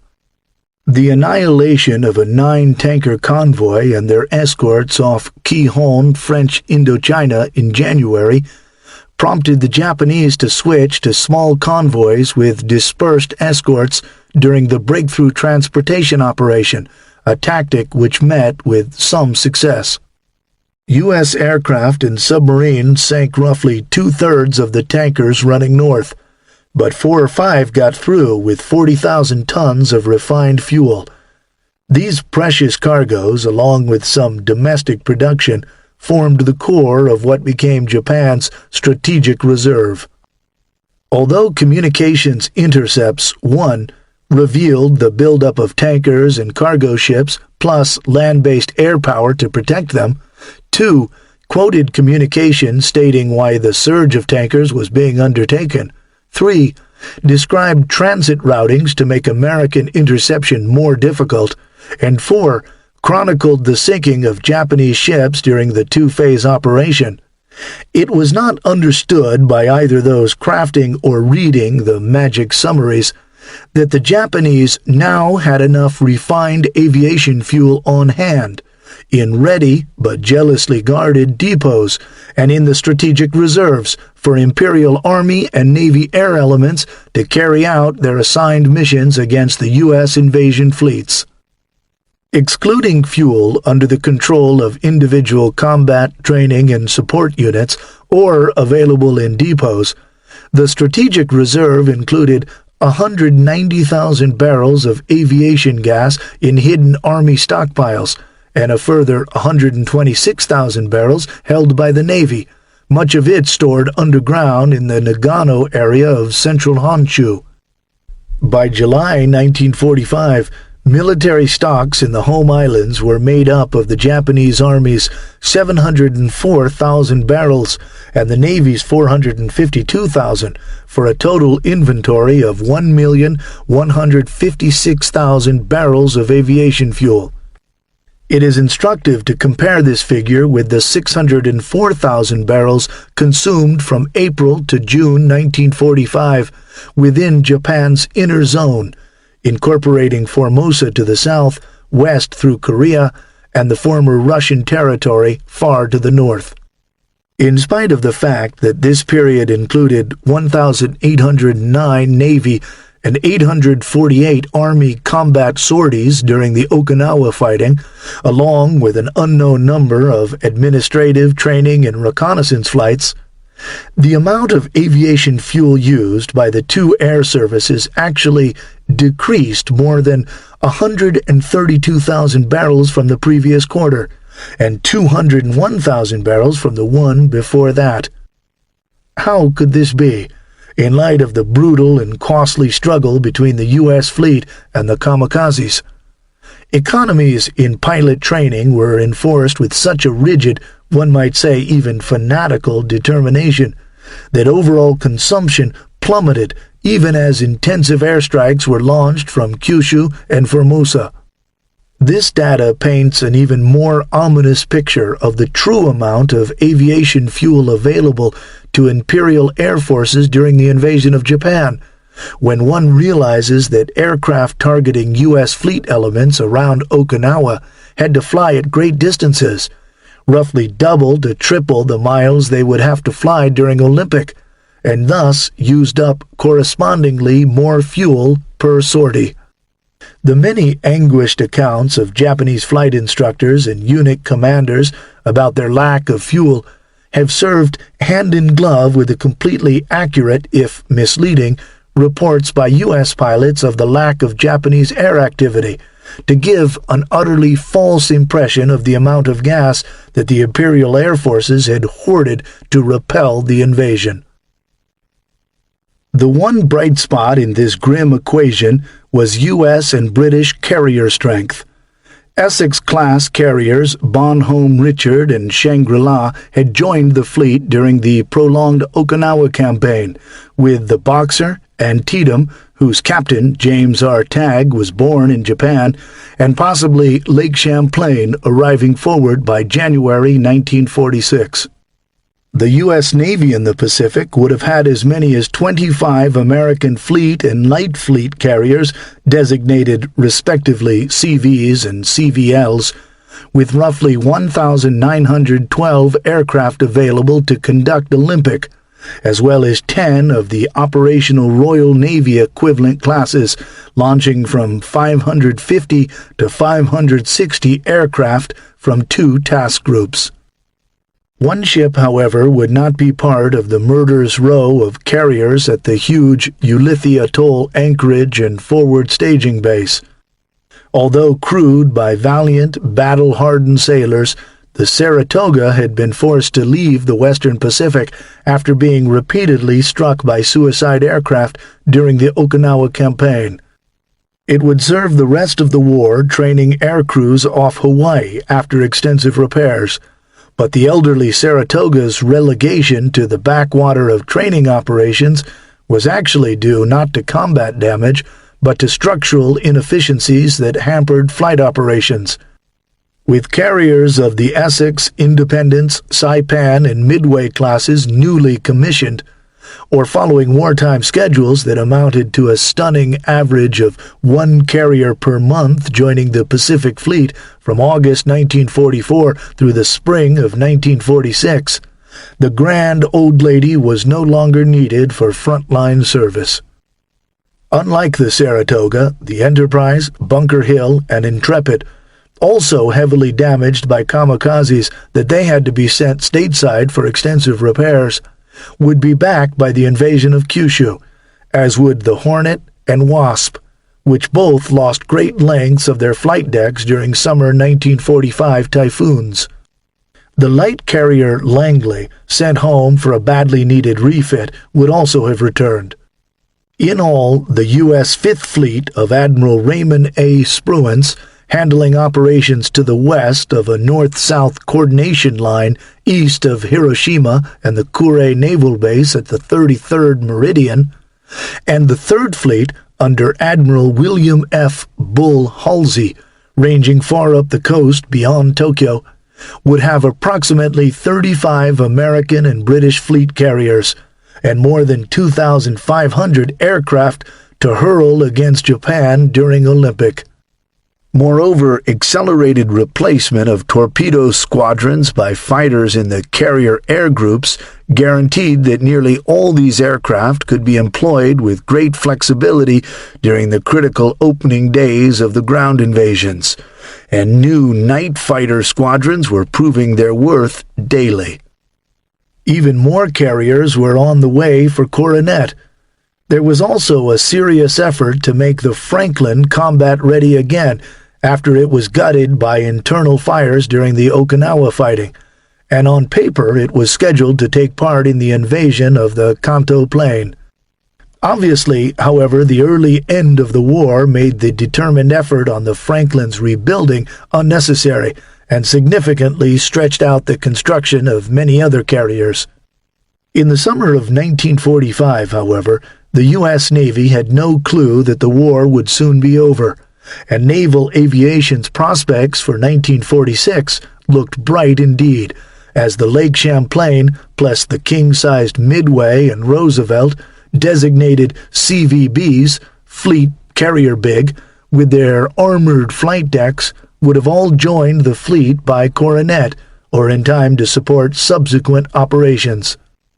Additional Essex-class ships, the Kearsarge, Princeton, and Tarawa, as well as the Saipan, the lead ship of a new class of light carriers, would come available in the summer of 1946, a fact masked by the dates of their commissionings and shakedown cruises, which occurred at a much more relaxed and economical pace during an unanticipated post-war environment.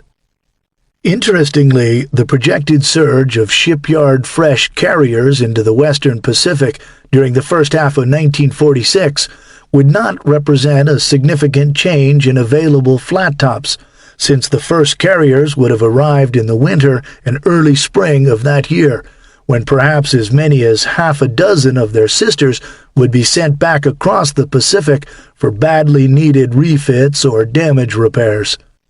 Indeed, the Joint Chiefs of Staff's deployment schedule produced for President Truman's use at the Potsdam Conference, 22 CVs, 9 CVLs, and 2 CVBs in the Pacific by March 1, 1946, was tempered by the warning that 3 months after the Kyushu operation, it is estimated that approximately 10% will either have been lost or still undergoing repairs to damage received in this operation. Irrespective of additional losses during Coronet, however, refits based solely on the normal wear and tear of sea service would have likely taken place after Coronet's initial surge, and as more ships arrived in the summer of 1946 to largely trade places with their sisters that had been commissioned in the latter half of 1944. Yet with the 5th Air Force firmly emplaced on the home islands and Imperial air power largely a thing of the past by summer 1946, it would have been unlikely for more than a handful of new carrier pilots to have even seen a Japanese plane in the air as they performed their daily grind of close air support for Army, Marine, and Commonwealth ground pounders. That delightful prospect, however, seemed still an eternity away in the summer of 1945, and the Navy looked to yet another source of naval air power to provide valuable support the extremely large number of escort carriers available for combat operations. Excluding the nearly 3 dozen escorts engaged principally in the transportation of replacement aircraft and setting up of advance air bases, At least 36 American and 6 British baby flat-tops were originally envisioned to take part in some facet of Olympic, but the demands on these ships were extremely heavy, and many siphoned off to protect the far-flung elements of the invasion force. For example, 4 escort carriers were assigned to provide cover for slow-moving convoys plying the waters between the Philippines and Kyushu against more than 600 Japanese aircraft known to be operating out of or capable of being staged through Formosa. Just 16 of these ships, with approximately 450 aircraft, minus the large number of planes required to protect the vulnerable assault shipping, were scheduled to support the soldiers and Marines of the landing force directly. Recently commissioned escort carriers sailing to the war zone, plus the arrival of the British escort squadron that had fought in the Mediterranean, freed up more American decks for this task, eventually bringing the estimated number of ships to 24, handling approximately 670 aircraft. It should be noted, though, that in terms of caps and close air support, this number would functionally be reduced by 6 decks, as an escort carrier in each of the 3 amphibious groups would be solely dedicated to naval gunfire spotting and another for anti-submarine duties. Plans called for 136 aircraft from the escort carriers to be on station from dawn to dusk to provide a last-ditch defense of the landing areas, and with whatever aircraft available over this number tasked with providing close air support for the ground forces.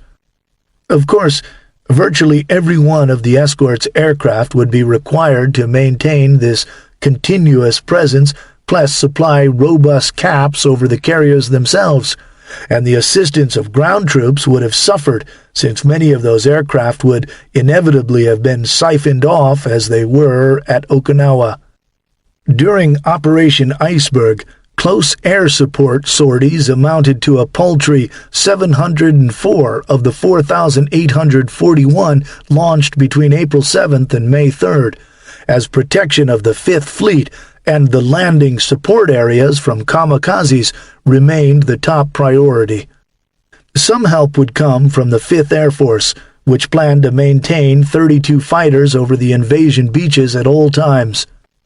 This meager presence would be achieved by sending aloft hundreds of aircraft in a virtually continuous stream of squadrons on the long haul from Okinawa and a small number from nearby Kikaijima, which was to be seized for construction as an emergency forward strip in August.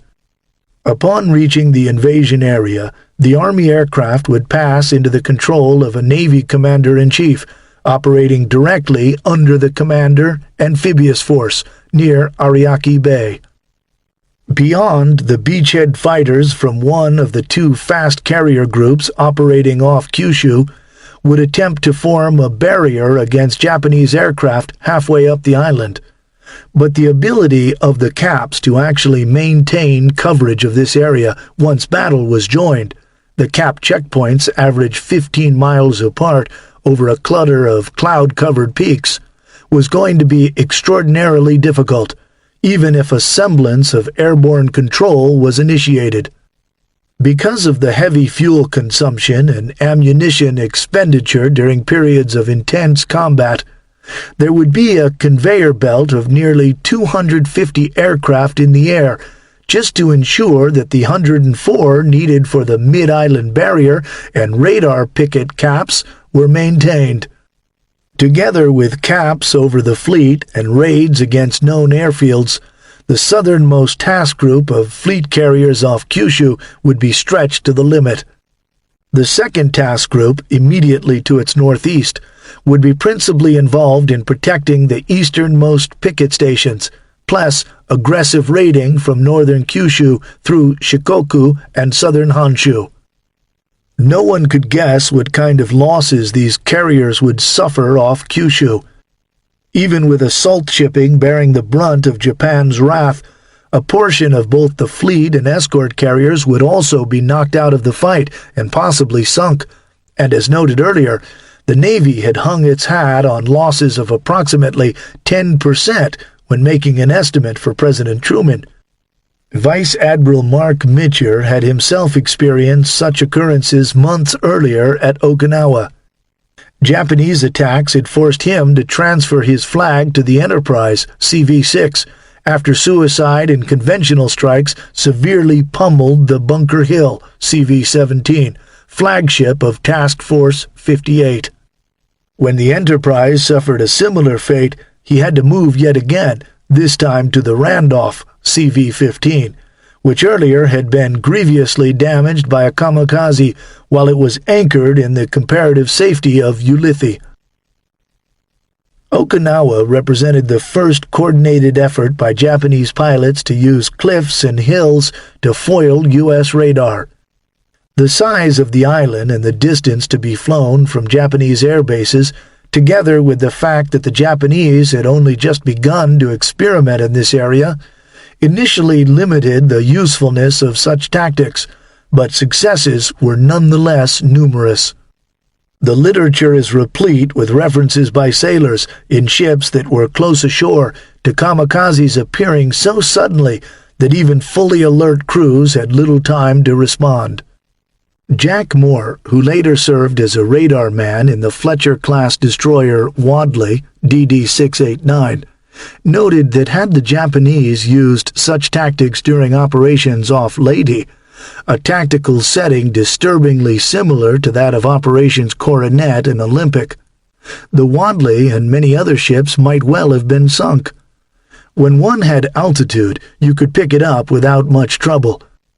If they'd come out of those hills coming in low, rather than flying up here around 10,000 feet and diving down, frankly, they could have massacred us in the Philippines. Innovations were made to increase point defense capabilities by shortening anti-aircraft weapons response times during engagements that seldom lasted more than 50 seconds between when firing commenced on an incoming aircraft and it was either shot down or crashed into its target. By summer 1945, slewing sights for the 5-inch gun mount officer station were helping to ensure quick, non-radar directed action, and many U.S. vessels had begun to rig cross-connections between their 5-inch guns' slow Mark 37 directors and the 40mm guns' more nimble Mark 51 directors. These innovations, and a projectile in the loading tray, enabled the long-range 5-inch guns to come online more quickly to counter sudden attacks, but switch back to the longer-range Mark 37 director if radar found additional targets at a more conventional range. The new Mark 32 radar, which allowed early and accurate identification of incoming aircraft, also would have been widely distributed by the time of Operation Olympic. Although 20mm Oerlikon guns had proved vastly less effective against a plunging kamikaze than the 40mm Bofors, that did not mean crews were eager to do away with them in order to free up deck space, because these weapons at least had the advantage of not being operated electrically. Even if a vessel's power was knocked out, the door knockers could still supply defensive fire. And while production of the Oerlikon was discontinued, the advent of the kamikaze threat prompted the extensive remaining stocks to be reconfigured in twin mounts for replacement of a single gun mount in order to beef up the firepower from ship spaces already established for the weapon. By June 30th, 1945, 2,381 twin mounts had been installed on Navy ships in the Pacific, and 10,180 singles remained throughout the fleet. The numbers of quad, double, and single 40mm mounts stood at 1,585, 3,045, and 510, respectively. If the war had continued into the winter of 1945 and 46, the appearance of the 3-inch 50 rapid-fire gun would have generated great excitement within the Pacific Fleet. Early production models were slightly delicate, but the 3-inch 50 was nevertheless a marvelous new weapon that post-war single-mount test firings against Nagajima-type fighter planes demonstrated was as effective as two Quad 40s against conventional planes. The Navy's Bureau of Ordnance reported that against the Baka-piloted rocket bomb, the advantage over the redoubtable Bofors was even more pronounced, as it took fully 5 Quad 40s, 20 guns, to equal the performance of a single 3-inch 50. A few hundred of these rapid-fire guns would have been installed on a first-come, first-served basis before Coronet, as warships received overhauls or weapons upgrades at Pearl Harbor, West Coast Yards, and even Ulithi, with extensive crew training taking place in theater or as they headed west across the Pacific. And they would need the 3-inch 50 badly. Reviewing the outcome of the extended radar picket operations off Okinawa, an August 1945 report from Admiral King's staff came to the grim conclusion that one destroyer cannot be expected to defend itself successfully against more than one attacking enemy aircraft at a time. Many did, in fact, but were eventually overwhelmed, and noted that in the future a full destroyer division should be assigned to each picket station if the tactical situation allowed such a commitment of resources. Another tactical innovation under consideration by Admiral King's staff may also have been at least partially offset by corresponding changes in Japanese tactics had the war continued. For example, it was noted that while large warships' anti-aircraft gunnery was not affected greatly by evasive maneuvers, violent turns by a diminutive destroyer to disturb the aim of the kamikaze or to bring more guns to bear during a surprise attack caused extreme pitches and rolls that degraded accuracy. Gunnery improved dramatically when the small ships performed less strident maneuvers, even if fewer guns could be brought into play quickly. Unfortunately, by summer 1945, would-be suicide pilots were being told that because they did not need the big, broadside targets normally required when aiming bombs, the best results in their type of operation would come from bow or stern-on attacks that enabled them to be targeted by the least amount of defensive fires, a sort of divine wind crossing the T, perhaps made much easier by less radical destroyer maneuvers under consideration. How evolving U.S. and Japanese tactics actually would have played out during the invasions of Japan is anybody's guess, and most novice pilots would likely have continued to aim for the wide expanse of a ship's side. But an example of this new Japanese tactics' effectiveness, when properly executed, can be seen in the attack on the destroyer USS Kimberley. Spotting an incoming Aichi D-3A Val on March 29, 1945, the ship immediately maneuvered to bring the maximum number of guns to bear. The pilot, however, was able to line up low on the stern, in spite of the fact that the Kimberley was on hard right rudder, and he threw off the aim of the few guns that could be brought to bear by performing continuous right and left skids, while always remaining in the ship's wake. The Val began to smoke, but only the afterguns could bear, and each 5-inch salvo blasted the 20mm crews off their feet. In seconds, the plane came in over the stern, aiming for the bridge, and crashed aft of the rear stack between two 5-inch mounts, killing 4 men and wounding 57. Some historians and air power enthusiasts have tended to discount the potential destructiveness of the kamikaze, and have noted that many would certainly have been destroyed by pre-invasion fighter sweeps. To destroy them on the ground, however, U.S. forces would have first had to know where they were.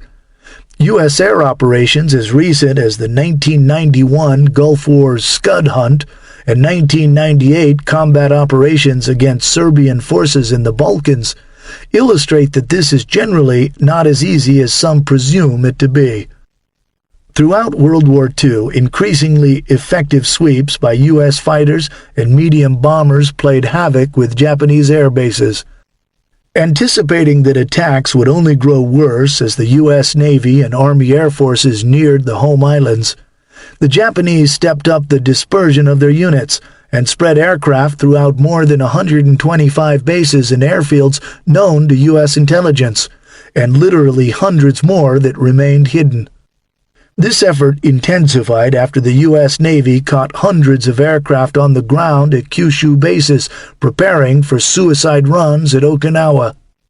As for the planes slated for use as kamikazes, they did not require extensive facilities, and many were in the process of being hidden away to take off from roads and fields around central billeting areas. In addition to the secret dispersal fields being constructed by the dozen, use of camouflage, dummy aircraft, and propped-up derelicts performed as desired during U.S. strikes against known facilities. After some initial sparring with carrier aircraft and Far East Air Force elements flying out of Okinawa, the Japanese essentially glued their aircraft to the ground in order to preserve them for use during the invasions. The few available high-performance Ki-61 Hein Tony and J-2M Raiden Jack fighters were used against the B-29s, and the juggling of the limited assets available to the conventional air regiments, which had no access to strategic fuel supplies, was a separate and distinct matter from the acquisition and readying of special attack units. In fact, the Japanese planned no significant employment of either conventional or kamikaze aircraft, even during the approach of the American fleets, since Imperial headquarters believed that being drawn out early would cause needless losses, and correctly anticipated that U.S. forces would attempt to lure their aircraft into premature battle through elaborate feints and other deception measures. The massive Japanese response would occur only when they could confirm U.S. landing operations had commenced, and the one coordinated effort to entice the Japanese into the air before the end of the war, a series of mid-July coastal bombardments by U.S. and British warships, while swarms of fighters waited in vain to pounce, reinforced the notion within the U.S. command that the Imperial Air Forces were impotent. The Japanese had 7 interrelated advantages during the defense of the home islands that they did not have at Okinawa. Their aircraft could approach the invaders from anywhere along a wide arc, thus negating any more U.S. victories along the line of the 1944 Marianas Turkey Shoot or the spring 1945 Kikei-jima air battles, where long distances required Japanese aircraft to travel relatively predictable flight paths. Moreover, the perceived inability of the Japanese to send up large numbers of aircraft encouraged the U.S. Navy to believe that the landing area's immediate defense could be left to escort carriers and Army fighters from Okinawa, while the 1,900 aircraft of Task Force 58's fleet carriers were assigned missions as far north as 600 miles from Kyushu, well beyond Tokyo. Aircraft from only 2 of Spruance's task groups were dedicated to suppression efforts north and east of the screen thrown up by Admiral Clifton A.E. Sprague's escorts. The high mountains of Japan would have masked low-flying kamikazes from search radars, thus limiting ships' response times to incoming enemy aircraft. Plans were made to establish radar sites within U.S. lines and on the outlying islands as quickly as the tactical situation allowed, but this would have only a minor effect on the central problem, the mountains. In addition, most shore-based radar units during Olympic were not slated to be operational until after X+10, when the kamikaze attacks would be drawing to a close, assuming, of course, that a portion of the ships carrying them had not already been sunk. The radar picture would be further complicated by use of the now plentiful legion of night-qualified pilots due to the wholesale transfer of flight instructors to combat operations, along with some 5,400 wood and fabric training aircraft that were largely radar-resistant. Refer to Chapter 12. The Japanese were suffering from a severe shortage of radios, and some writers have discounted their ability to coordinate attacks from dispersed airfields and hiding places through telephone lines. At this point in the war, however, Japanese reliance on telephones was more a strength than a weakness. No ultra or magic intercepts here. U.S. forces could neither monitor nor jam the landlines, and like the Japanese electrical system, it presented few good targets for air attack. Related to the second advantage, the fourth had to do with the virtually static nature of the assault vessels while conducting the invasions. Because the ships disembarking the landing force would be operating at a known location, kamikazes would not have to approach from a high altitude, which allowed them the visibility needed to search for far-flung carrier groups, yet also made them visible to radar. Instead, they would be able to approach the mass of slow-moving transports, cargo ships, and defending destroyer-type vessels from the mountains, and then drop to very low altitudes. The final low-level run on the ships would offer no radar and little visual warning, as well as limit the number of anti-aircraft guns that could be brought to bear against them. During operations against U.S. ships at Okinawa, a much larger percentage of kamikazes got through to targets when flying under radar coverage to fixed locations, such as assembly and bombardment areas and the Karamoreto anchorage, than those approaching the roving task groups at sea from higher altitudes. But despite the advantages offered by radar picking up the high flyers, operating at any fixed location invited concentrated attack, and the radar pickets near certain Japanese approach routes to Okinawa suffered far more than those on the move with fast carrier task forces. The U.S. Navy had begun extensive use of destroyers as radar pickets as early as the Kwajalein operation in January 1944, and by the end of that year, comparatively sophisticated combat information centers were effectively providing tactical situation plotting and fighter direction from select destroyers. Unfortunately, coordination within and timely communications from the radar pickets' newly installed CICs presented a problem, with the centers frequently becoming overwhelmed by the speed of events and sheer quantity of bogies which, according to Captain Lefteris Lavrakas, rendered the CICs only partially effective in getting the job done, reporting all planes in sufficient time to shoot them down. Add a nearby landmass to the equation as at Kyushu, and things get dicey in a hurry. As previously noted, radar coverage of the countless mountain passes would have been virtually nil during the Kyushu operation, and the Fifth Fleet OAPs attempting to form a barrier halfway up the island would have been on their own. In any event, they would have been frequently out of direct contact with the pickets controlling their checkpoints.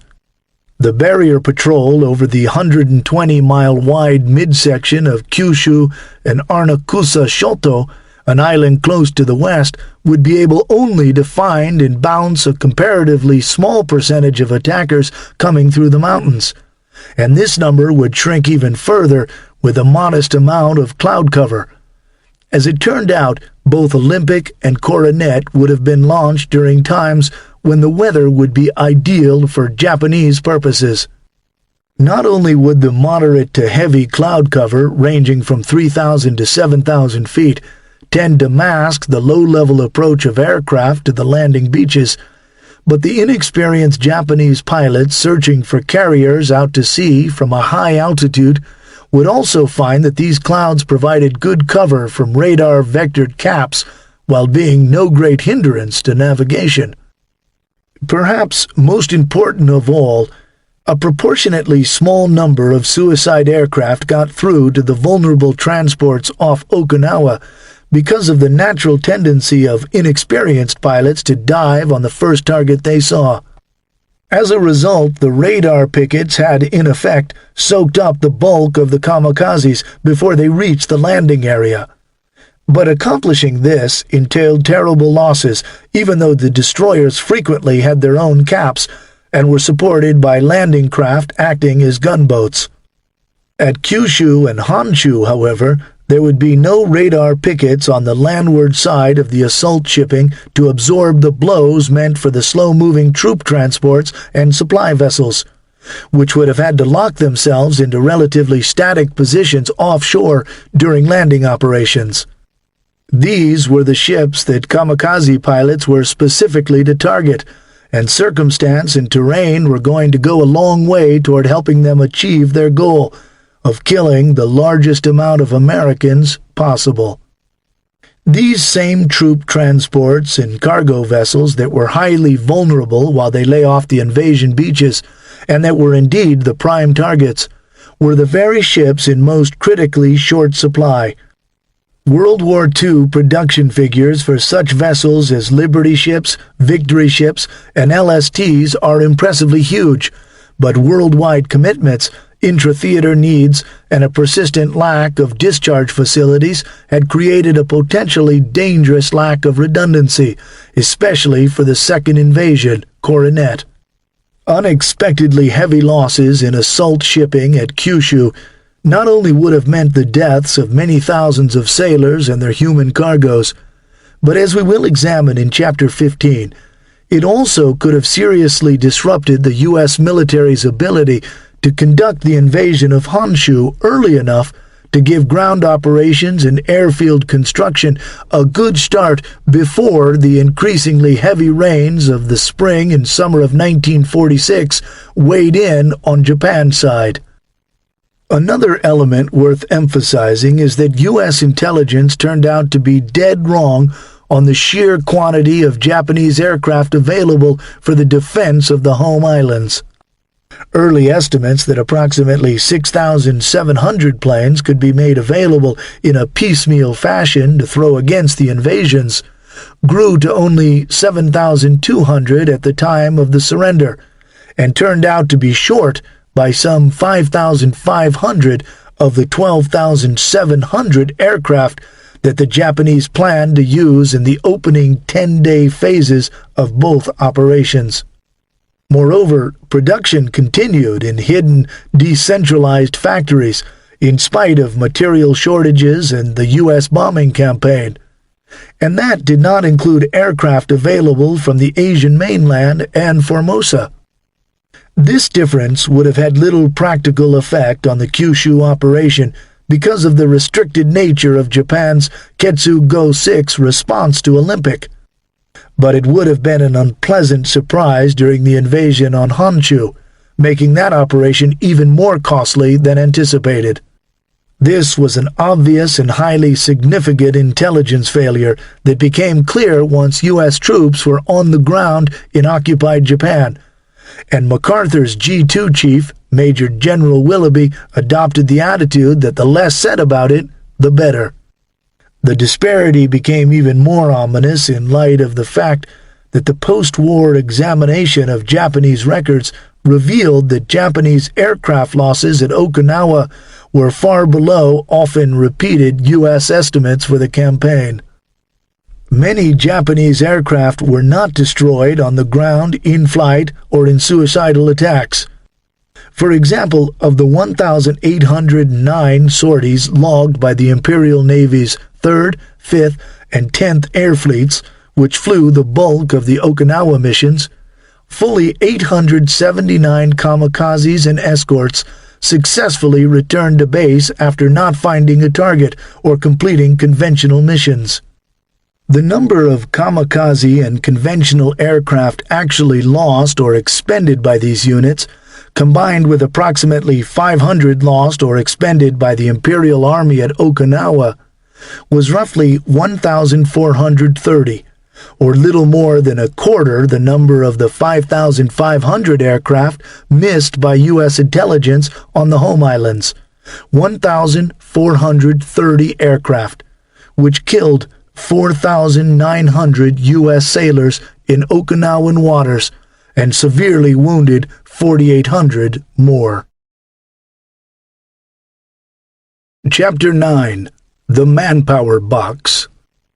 If the study shows that the behavior of nations in all historical cases comparable to Japan's has in fact been invariably consistent with the behavior of the troops in battle, then it means that the Japanese dead and ineffectives at the time of the defeat will exceed the corresponding number for the Germans. In other words, we shall probably have to kill at least 5 to 10 million Japanese. This might cost us between 1.7 and 4 million casualties, including 400,000 and 800,000 killed.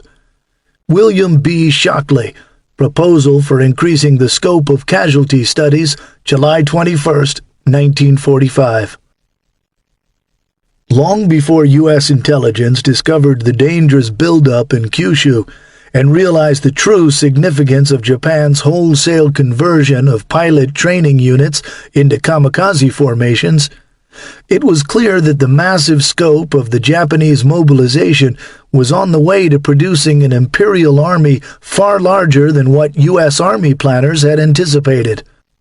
On the hills of Iwo Jima, and with the bloody fighting on Okinawa grinding on day by day, it was already becoming apparent to some that the Saipan ratio, currently at the top end of the casualty estimate spectrum with up to 500,000 American dead, was being outpaced by events as the fighting drew closer to the home islands.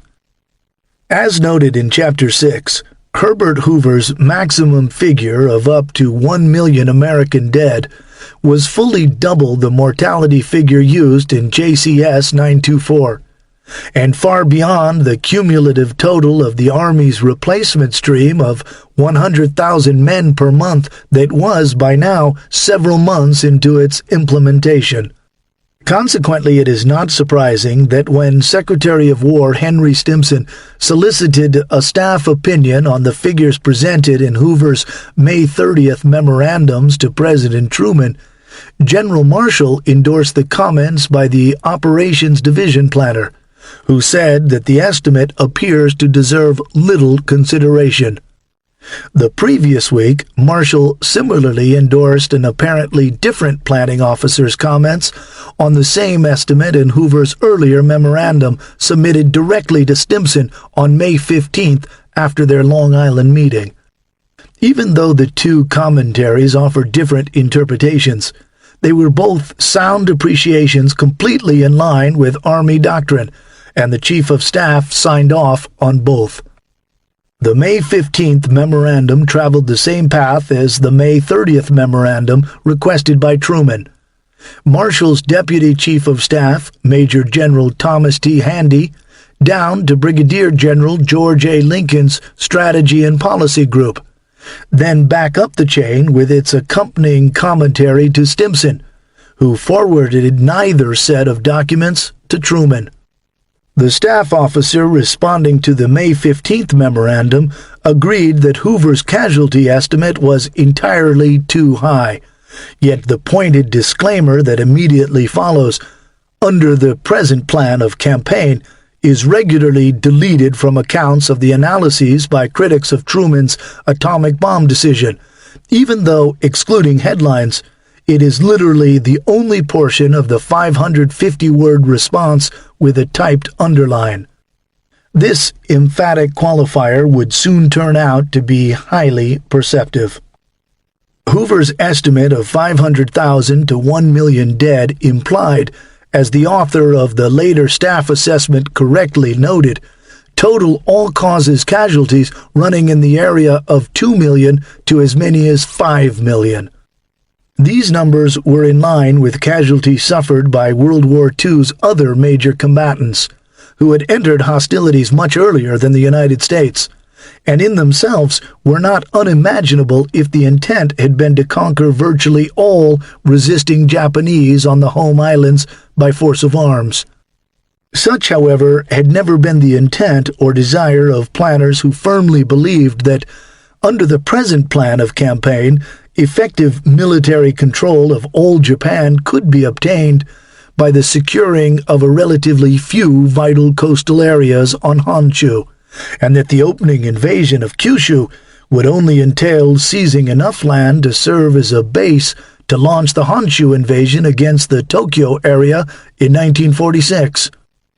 Military and civilian leaders and most strategic planners believed that the Japanese, isolated and without allies, would surrender after their capital was taken and their cities destroyed, thus rendering unnecessary a bloody mop-up of the mountainous California-sized nation. The Army's 100,000 men per month replacement stream to the Pacific was believed to be fully sufficient to supply manpower to these limited but still daunting objectives, and it was envisioned that major offensive operations would be concluded by 1947. But would operations play out as expected? The present plan of campaign, upon which literally all of the Army's Pacific-related actions for the previous 11 months had been based, envisioned the opening U.S. invasion on southern Kyushu as one in which overwhelming American strength would be directed against only a portion of Japan's forces cut off from reinforcement. Unfortunately, after 3 years of fighting, the Japanese had figured us out and gained a clear understanding of the U.S. methods and logistical requirements that were key factors in the selection of targets. IGHQ correctly inferred that southern Kyushu would likely be the next target, and were already moving quickly and decisively to reinforce Kyushu with a massive number of troops before it could be cut off by U.S. air and sea power. And 916,828 military personnel were either in position or in various stages of deployment on the island at the time of the surrender. At this point, however, the piling on of Imperial forces at the invasion sites was not yet apparent, though the massive Japanese mobilization in combination with the ominous upsurge of American casualties was. And while Secretary Stimson was willing to expose others' thoughts to the President unfiltered by his own analysis, as when he personally forwarded the letter of Manhattan Project engineer Oswald C. Brewster to Truman, he either saw nothing in the staff comments that warranted the Commander-in-Chief's direct examination, or was leery about the Pentagon staff's confident assertions that in spite of the casualties from Okinawa and Iwo Jima, the U.S. was not moving into the realm of the worst-case scenario outlined in JCS 924. Yet to Stimson and many Pentagon planners, the worst-case scenario now seemed a real possibility, and this begged a question. If the situation could be seen to be moving in that direction fully half a year before Olympic, was there an even worse case that had not been anticipated? As early as May 1944, Secretary of War Stimson repeatedly fretted over the lack of troops being committed to the upcoming invasion of France. He pushed hard for a greater share of the Army's limited manpower to be allotted to the formation of additional combat divisions, but the Army's senior leadership was just as adamant that the lack of soldiers, and especially officers, made it impossible to efficiently support more divisions. They argued that the greatest asset the United States brought to the Allied coalition was his immense production capacity. Stimson, fearing a possible stalemate on the Western Front, complained in his diary and to aides that the Army's Chief of Staff, George C. Marshall, takes quite a different view, a more optimistic view on some things that I think are rather dangerous. Yet he did not raise his concerns with President Roosevelt because he did not want to make an appearance of an issue with Marshall, with whom he was in fundamental agreement on so many matters.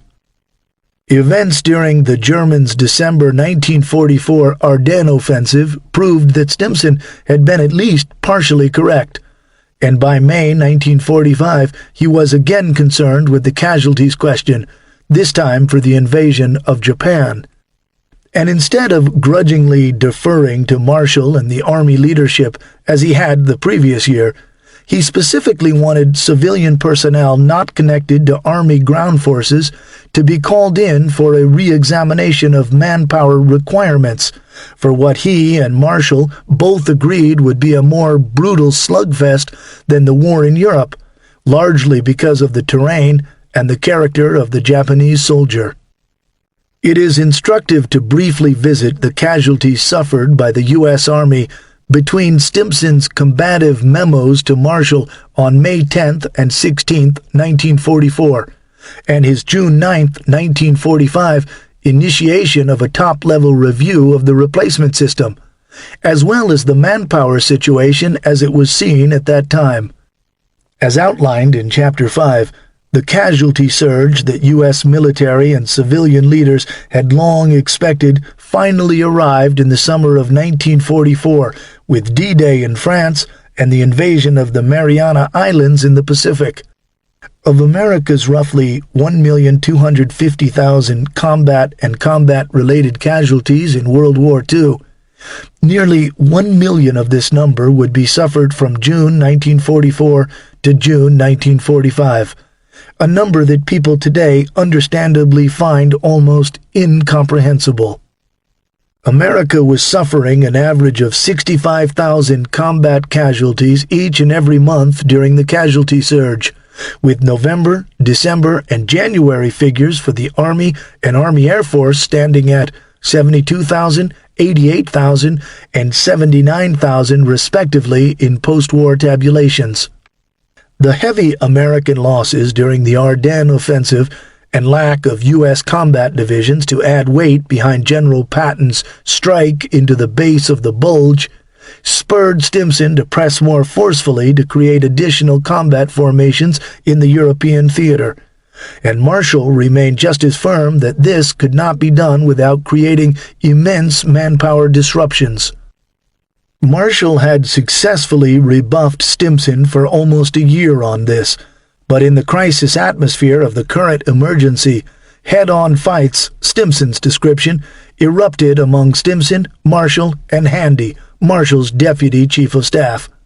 The compromise solution was to send the last 9 uncommitted divisions, some of which were already scheduled for deployment to Europe, across the Atlantic by mid-February, including the 86th and 97th Infantry Divisions, which had been training specifically for the invasion of Japan. Meanwhile, manpower requirements for that very operation were moving to the front burner as Stimson called a press conference on January 11, 1945, in which he announced that the Army's monthly selective service call-up, which had already been increased from 60,000 to 80,000 in January 1945, was going to be ratcheted up yet again in March to 100,000 men per month, in anticipation of the invasion of Japan.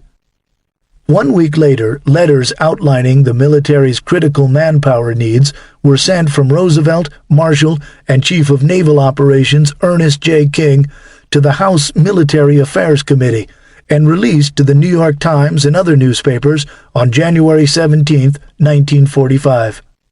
The public was informed in front-page articles that the Army must provide 600,000 replacements for overseas theaters by June 30th, and together with the Navy will require a total of 900,000 inductions. To handle the influx of draftees, the Army also planned to increase the number of training regiments to 34 in order to form a ready pool of replacements, and AGF replacement training centers were expanded to a wartime peak of 400,000 in June, long after U.S. divisions had pulled to a halt along the Elbe River. What this near doubling of draft quotas meant in terms of the planned invasions of Japan was essentially this. Starting in March 1945, when levies were increased to 100,000 per month for the U.S. Army and 40,000 for the Navy and Marines, nearly every man inducted would enter the replacement stream now oriented for a one-front war against Japan. The Army did not sugarcoat the prospect of a long, bloody war for the soldiers in the field and new inductees. and warned that various major factors, none of them predictable at this stage of the game, will decide whether it'll take 1 year, 2 years, or longer to win the Far East War. May 1945 saw the United States already several months along a selective service track to support roughly the same quantity of casualties over the 1-year period starting with the initial invasion Operation Olympic in the fall of that year, as it had during the 1-year casualty surge that began in June 1944. At this point, however, two disturbing things happened.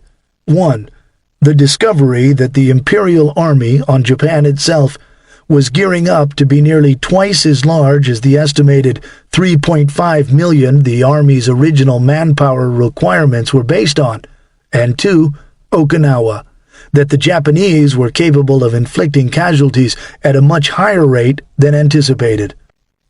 The clock was ticking, and the crux of the problem facing Stimson and the rest of the senior leadership had to do with the casualty ratios emerging from Okinawa, which, if duplicated in Japan's home islands, threatened to outstrip the carefully constructed replacement stream for troop losses projected through the end of 1946. This was both a military and political problem. Early in 1945, Stimson, in conjunction with Marshall and then Jimmy Burns, director of the Office of War Mobilization and Truman's future Secretary of State, had worked out the huge increase in selective service call-ups and other manpower issues at the exact time that numbers were being crunched within the Army to ensure that the criteria for a partial demobilization of the longest-serving troops through the point system would not be so drastic as to harm further operations against Japan. The politically painful selective service increase had been underway for several months by May, and the administration was now publicly committed to the partial, yet still huge, midway demobilization. However, when the emerging casualty ratio from Okinawa was extrapolated against the projected troop strength resulting from the increased call-ups and concurrent demobilization, it was apparent that the Army was in danger of finding itself in a manpower box, in which its 100,000 man per month replacement stream, originally believed to be more than adequate for both Olympic in 1945 and Operation Coronet on the Tokyo Plain in 1946, would fall far short of combat needs during Coronet, which involved 2, then eventually 3, field armies. As military intelligence officers in the Pentagon were beginning the process of crunching the new Japanese force structure figures and coming up with decidedly unsettling results, Stimson reached outside the administration of the newly sworn-in Truman for support of his manpower views. In secret from the cabinet and all but perhaps 1 or 2 members of the White House staff, Stimson was working to arrange a meeting between Truman and Stimson's old boss when he was Secretary of State, that incurable number cruncher Herbert Hoover, who had been testifying before congressional committees on some of the troublesome aspects of America's mobilization. Truman and Hoover met in the Oval Office on May 24th, refer to Chapter 6, and Hoover followed up by, at Truman's request, producing a memorandum which, in the middle of the bloody fighting on Okinawa, predicted up to 1 million American dead during the invasion of the Japanese home islands, a mortality figure double what the Army staff had used as the maximum for the manpower policy it was already intricately involved in carrying out. 2 criticisms of Hoover's figures were supplied by Marshall's staff, and Stimson, who by now was highly skeptical of the Army's official estimates relating to manpower issues, forwarded neither to Truman.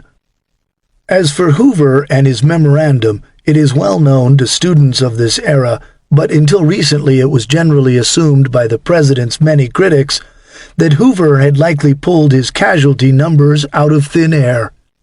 What we know now, thanks to the recently retired senior archivist at the Herbert Hoover Presidential Library, Dwight Millett, is that the estimate almost certainly originated during Hoover's regular and unofficial briefings by Pentagon intelligence officers, a group working under Assistant Chief of Staff for Intelligence Major General Clayton Bissell, that Robert Farrell wryly refers to as a cabal of smart colonels.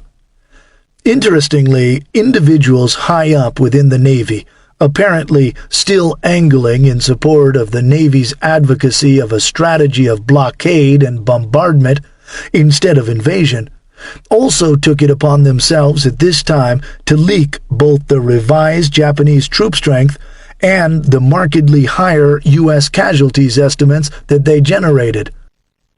Truman forwarded Hoover's memorandum to the director of the Office of War Mobilization and Reconversion, Fred M. Vinson, who had no quarrel with the casualty estimate and suggested that Hoover's paper be shown to Acting Secretary of State Joseph Grew, former Secretary of State Cordell Hull, and Stimson, who was already completely familiar with Hoover's views. On June 9th, Truman sent copies of the memo to all three men, asking each for a written analysis and summoning Grew and Stimson to a subsequent meeting to discuss their analysis with him. None of Truman's senior advisers batted an eye at the estimate. Grew confirmed that the Japanese are a fanatical people capable of fighting to the last man, and if they do this, the cost in American lives will be unpredictable. Stimson wrote Truman, "We shall, in my opinion, have to go through a more bitter Finnish fight than in Germany." Truman's reaction to the responses that arrived by June 13th was to call a meeting of the JCS, Stimson, and Navy Secretary James Forrestal for the following Monday afternoon, June 18th, to discuss the losses in dead and wounded that will result from an invasion of Japan proper. At the meeting, all the participants agreed that an invasion of the home islands would be extremely costly, but that it was essential for the defeat of Imperial Japan. Stimson said he agreed with the plan proposed by the Joint Chiefs as being the best thing to do, but he still hoped for some fruitful accomplishment through other means. Those other means ranged from increased political pressure brought to bear through a display of Allied unanimity at the imminent Potsdam Conference to the as-yet untested atomic weapons that might shock the Japanese into surrender. As for Truman, he said at the meeting that he was clear on the situation now and was quite sure that the Joint Chiefs should proceed, but expressed the hope that there was a possibility of preventing an Okinawa from one end of Japan to the other. Stimson, meanwhile, had been far from idle.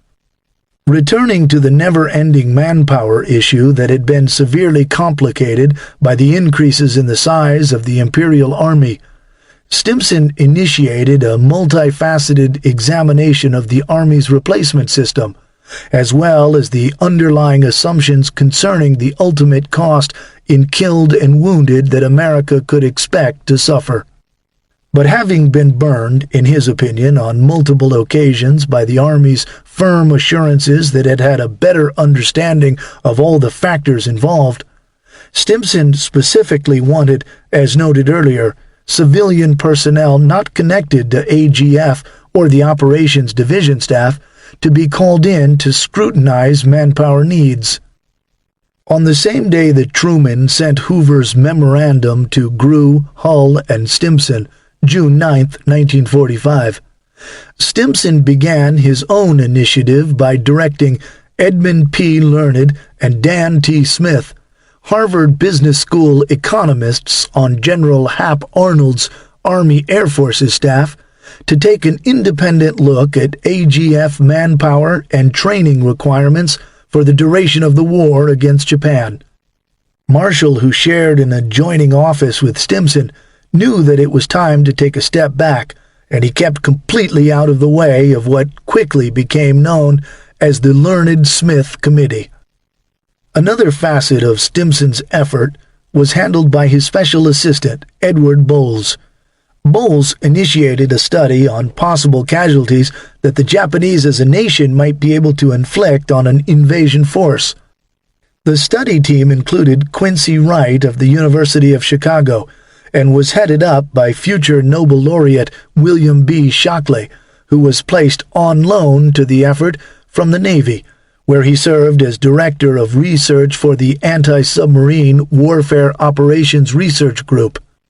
They were given full access to key intelligence and planning personnel, including Colonel James McCormick and Colonel Dean Rusk, intelligence officers and former Rhodes Scholars on the Operation Division's small but influential Strategic Policy section, as well as highly classified Pentagon manpower and casualties data, including the top-secret analysis of escalating U.S. troop losses produced by Dr. Michael DeBakey and Gilbert W. Beebe. This was quite a lineup.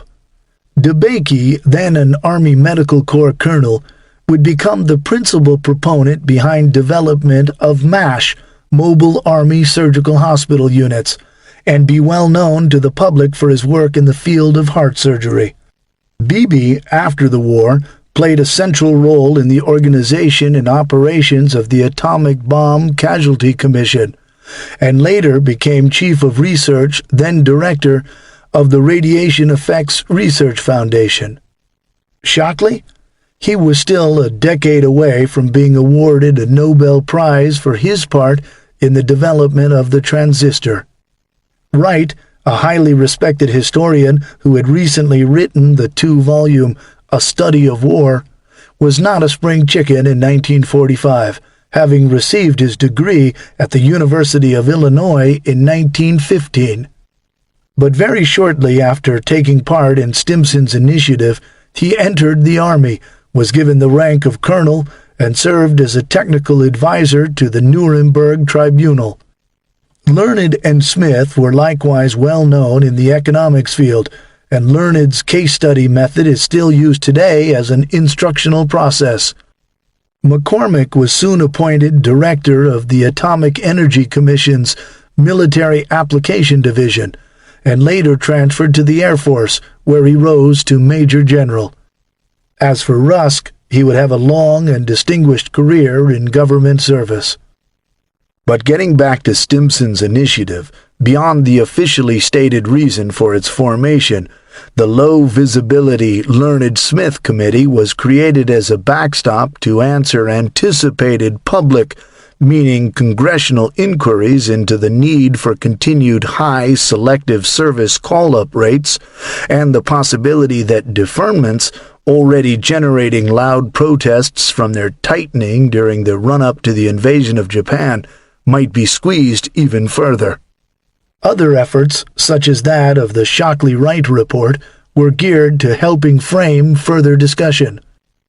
The Shockley-Wright effort to determine to what extent the behavior of a nation in war can be predicted from the behavior of her troops in individual battles concluded, if the study shows that the behavior of nations in all historical cases comparable to Japan's has in fact been invariably consistent with the behavior of the troops in battle, then it means that the Japanese dead and ineffectives at the time of the defeat will exceed the corresponding number for the Germans. In other words, we shall probably have to kill at least 5 to 10 million Japanese. This might cost us between 1.7 and 4 million casualties, including 400,000 and 800,000 killed. As for the Learned Smith Committee, it was naturally given full cooperation by the AGF. When its report was made available in late June, AGF generally concurred with the committee's findings and was greatly relieved to find that the committee agreed with the current Army policy of producing replacements against maximum requirements rather than against continually revised estimates of minimum needs. This conclusion also has relevance for today, since it can be argued that some revisionist historians safely removed nearly 6 decades from events, as well as a significant number of serving politicians, are minimum needs advocates. So what came of all this? Essentially nothing.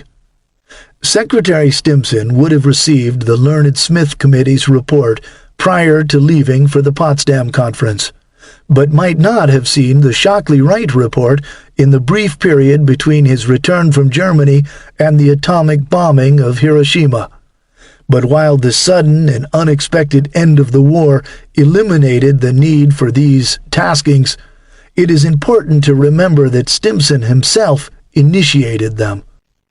The irony of this is that for many years, critics of Truman's bomb decision regularly maintained that estimates of massive casualties during an invasion of Japan were a post-war creation, and when the copious documentation that they were wrong began to come to light in the late 1990s, they then switched to the line that the estimates must certainly have been developed and seen only by lowly subordinates, when in fact, far from being considered by obscure officers tucked away in the recesses of the Pentagon, this vital and highly secret matter was being examined by some of the finest minds this country has produced, from Quincy Wright and Dean Rusk to Michael DeBakey and William Shockley, and examined by the government's most senior military and civilian leaders.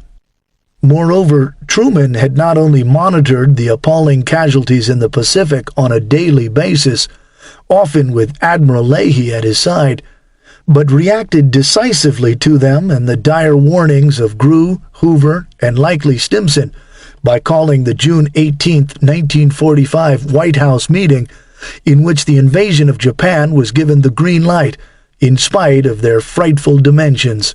Refer to Chapter 6. Truman's multiple references to Okinawa at the close of the meeting, and most pointedly his comment of the invasion operations representing an Okinawa from one end of Japan to the other, indicate clearly what he believed would be the magnitude of the fighting. The Japanese Navy was essentially destroyed, but U.S. intelligence was already indicating that Japanese air power was being expanded and preserved for a massive surge of kamikaze attacks during the invasions. More important, intelligence estimates clearly demonstrated that Japan's field armies in the home islands were swelling rapidly, and there was ample time to train and arm recruits not only for the defense of the Tokyo area in 1946, but for the defense of Kyushu in the coming winter. Future wars along the Asian littoral would demonstrate the limitations of America's industrial dominance when applied against enemies fighting an infantry-intensive war on rugged home ground. But the situation facing the armed forces in 1945 was already painfully evident to the Secretary of War. Stimson summed up his view of the June 18th meeting and the casualties question in his July 2, 1945 memo to the President. There is reason to believe that the operation for the occupation of Japan following the landing may be a very long, costly, and arduous struggle on our part. The terrain, much of which I have visited several times, has left the impression on my memory of being one which would be susceptible to a last-ditch defense, such as has been made on Iwo Jima and Okinawa, and which, of course, is very much larger than either of those two areas. According to my recollection, it will be much more unfavorable with regard to tank maneuvering than either the Philippines or Germany, because of the extensive network of dikes, canals, and rice paddies. If we once land on one of the main islands and begin a forceful occupation of Japan, we shall probably have cast the die of last-ditch resistance. The Japanese are highly patriotic and certainly susceptible to calls for fanatical resistance to repel an invasion. Once started in actual invasion, we shall, in my opinion, have to go through with an even more bitter finish fight than in Germany. We shall incur the losses incident to such a war, and we shall have to leave the Japanese islands even more thoroughly destroyed than was the case with Germany. This would be due both to the difference in the Japanese and German personal character and the differences in the size and character of the terrain through which the operations will take place. Stimson had been a colonel of artillery during the brutal fighting of World War I, and Truman would not take lightly his appraisal of the targeted Japanese terrain gained from direct examination on multiple occasions between the wars. On the subject of casualties, the president did not need to have it explained to him what Stimson meant by an even more bitter finish fight than Germany, since he and everyone else who had taken part in the June 18th meeting knew that it had cost roughly 1 million American all-causes casualties to defeat the Nazis, and that American casualties were actually small when compared to those of its major allies. Moreover, Marshall told the president the same thing at the meeting, when he stated that because of Japan's mountainous terrain, the problem would be much more difficult than it had been in Germany. Stimson's warning that we shall incur the losses incident to such a war was equally clear. For anyone not understanding the reference, Stimson spelled it out in his high-profile Harper's article after the defeat of Japan. We estimated that if we should be forced to carry this plan to its conclusion, the major fighting would not end until the latter part of 1946 at the earliest. I was informed that such operations might be expected to cost over 1 million casualties. As for the man who ordered the invasion of Japan, in the face of massive casualty estimates, Harry S. Truman, he knew exactly what he was asking of his soldiers, sailors, and Marines, and he understood it at a level that most Americans today cannot conceive. Across a span of 6 days during the Meuse-Argonne offensive, although the heaviest carnage was compressed into just 4 days, the 35th Division, to which the future president belonged, suffered nearly 7,300 casualties, or 50% of its front-line strength. Virtually all of these losses occurred within 2 to 3 miles of Truman's artillery battery, as it at some points literally dragged its guns forward through the shredded battlefield. He and his men ultimately went into position within what one artilleryman described as a cemetery of unburied dead, approximately 100 yards forward of where then-Colonel George S. Patton was shot down. The U.S. 1st Division, which replaced the 35th, would suffer a further 6,000-plus casualties in this very same killing field, although at not so nearly rapid a pace. Truman understood casualties as only one who had lived and fought under such circumstances could, yet his experience was far from unique. The Treaty of Versailles, the resurgence of Germany after the war to end all wars, the weak-kneed response by the League of Nations to growing aggression, France and Britain's appeasement of Nazi Germany, and the subsequent plunge into an even bloodier conflagration than World War I. These matters were so deeply embedded into the American psyche by 1945 that they were seldom directly mentioned in the press by the later war years, but all hung like a cloud over the American consciousness as the fighting in the Pacific reached its climax.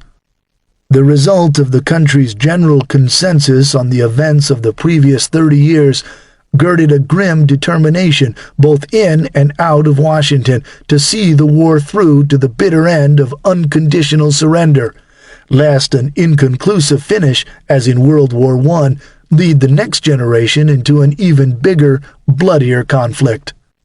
Despite a growing war weariness and worry among some that stiff terms would prolong the fighting, the understanding that the fight must be prosecuted until Japan either gave up or was pummeled into submission was so fundamental that it actually did not warrant much discussion beyond the sticky matter of how to accomplish this at the earliest possible date. Chapter 10. Mistakes and Misperceptions. Diplomacy will have a better chance after the United States has sustained heavy losses.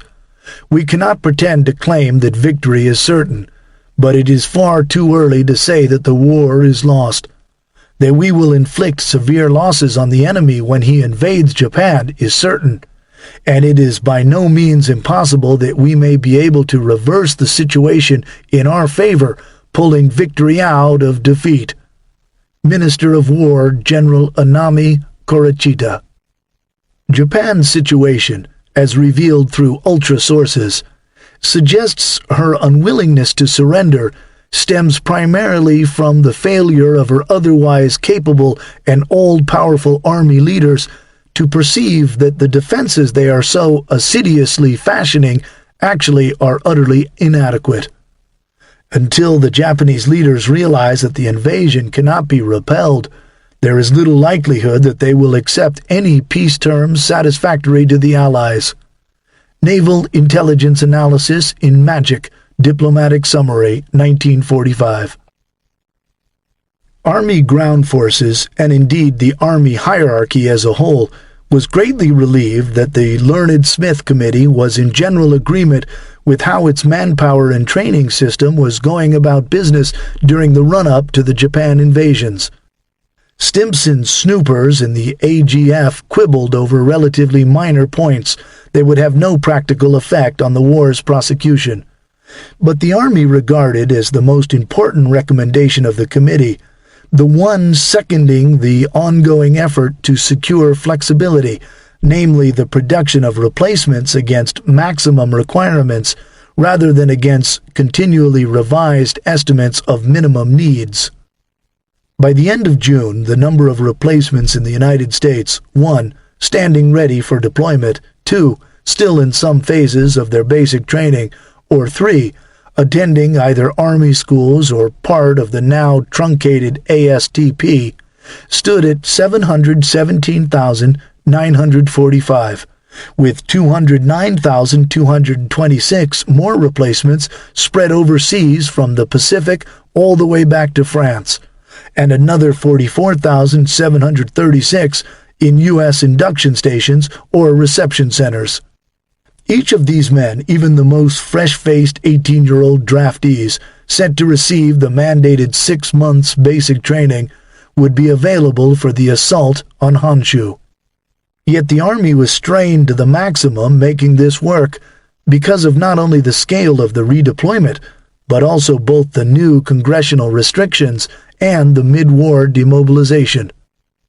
Army logistic instructors in the mid-1980s regularly remarked in classes attended by field-grade officers that the relief at the Learned Smith Committee findings was quite profound within the AGF and Pentagon, because of their concurrence that the Army could squeak by on the 100,000 men per month replacement stream that it was already deeply involved in implementing. If the committee had reported otherwise, they explained, the entire training and replacement structure might have had to have been turned on its head during the midst of the invasion countdown. The assumption of the AGF and Army Service Forces, ASF, in the summer of 1945 was that even though the massive invasion of the Tokyo area in 1946 could produce casualties at a far higher rate than the Kyushu operation, this would nevertheless be maintainable because, 1, a casualty rate during Olympic lower than the 100,000 men per month replacement stream would produce an excess that could be drawn upon during Coronet. 2, there would be many lightly wounded soldiers returned to duty, so replacements for Olympic might be able to be further reduced. And 3, other undefined economies could be made. However, 6th Army planners looking ahead to Olympic arrived at a figure of 394,859 for the full range of battle and non-battle casualties serious enough to be permanently removed from unit rolls during the 4-month push to and consolidation of its stop line in the mountains of central Kyushu. Functionally 100,000 men per month, which did not include soldiers returned to their units, and thus would further pump up the number of those absent, at least temporarily, from combat operations. Obviously, however, figures produced above the Sixth Army assumed that there would be an excess available from Olympic. And 1 month to the day after the Learned Smith Committee published its report, came the July 29th assessment of MacArthur's intelligence chief, Willoughby, outlining in clear, unambiguous terms that the Japanese were ratcheting up their troop commitment in the exact invasion areas at an alarming rate. Unknown to AGF and Stimson snoopers, the assumptions upon which the committee had based its findings were rendered moot even before they were presented, because the Japanese had their own reinforcement plans for Kyushu and had largely completed troop movements to the island, while U.S. air and naval elements were still focused on the Okinawa battle. Refer to chapters 5 and 9. Indications that this was happening had been building since June and become painfully obvious to intelligence gatherers in the Pacific and Washington by mid-July. In hindsight, one could argue that the trend of the buildup should have been clear by the time of President Truman's June 18th meeting with the JCS and service secretaries. But allowing for the lag time in the decryption, analysis, and distribution of the intelligence data, plus the prioritization that took place at each of these steps, the troop strength figures available to the individual JCS members would have been anywhere from about 5 days to as much as 2 weeks old at the time of the meeting. Once the matter of Japanese reinforcements had been flagged as an area of great concern, as it almost certainly was by mid-July, dissemination of the information could be accomplished within a 2-day cycle, or even less. Marshall flew into Washington from the Potsdam Conference on July 31st, as Pentagon planners struggled to come to grips with the growing concentration of Imperial forces on Kyushu. However, Stimson, who returned on the 28th, was not made aware of the ominous development and tried to recuperate from the trip as best he could while devoting himself to the complex issues relating to the imminent use of the atom bomb. With the future still very much unknown, Marshall pursued 2 tracks, continuing with preparations for a long, bitter war, while ensuring that Pacific commanders were ready for a swift entry into the home islands in case the Potsdam Declaration, buttressed by the impending use of nuclear weapons and Soviet declaration of war, finally shocked Japan's leaders into admitting defeat. The War Department estimated that the size of the Army after continued selective service inductions, offset by the partial demobilization and other administrative separations, plus combat losses from Olympic and the first 4 months of Coronet, would result in a projected strength of approximately 6,968,000 men by June 30, 1946. Marshall distributed this information to reporters in a 1-page memorandum at his August 7th press conference as background-only information, in order to help shape press accounts in the wake of the atomic bombing of Hiroshima, which had splashed across evening newspapers the day before. Marshall's handout warned, "Whether this figure can be decreased will depend upon the success of our operations, the Japanese reaction, the action of the Soviets, etc." Similarly, the estimate that American casualties could reach 1 million was stated to reporters shortly before the release of Marshall's memorandum during the off-the-record portion of a briefing at U.S. Army Forces Pacific Headquarters in Manila. Although the estimate and the looming battle in Japan had figured in discussions among MacArthur's mid-level staff and press corps, this was the first and perhaps only time it was noted officially by the command. Marshall and the Pentagon planners had been monitoring the intelligence on the Kyushu buildup garnered from Ultra and Magic communications intercepts before, during, and after the Potsdam Conference.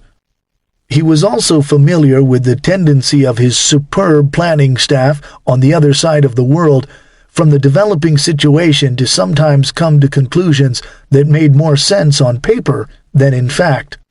Marshall's frequent way of dealing with this throughout the war, and likely going well before that in his military career, was not to argue a matter with subordinates or issue a command directive to forget it, either of which would tend to stifle discussion, but to present the staff with the views of the commander in charge of actual operations in the field, in order to sharpen the planner's focus on the specifics of the situation in which the theater commander was embroiled. As we shall soon see, Marshall requested just such an appreciation from MacArthur on August 7th, but for more than simply keeping his planning staff's eye on the ball. As staffs are wont to do in situations where they are required to present options on little or no notice, they simply reached into their files to recycle previously produced studies. Elements of Marshall's staff, most notably Brigadier General William W. Bessel Jr.'s Joint War Plans Committee, JWPC, presented the risky alternatives of either a direct strike at Tokyo or an intermediate operation against either southern Shikoku or Sendai north of Tokyo, both of which offered terrain adequate for large-scale air-base development but meager anchorage capacity. They were also very badly off track in offering up northern Honshu as an invasion site. The nonsensical nature of the northernmost proposed target is an indication of how little seriousness was attached to locating an alternate invasion site so close to X-Day, and the internal memos between Marshall's Assistant Chief of Staff, Lieutenant General John E. Hull, and Bessel's boss, Strategy and Policy Group Chief Brigadier General George A. Lincoln, bear this out. Northern Honshu was along an undeveloped axis of advance that had been rejected on multiple occasions for a host of good reasons, and its acceptance would have entailed launching the invasion from staging areas located far to the south. This in turn would have necessitated roundabout sea voyages of some 2,000 and 2,800 miles respectively from Okinawa and Luzon, versus relatively direct transits of 450 and 1,400 to southern Kyushu, to set up a staging base and airfield complex in time to support the invasion of the Tokyo area in March, at a time when northern Honshu was still held fast in winter's grip.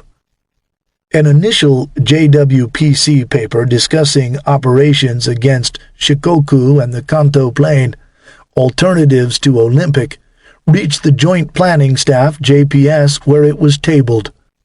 Although the Shikoku option carried a series of liabilities running from a lack of appropriate loiter time for attacking U.S. aircraft flying the long haul from their Okinawan bases, to insufficient anchorage space once a hard-won lodgment had been obtained, it had at least some potential for fitting usefully into the scheme of maneuver. Not so the Kanto Plain option. An almost ad hoc assault directly toward Tokyo in the November-December 1945 period was obviously an extremely high-risk proposition. While such an operation presents a tempting subject for speculation more than a half-century later, it could not have been adequately supported by either air power or assault shipping, and thus risked a costly stalemate on the ground and the failure of stated war aims. For similar reasons, the various plans for Operation Roundup, an early invasion of France in 1943, were also cast aside in favor of the more meticulously planned Overlord the following year. Kyushu, for better or worse, was indeed the best of a poor set of options. Aside from the myriad logistical problems ranging from the minor to the impossible, none of the 4 alternate invasion sites being examined at this time, in addition to Tokyo and Kyushu, offered an easy victory over the Imperial Army. Said Willoughby, each one of these areas had the potentiality of another Okinawa, and estimates for initial American battle casualties ranging from 30,000 at Sendai to 80,000 on Shikoku, when examining only the Japanese units stationed in these possible target areas during the summer of 1945. What the troop strength at these sites would be by November-December, particularly Sendai, which could be very easily strengthened, was anyone's guess, given that the Japanese were more adept at reinforcing threatened areas than was originally anticipated. A disturbing precursor to what U.S. forces would find in future wars on the Asian mainland. Moreover, the time available for Japan's mobilization of manpower would give them adequate troops at all but the northernmost option to slow the movement of an invasion force to a crawl, as they had on Okinawa and Iwo Jima. A message stressing the perceived vulnerability of northern Honshu in the Aminato-Mutsu Bay region was drafted by the JWPC for transmittal to MacArthur. This was done in spite of the fact that such a proposal at this stage of the invasion countdown would have been akin to the Pentagon suggesting to General Eisenhower in the spring of 1944 that instead of crossing the English Channel, he should consider moving the D-Day invasion from Normandy to the Biarritz-Bayonne area, some 400 miles due south, because there were fewer Germans near the Spanish border. The message received some editing by Lincoln, was forwarded to Marshall for his approval, then dispatched shortly after his August 7th press conference, with a copy going to Admiral King's office for transmittal to Nimitz. OPD War Marshal to MacArthur, passed by Cominch to SINCPAC Advanced Headquarters, top secret, for Admiral Nimitz eyes only. Marshal to MacArthur eyes only. War 45369. Intelligence reports on Jap dispositions which have been presented to me and which I understand have been sent to your staff are that the Japanese have undertaken a large buildup both of divisions and of air forces in Kyushu and southern Honshu. The air buildup is reported as including a large component of suicide planes, which the intelligence estimates here consider are readily available for employment only in the vicinity of their present bases.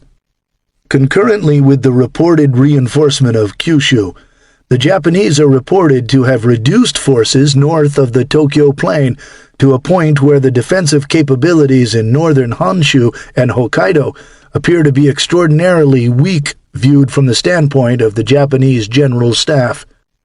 The question has arisen in my mind as to whether the Japanese may not be including some deception in the sources from which our intelligence is being drawn. Para. In order to assist in discussions likely to arise here on the meaning of reported dispositions on Japan proper and possible alternate objectives to Olympic, such as Tokyo, Sendai, and Ominato, northern Honshu, I would appreciate your personal estimate of the Japanese intentions and capabilities as related to your current directive and available resources. The clock was running down. If the war was to have a reasonable chance of being concluded by the end of 1946, a powerful invasion force had to be landed within immediate reach of Tokyo before the spring rains, then summer monsoons set in, and that lodgment could not be made until substantial ground-based air power was established within range of the target area, because air operations from carriers, while impressive on paper, would not be nearly enough to support one, let alone two, American field armies in contact with a determined enemy. MacArthur replied on August 9th with a copy to Nimitz via King that the buildup was likely to be a deception. It was not. Noted that there were indications, which actually were part of a deception, that Japanese air power was no longer a threat, and reminded Marshall that the factors weighing against the alternative sites in the Home Islands had not changed since their original rejection in 1944. Sink AFPAC to Warcos, passed by Cominch to SINCPAC Advanced Headquarters, Admiral Nimitz eyes only. Top secret, C31897, eye only for General Marshall from MacArthur. Reference, War 45369, 071-5352. I am certain that the Japanese air potential reported to you as accumulating to counter our Olympic operation is greatly exaggerated. We have recently seen the Third Fleet approach the northern and central shorelines of Japan, close enough for gunfire bombardment, and yet no reaction from the Japanese air has taken place. Our air forces are daily flying throughout Japan and provoke no reaction. The situation repeats that of the Philippine campaigns. Prior to the invasion of Luzon, reports were received of the concentration of air both on Luzon and on Formosa. An erroneous estimate of widely dispersed planes being held back for the eventuality of landings was repeatedly made. I further doubt the often repeated reports that large numbers of aircraft are still being manufactured in Japan. As to the movement of ground forces, the Japanese are reported to be trying to concentrate in the few areas in which landings can be effected from Tokyo southward, and it is possible that some strength may have been drawn from the areas of northern Honshu. I do not credit, however, the heavy strengths reported to you in southern Kyushu. The limited capacity of railroads and the continued shipping losses discourage belief that large forces can be concentrated or supported effectively in southern Kyushu. Kenny's air forces are only now becoming effective from Okinawa, and it is anticipated that there will be a rapid buildup to an effective strength in early September of approximately 2,000 combat planes, and prior to Olympic of approximately 3,000 planes. These are in addition to the VLR B-29 bombers and escorting fighters in the Marianas. It is anticipated that this great weight of air will quickly seek out and destroy in the southern Japanese islands all enemy air potential, and will practically immobilize ground forces in their present positions. The maintenance of such forces in southern Kyushu cannot fail to become increasingly difficult, and it is anticipated that they will be greatly weakened prior to Olympic. Para, in my opinion, there should not be the slightest thought of changing the Olympic operation. Its fundamental purpose is to obtain air bases under cover, of which we can deploy our forces to the northward into the industrial heart of Japan. The plan is sound and will be successful. An attack directly into Tokyo or to the northward thereof would have to be made without the benefit of land-based aviation other than VLR, and for that reason alone would be fraught with greatest danger. I seriously doubt the advisability of a direct attack into Tokyo without the installation of heavy air forces closer than Okinawa. Only a limited study has been made of the Sendai and Ominato areas. Insofar as Ominato is concerned, weather alone would seem to indicate the impracticability for an attack during 1945 or early 1946, especially for the installation of air forces which would prepare the way into the industrial heart of Japan. Sendai has somewhat greater potentialities, although some difficulties in establishing satisfactory bases might be experienced. This area is very close to the Tokyo area, and would be subjected to heavy infiltration of ground troops therefrom. Throughout the Southwest Pacific area campaigns, as we have neared and Operation Intelligence has invariably pointed to greatly increased enemy forces. Without exception, this buildup has been found to be erroneous. In this particular case, the destruction that is going on in Japan would seem to indicate that it is very probable that the enemy is resorting to deception. The copy of the preceding cable forwarded to Nimitz was accompanied on August 9th by a further brief message to the Central Pacific Chief that would prompt much speculation 5 decades later. COMINCH and CNO to SINCPAC Advanced Headquarters. King to Nimitz, eyes only. Desire your comments on War 45369 071 535 and MacArthur's 31897 090 443. Pass to you, eyes only.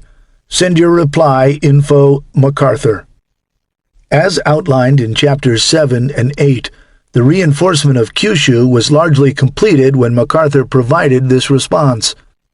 And while King, when referring to the same naval operation as MacArthur, also noted that no attempt was made to conceal the location of the fleet, but in spite of this, little enemy air opposition was encountered, he was apparently unaware that the manifest lack of Japanese air activity was, in fact, part of IGHQ's long-established plan to not allow U.S. forces the luxury of destroying their aircraft before the invasion was underway. In this respect, the Japanese were just as disciplined in the face of far greater devastation as the British were widely reputed to have been during the Battle of Britain, when various German attacks were supposedly allowed to transpire relatively unmolested, so that the secret that German codes were being broken would not be revealed.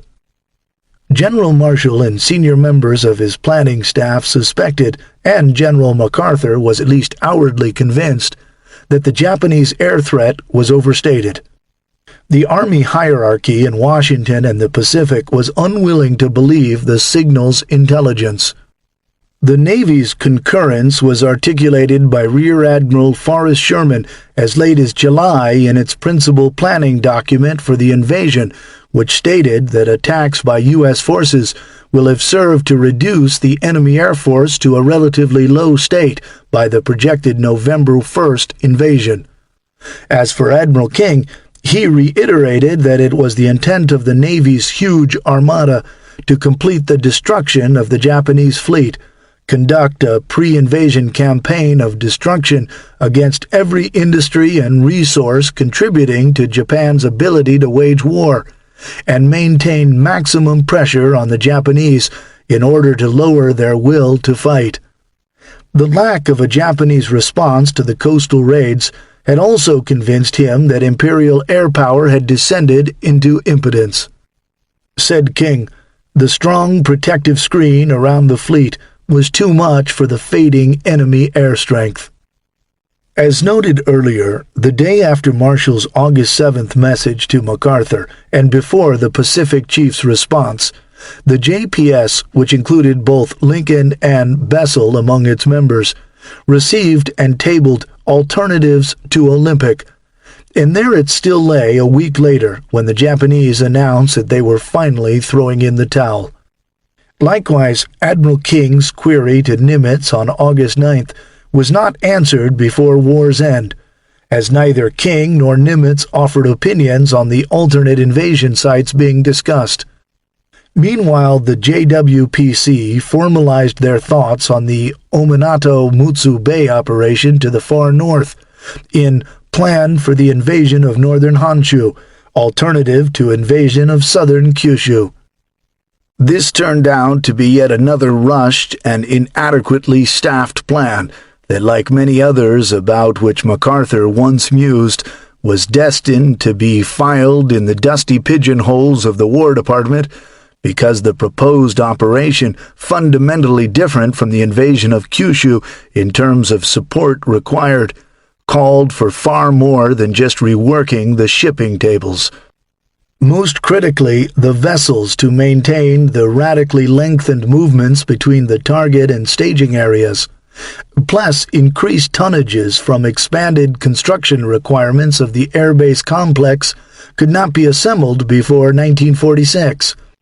Moreover, wholly inadequate time was allotted to airbase construction before the worst of the winter weather intervened.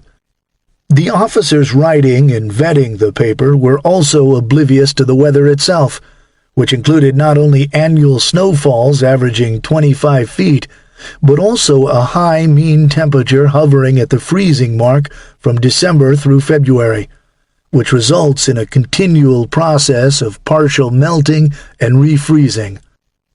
These were all rather key matters when one considers that the whole point of the initial invasion was to establish air bases supporting the subsequent Kanto Plain operation, Coronet, in 1946. The lack of time and serious consideration put into the various alternatives indicates that either Marshall Staff, 1, had suddenly gone brain-dead, 2, they had produced the papers largely as an academic exercise because they had been instructed to, or 3, they were produced purely as an effort to demonstrate that alternatives were examined. What Marshall really wanted and received was MacArthur's August 9th appreciation rejecting the alternatives out of hand. And with this tucked safely in his back pocket, Marshall began to formulate plans to ramp up the destruction of Imperial forces on Kyushu to unprecedented levels. President Truman had ordered a moratorium on use of nuclear weapons after the August 9th Nagasaki blast. Early the next morning, uncoded Japanese radio transmissions were received stating that Imperial Japan would accept the surrender terms announced at the Potsdam Conference, as long as the Allied powers explicitly agreed to allow Emperor Hirohito to remain the country's sovereign ruler. Marshall quickly called a halt to the Pacific shipment of bomb components and suspended B-29 raids, but left in play the tactical, pre-invasion air operations conducted from Okinawa. Carrier strikes were also temporarily postponed, not due to orders from Washington, but from a scheduled refueling followed by bad weather. The Allies announced their receipt of the Japanese message and accepted the stipulation regarding Emperor Hirohito's retention, yet pointedly added that the divine descendant of the sun goddess Amaterasu Omikami would be subject to Allied authority. No Japanese answer came that day, or the next. Initial elation among the U.S. military and civilian leadership turned into apprehension as they waited throughout a tense weekend for a response.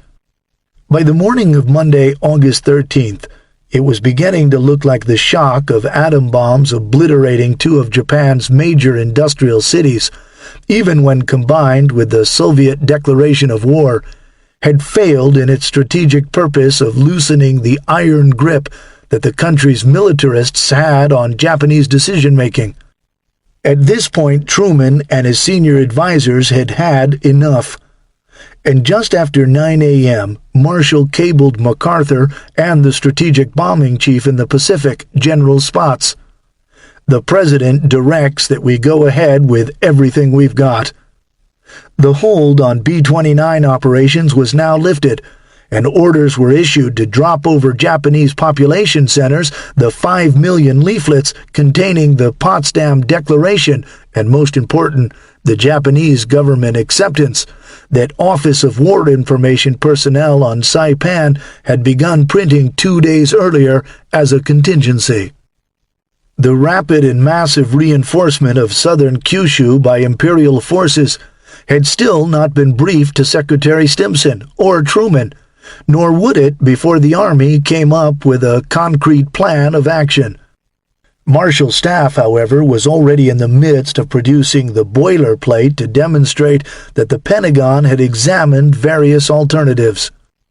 These papers would be made available to Stimson if he wanted to examine them, at the same time as Theater Commander MacArthur's assessment and Marshall's concurrence that none of the alternatives were appropriate vehicles for attaining America's national objective of defeating Japan and wrapping up the war at the earliest possible date.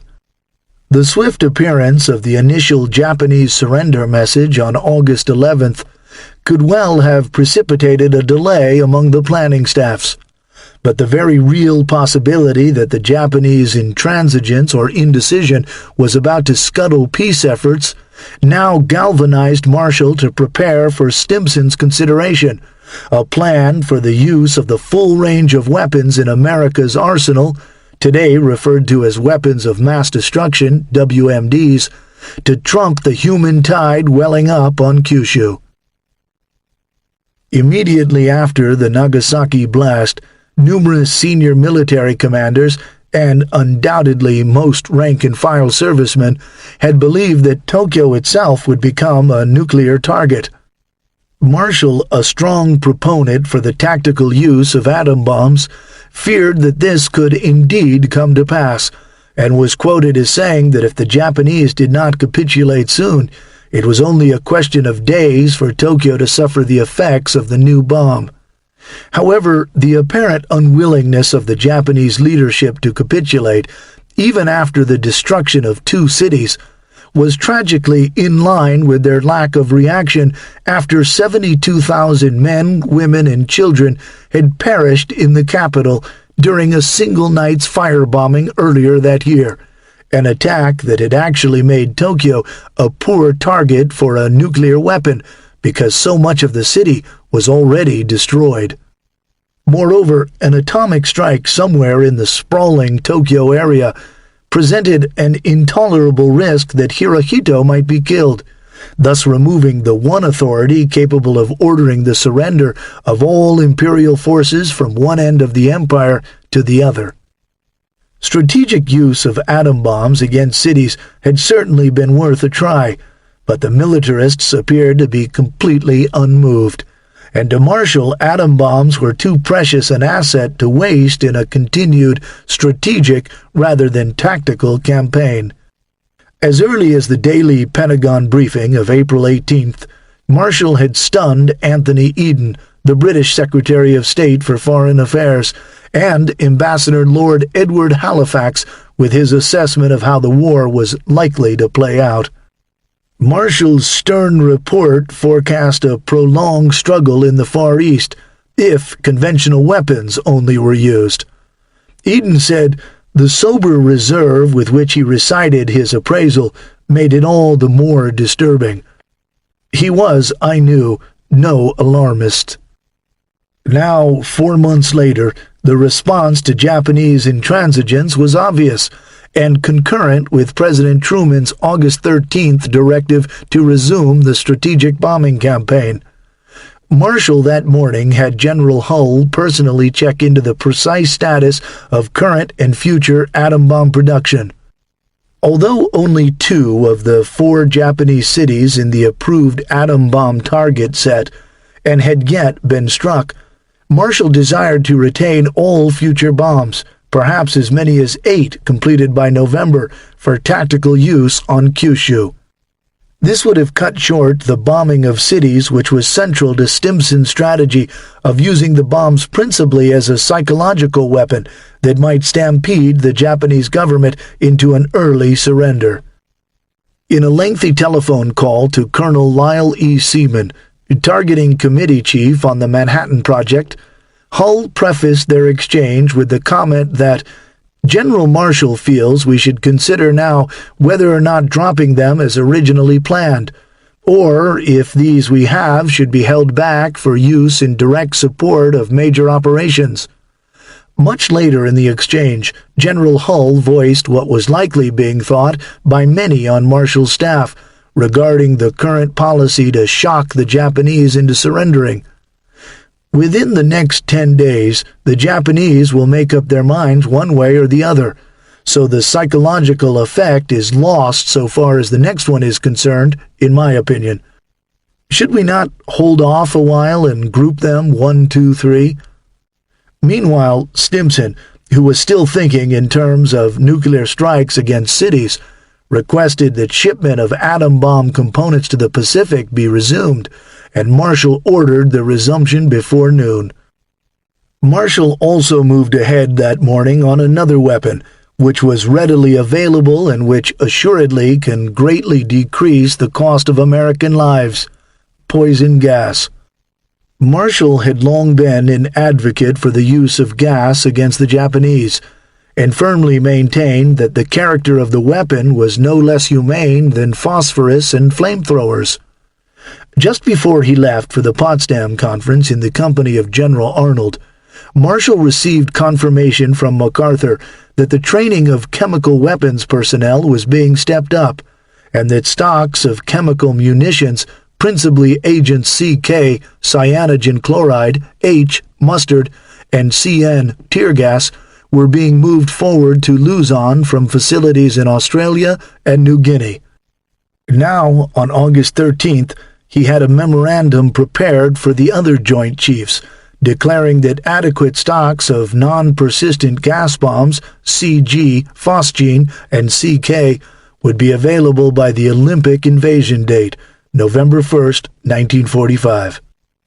Thus Marshall was following common practice by assembling data that outlined 1. The growing problem on Kyushu, 2. Alternative invasion sites, be they appropriate or inappropriate, 3. The theater commander's conviction that Olympic go forward as planned, and 4. His own data demonstrating that a quantum leap in applied destructive force was a solution to the problem of Japanese reinforcements on Kyushu. With this material in hand, Marshall and his senior staff could suggest to Stimson, as a prerequisite to moving the proposal along to Truman and the JCS, that the remaining cities on the approved target set be spared atomic attack, in favor of using the allotted bombs and the projected nuclear stockpile tactically instead of strategically, and that they be used in combination with poison gas. Thankfully, plans went no further, since Japanese capitulation came the following day, August 14, 1945, when a special broadcast was made of the Emperor's surrender statement. American planners monitoring Japanese military and diplomatic communications beheld a fanatical determination to fight to the death, and although it is well known that Imperial forces were gearing up for a decisive battle on Kyushu that they believed could well decide the war, Ketsugo No. 6 was to be fought principally with the national supplies gathered by September, at which point the Tokyo area was to become the focus of supply efforts. Once this occurred, Kyushu's heavily populated, industrialized north was to become the principal supplier for both the buildup in the invasion area and the source of supplies and manpower once the battle was joined, so as to not weaken Imperial forces preparing for Ketsugo No. 3. Thus, IGHQ envisioned and was preparing for multiple decisive battles, emphasis added, stretching throughout 1946 and beyond, as enormous resources were spent building up defenses not only in the Tokyo area, but also in the mountains beyond. Chapter 11. What is defeat? Should the enemy invade our mainland, 100 million of us, as the special attacking forces, must exterminate them to protect our native soil and maintain our everlasting empire. The safety pin must be removed from Molotov cocktails, which should be hurled so that the side of the bottle impacts against vehicles. In aiming against descending enemy parachutists, allow 2.5 lengths. When engaging tall Yankees, do not swing swords or spears sideways or straight down. Thrust straight into their guts. Attack from behind, employing hatchets, sickles, hooks, or cleavers. In karate or judo assaults, smash the Yankee in the pit of his stomach, or kick him in the testicles. People's Handbook of Resistance Combat. The intelligence officer of the U.S. 5th Air Force declared on July 21, 1945, that the entire population of Japan is a proper military target, and he added emphatically, "There are no civilians in Japan." Paul Fussell, Thank God for the Atom Bomb, and other essays. Japan was a defeated nation long before the Enola Gay lifted off from Tinian Island with its cargo of a single bomb that would kill tens of thousands instantly, and as many as 80,000 later from residual blast and radiation deaths. Just exactly when it was defeated is up to the whims of hindsight. After the war, many Japanese leaders, both civilian and military, claimed to have known that this end was inevitable after either the fall of the Marianas or the Philippines. Others said that the insight, shocking to those steeped in the Bushido tradition, struck them after Iwo Jima or Okinawa, or when the first American fighter planes appeared over Tokyo.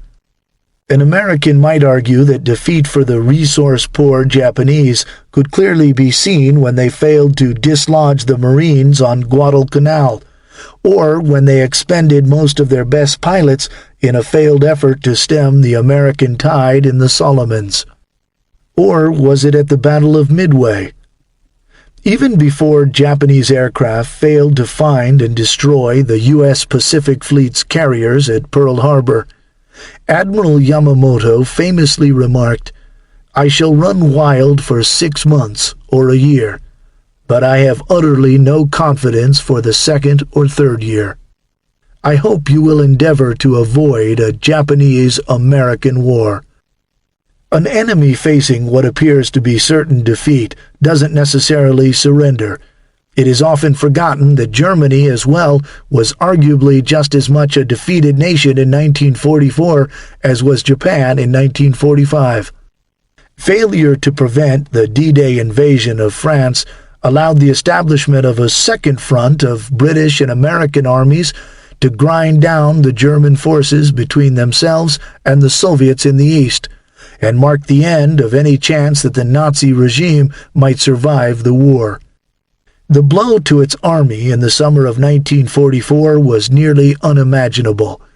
The captured and the dead in Normandy alone totaled at least 530,000 men.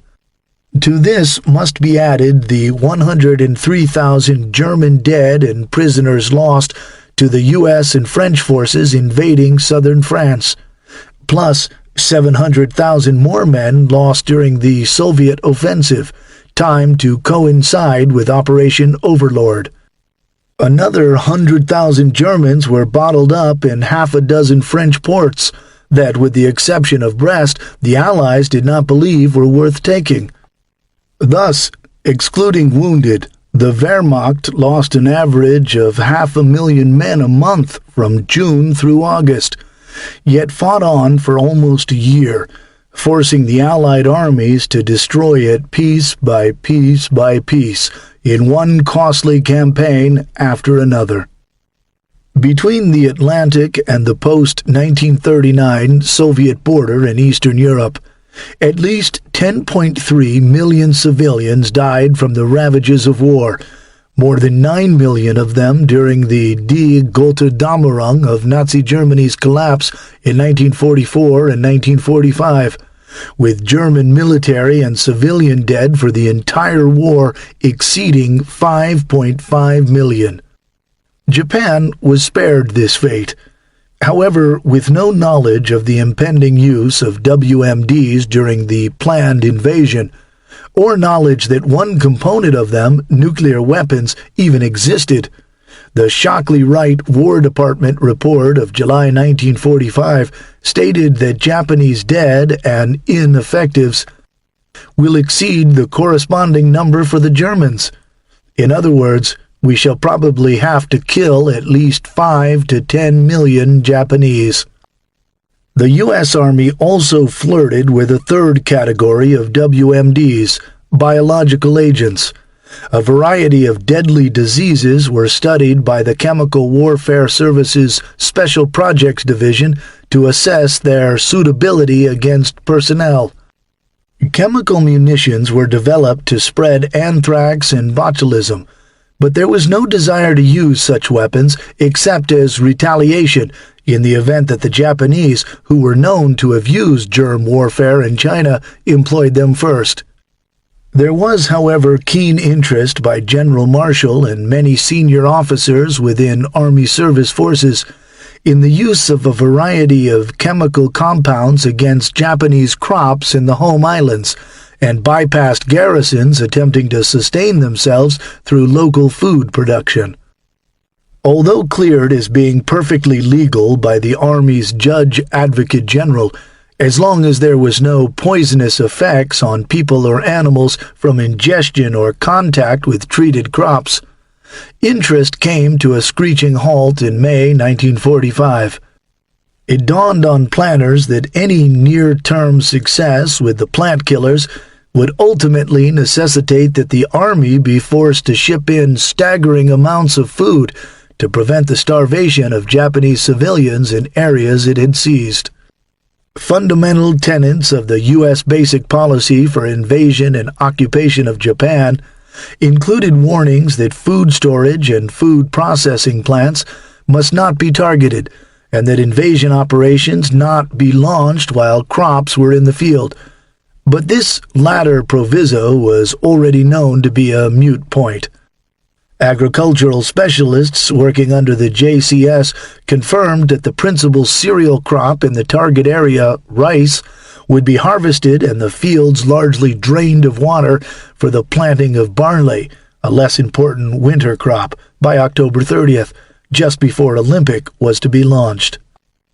While this was encouraging news, it obviously could not be counted on that any significant food stocks would be available in southern Kyushu, and the official U.S. policy was that the Army should use all available and lawful means to prevent enemy civilians from coming within U.S. control.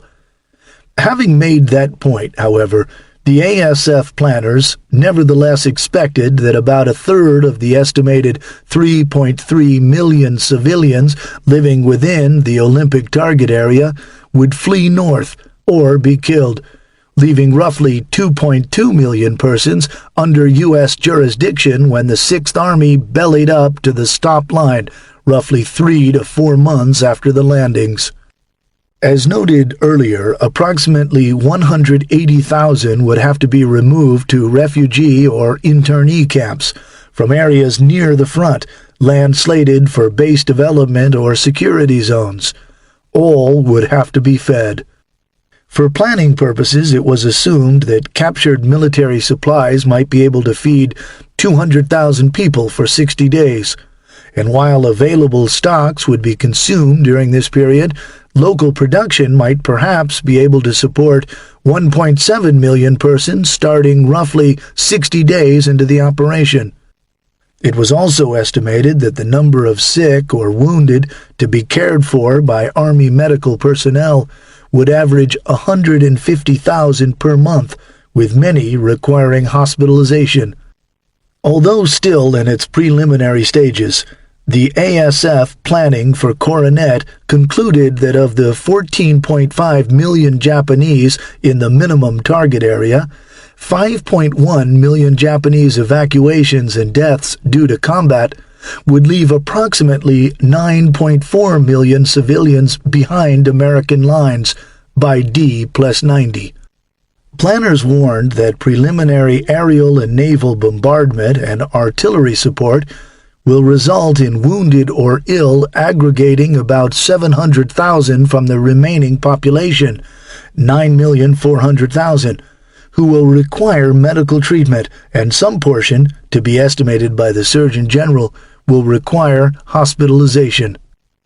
The potential problems relating to keeping the population of occupied Kyushu fed and relatively healthy during an invasion, however, paled in comparison with those faced elsewhere in Japan after the surrender, and began as early as the winter of 1945-46. Agricultural experts within the U.S. military calculated in 1944 that there would be enough food available to sustain the population on a subsistence level, but had correctly foreseen that the possibility of localized famines beginning within the first few months of 1946 was a very real possibility. Some factors, such as the willingness or unwillingness of Tokyo and the prefectural governments to feed millions of excess mouths, not directly contributing to the war effort, could not be known.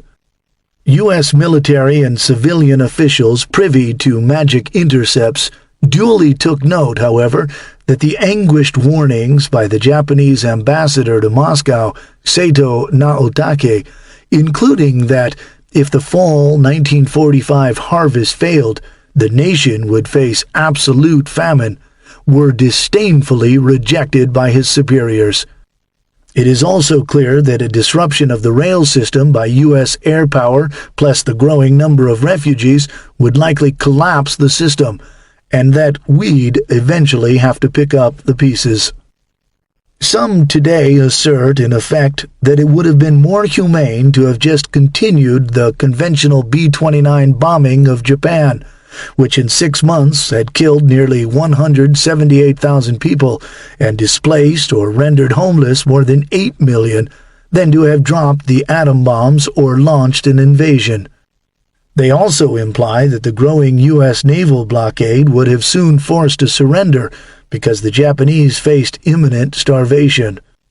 U.S. planners at the time, however, weren't nearly so bold, and the whole reason why advocates of tightening the noose around the home islands came up with so many different estimates of when blockade and bombardment might force Japan to surrender was because the situation wasn't nearly as cut and dried as it appears today, even when the nation's ocean supply lines were severed. Japan would indeed have become a nation without cities, as urban populations suffered grievously under the weight of Allied bombing, but over half the population during the war lived and worked on farms. Back then, the system of price supports that has encouraged Japanese farmers today to convert practically every square foot of their land to rice cultivation did not exist.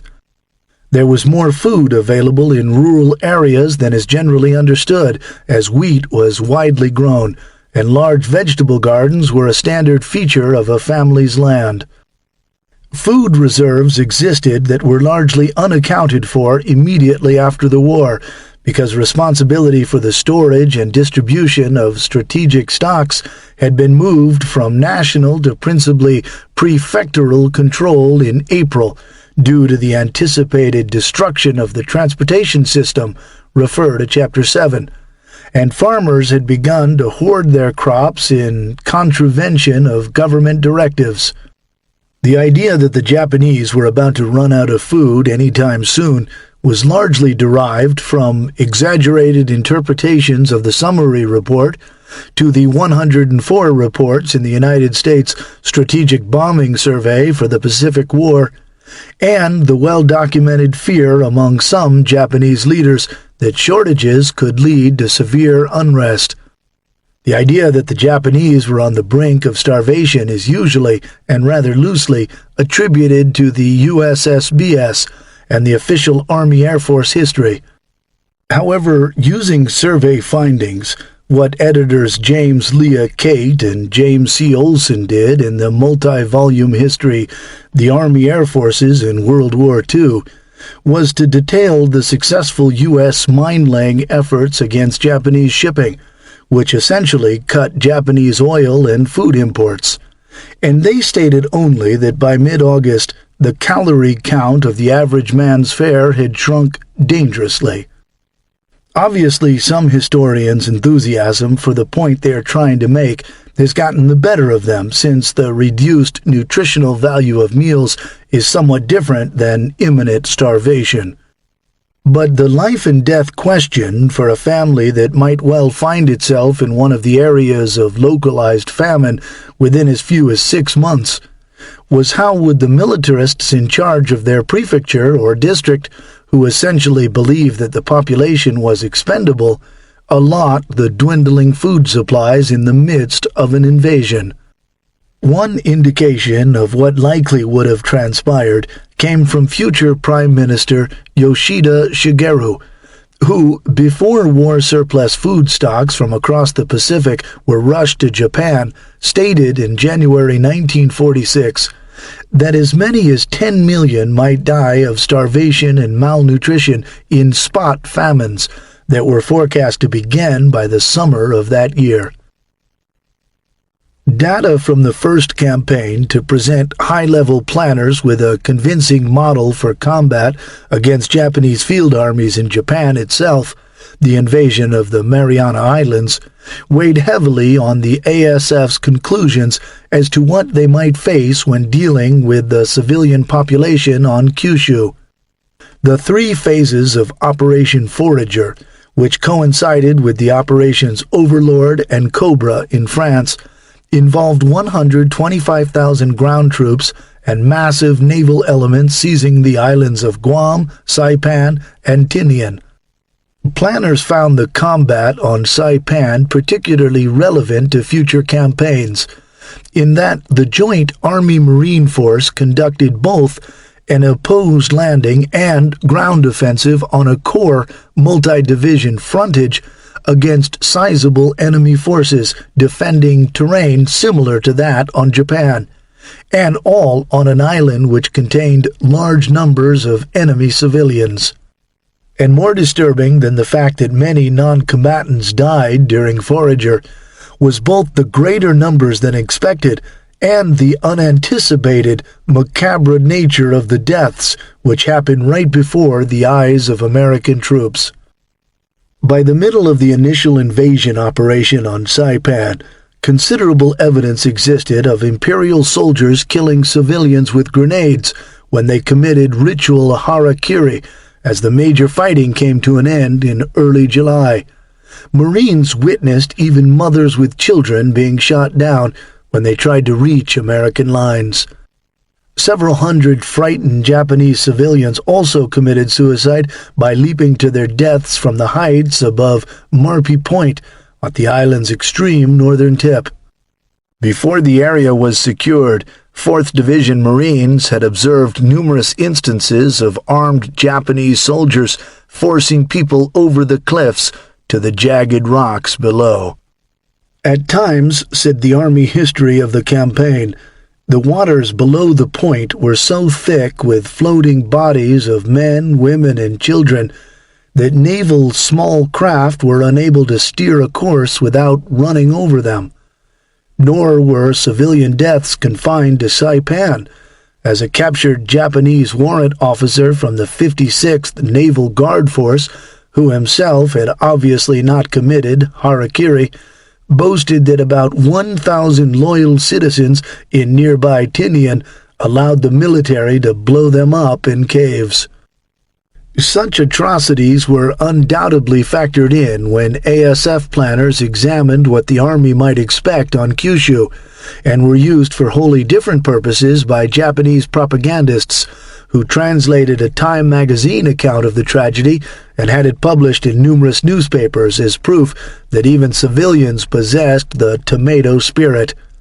But while ASF's grim and extremely rough estimates were formulated in the wake of these forced suicides and murders by Japanese troops of as many as 800 Japanese and Okinawan colonists on Saipan, islanders and Korean laborers largely avoided becoming victims by keeping well away from the troops.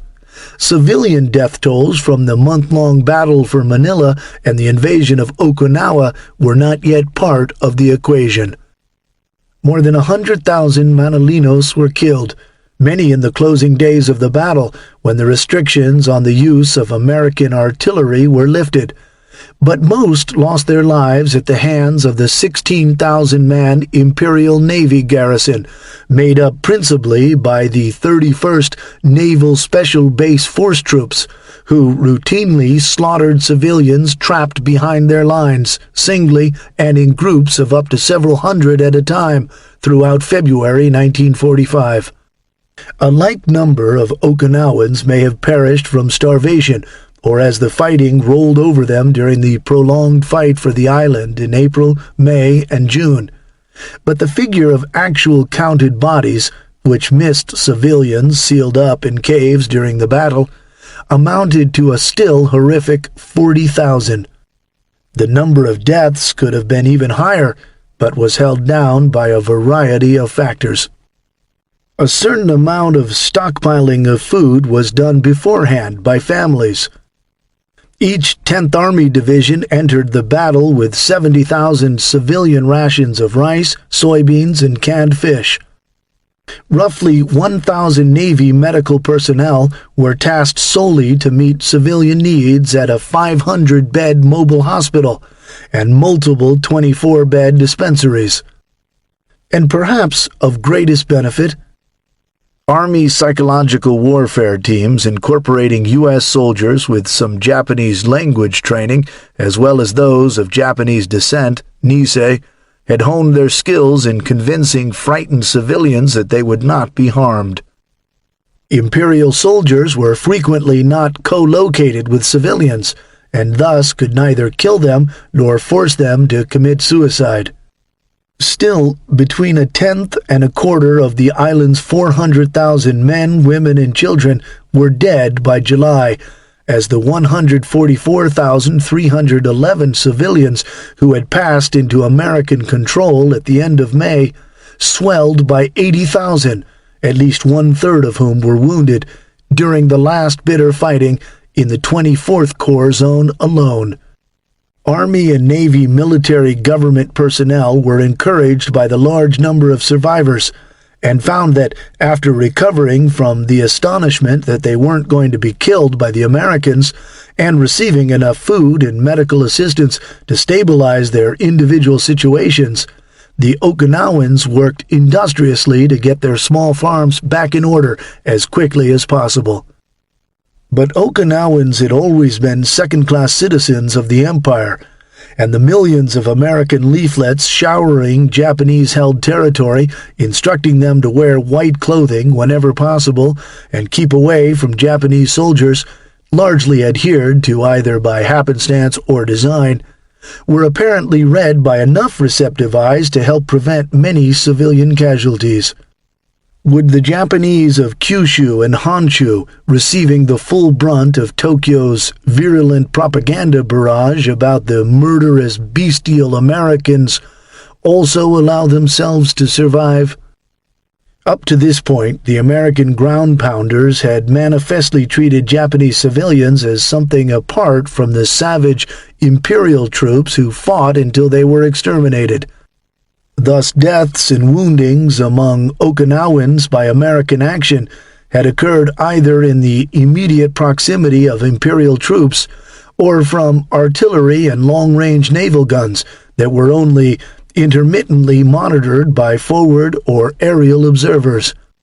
But what would be the reaction by individual American soldiers and Marines on the home islands once it became obvious that they were being attacked by civilians?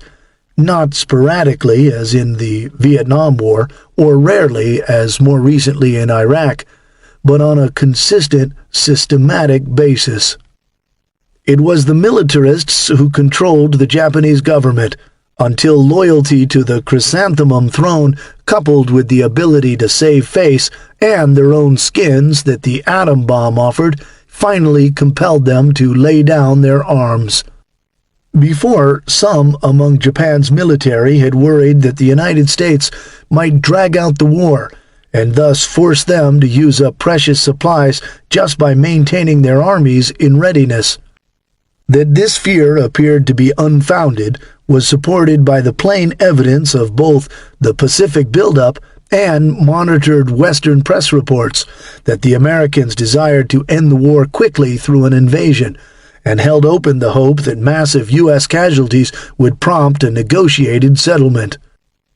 After Hiroshima and Nagasaki, however, the militarists were presented with the frightful possibility that the Americans might well deny them battle on ground of their choosing, Japan itself, and just simply drop atom bombs as the military stood helplessly by.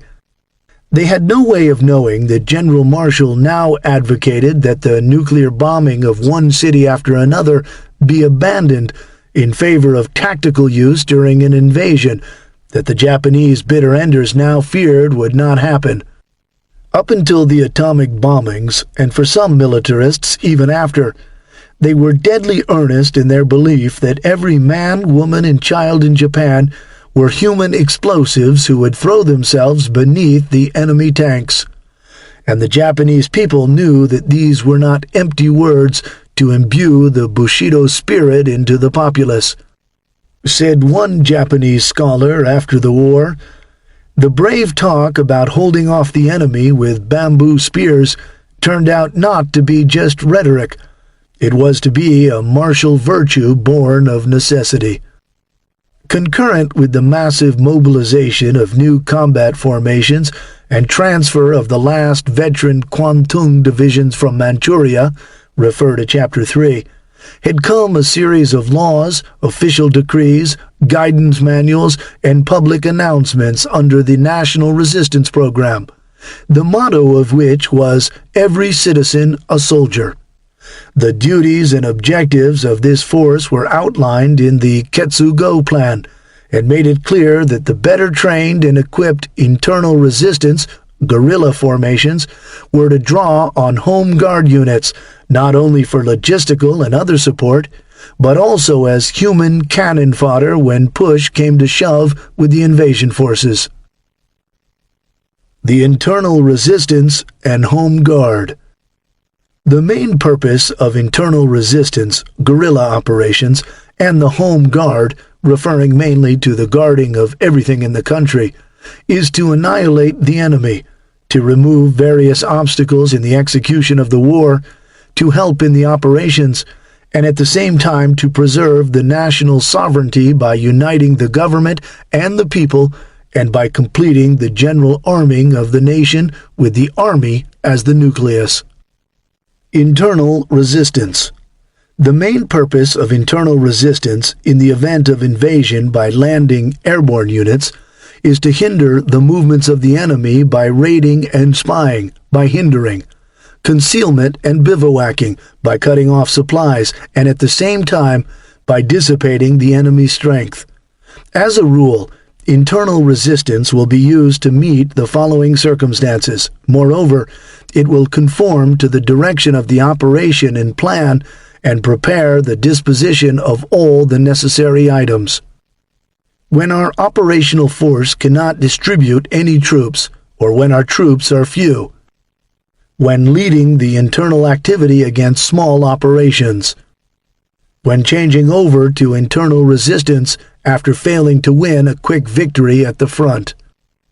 The internal resistance force will not only utilize the various Home Guard units, but also will use the civilian defense organizations with a portion of the field army as the nucleus, and with the leadership of the Army Divisional Area Commander.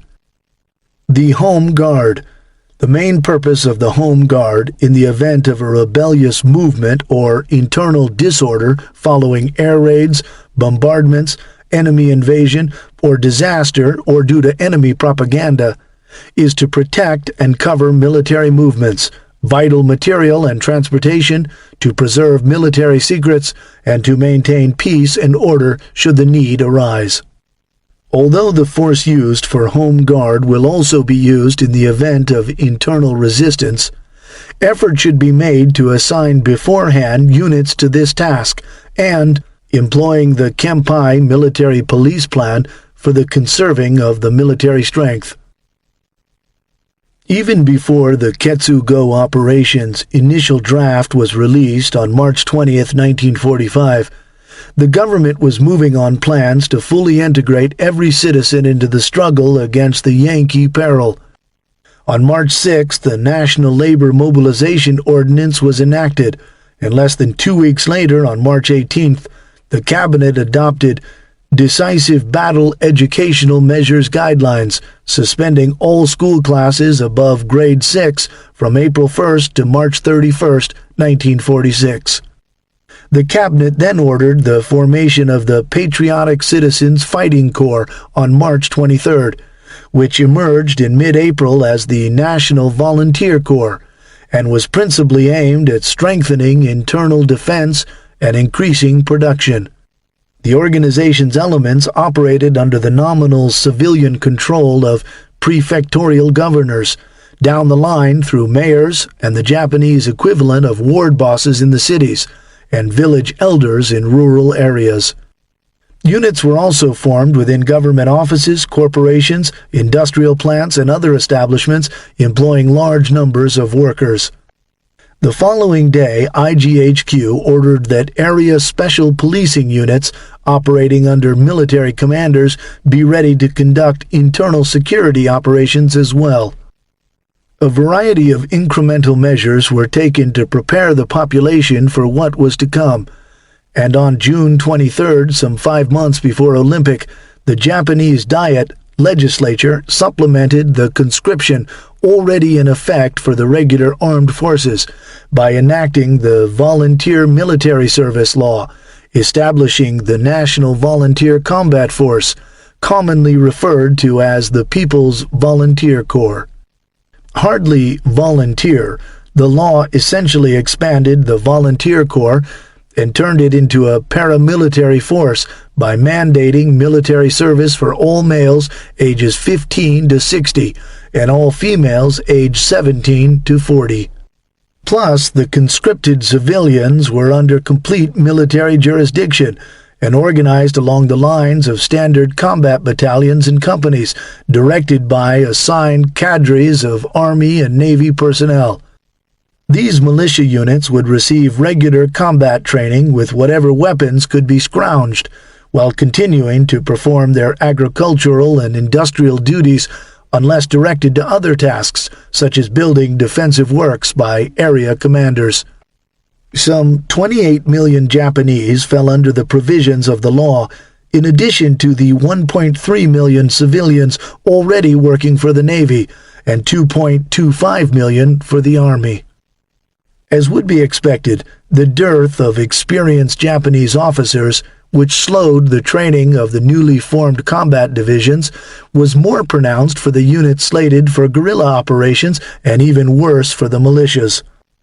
Although specialized training cadre were being produced by the Rikugan Nakano Gakko Army Nakano School for intelligence gathering and covert action in Tokyo, it frequently fell to long-retired soldiers to train the haphazardly armed local units, which were on the bottom of the supply list and expected to largely use their own initiative when arming themselves, especially if they were located outside southern Kyushu and Tokyo's Kanto Plain.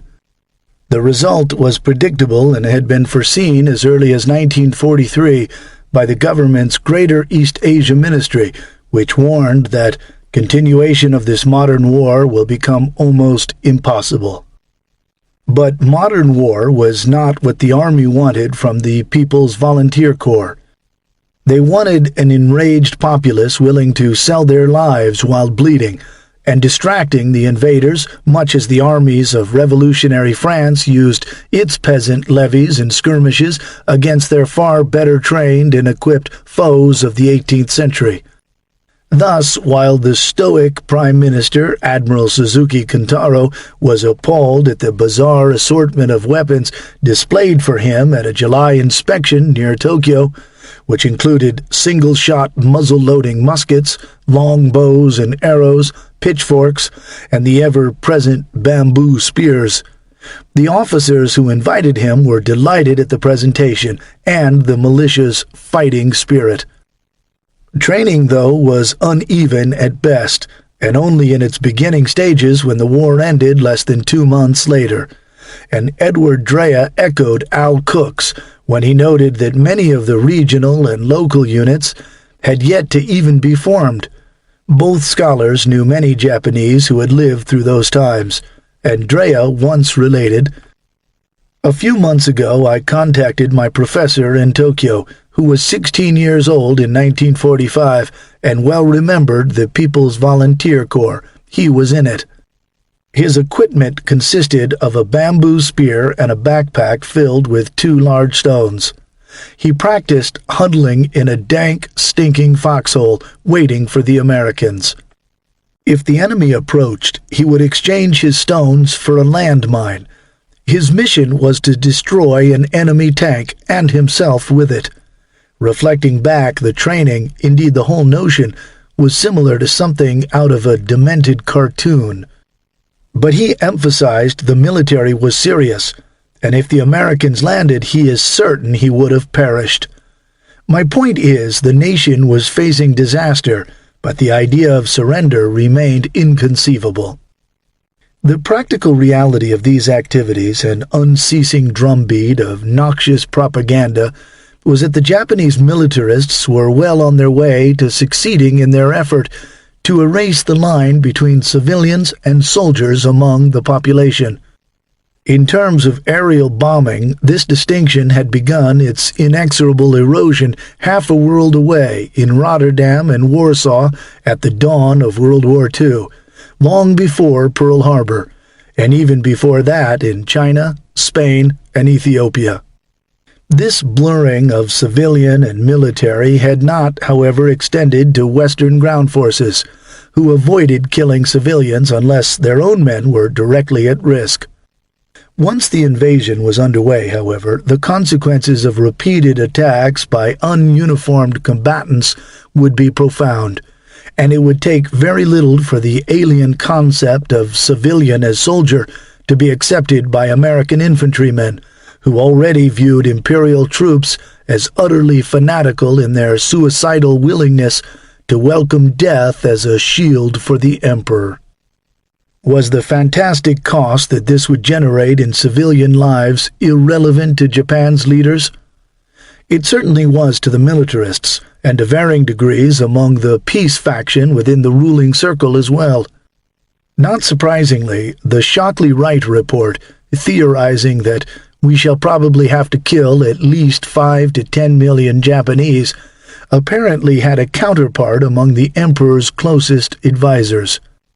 Said the Vice Chief of the Naval General Staff, Admiral Onishi Tikijiro, after the nuclear bombings and Soviet entry into the war, "If we are prepared to sacrifice 20 million Japanese lives in a special attack effort, victory shall be ours."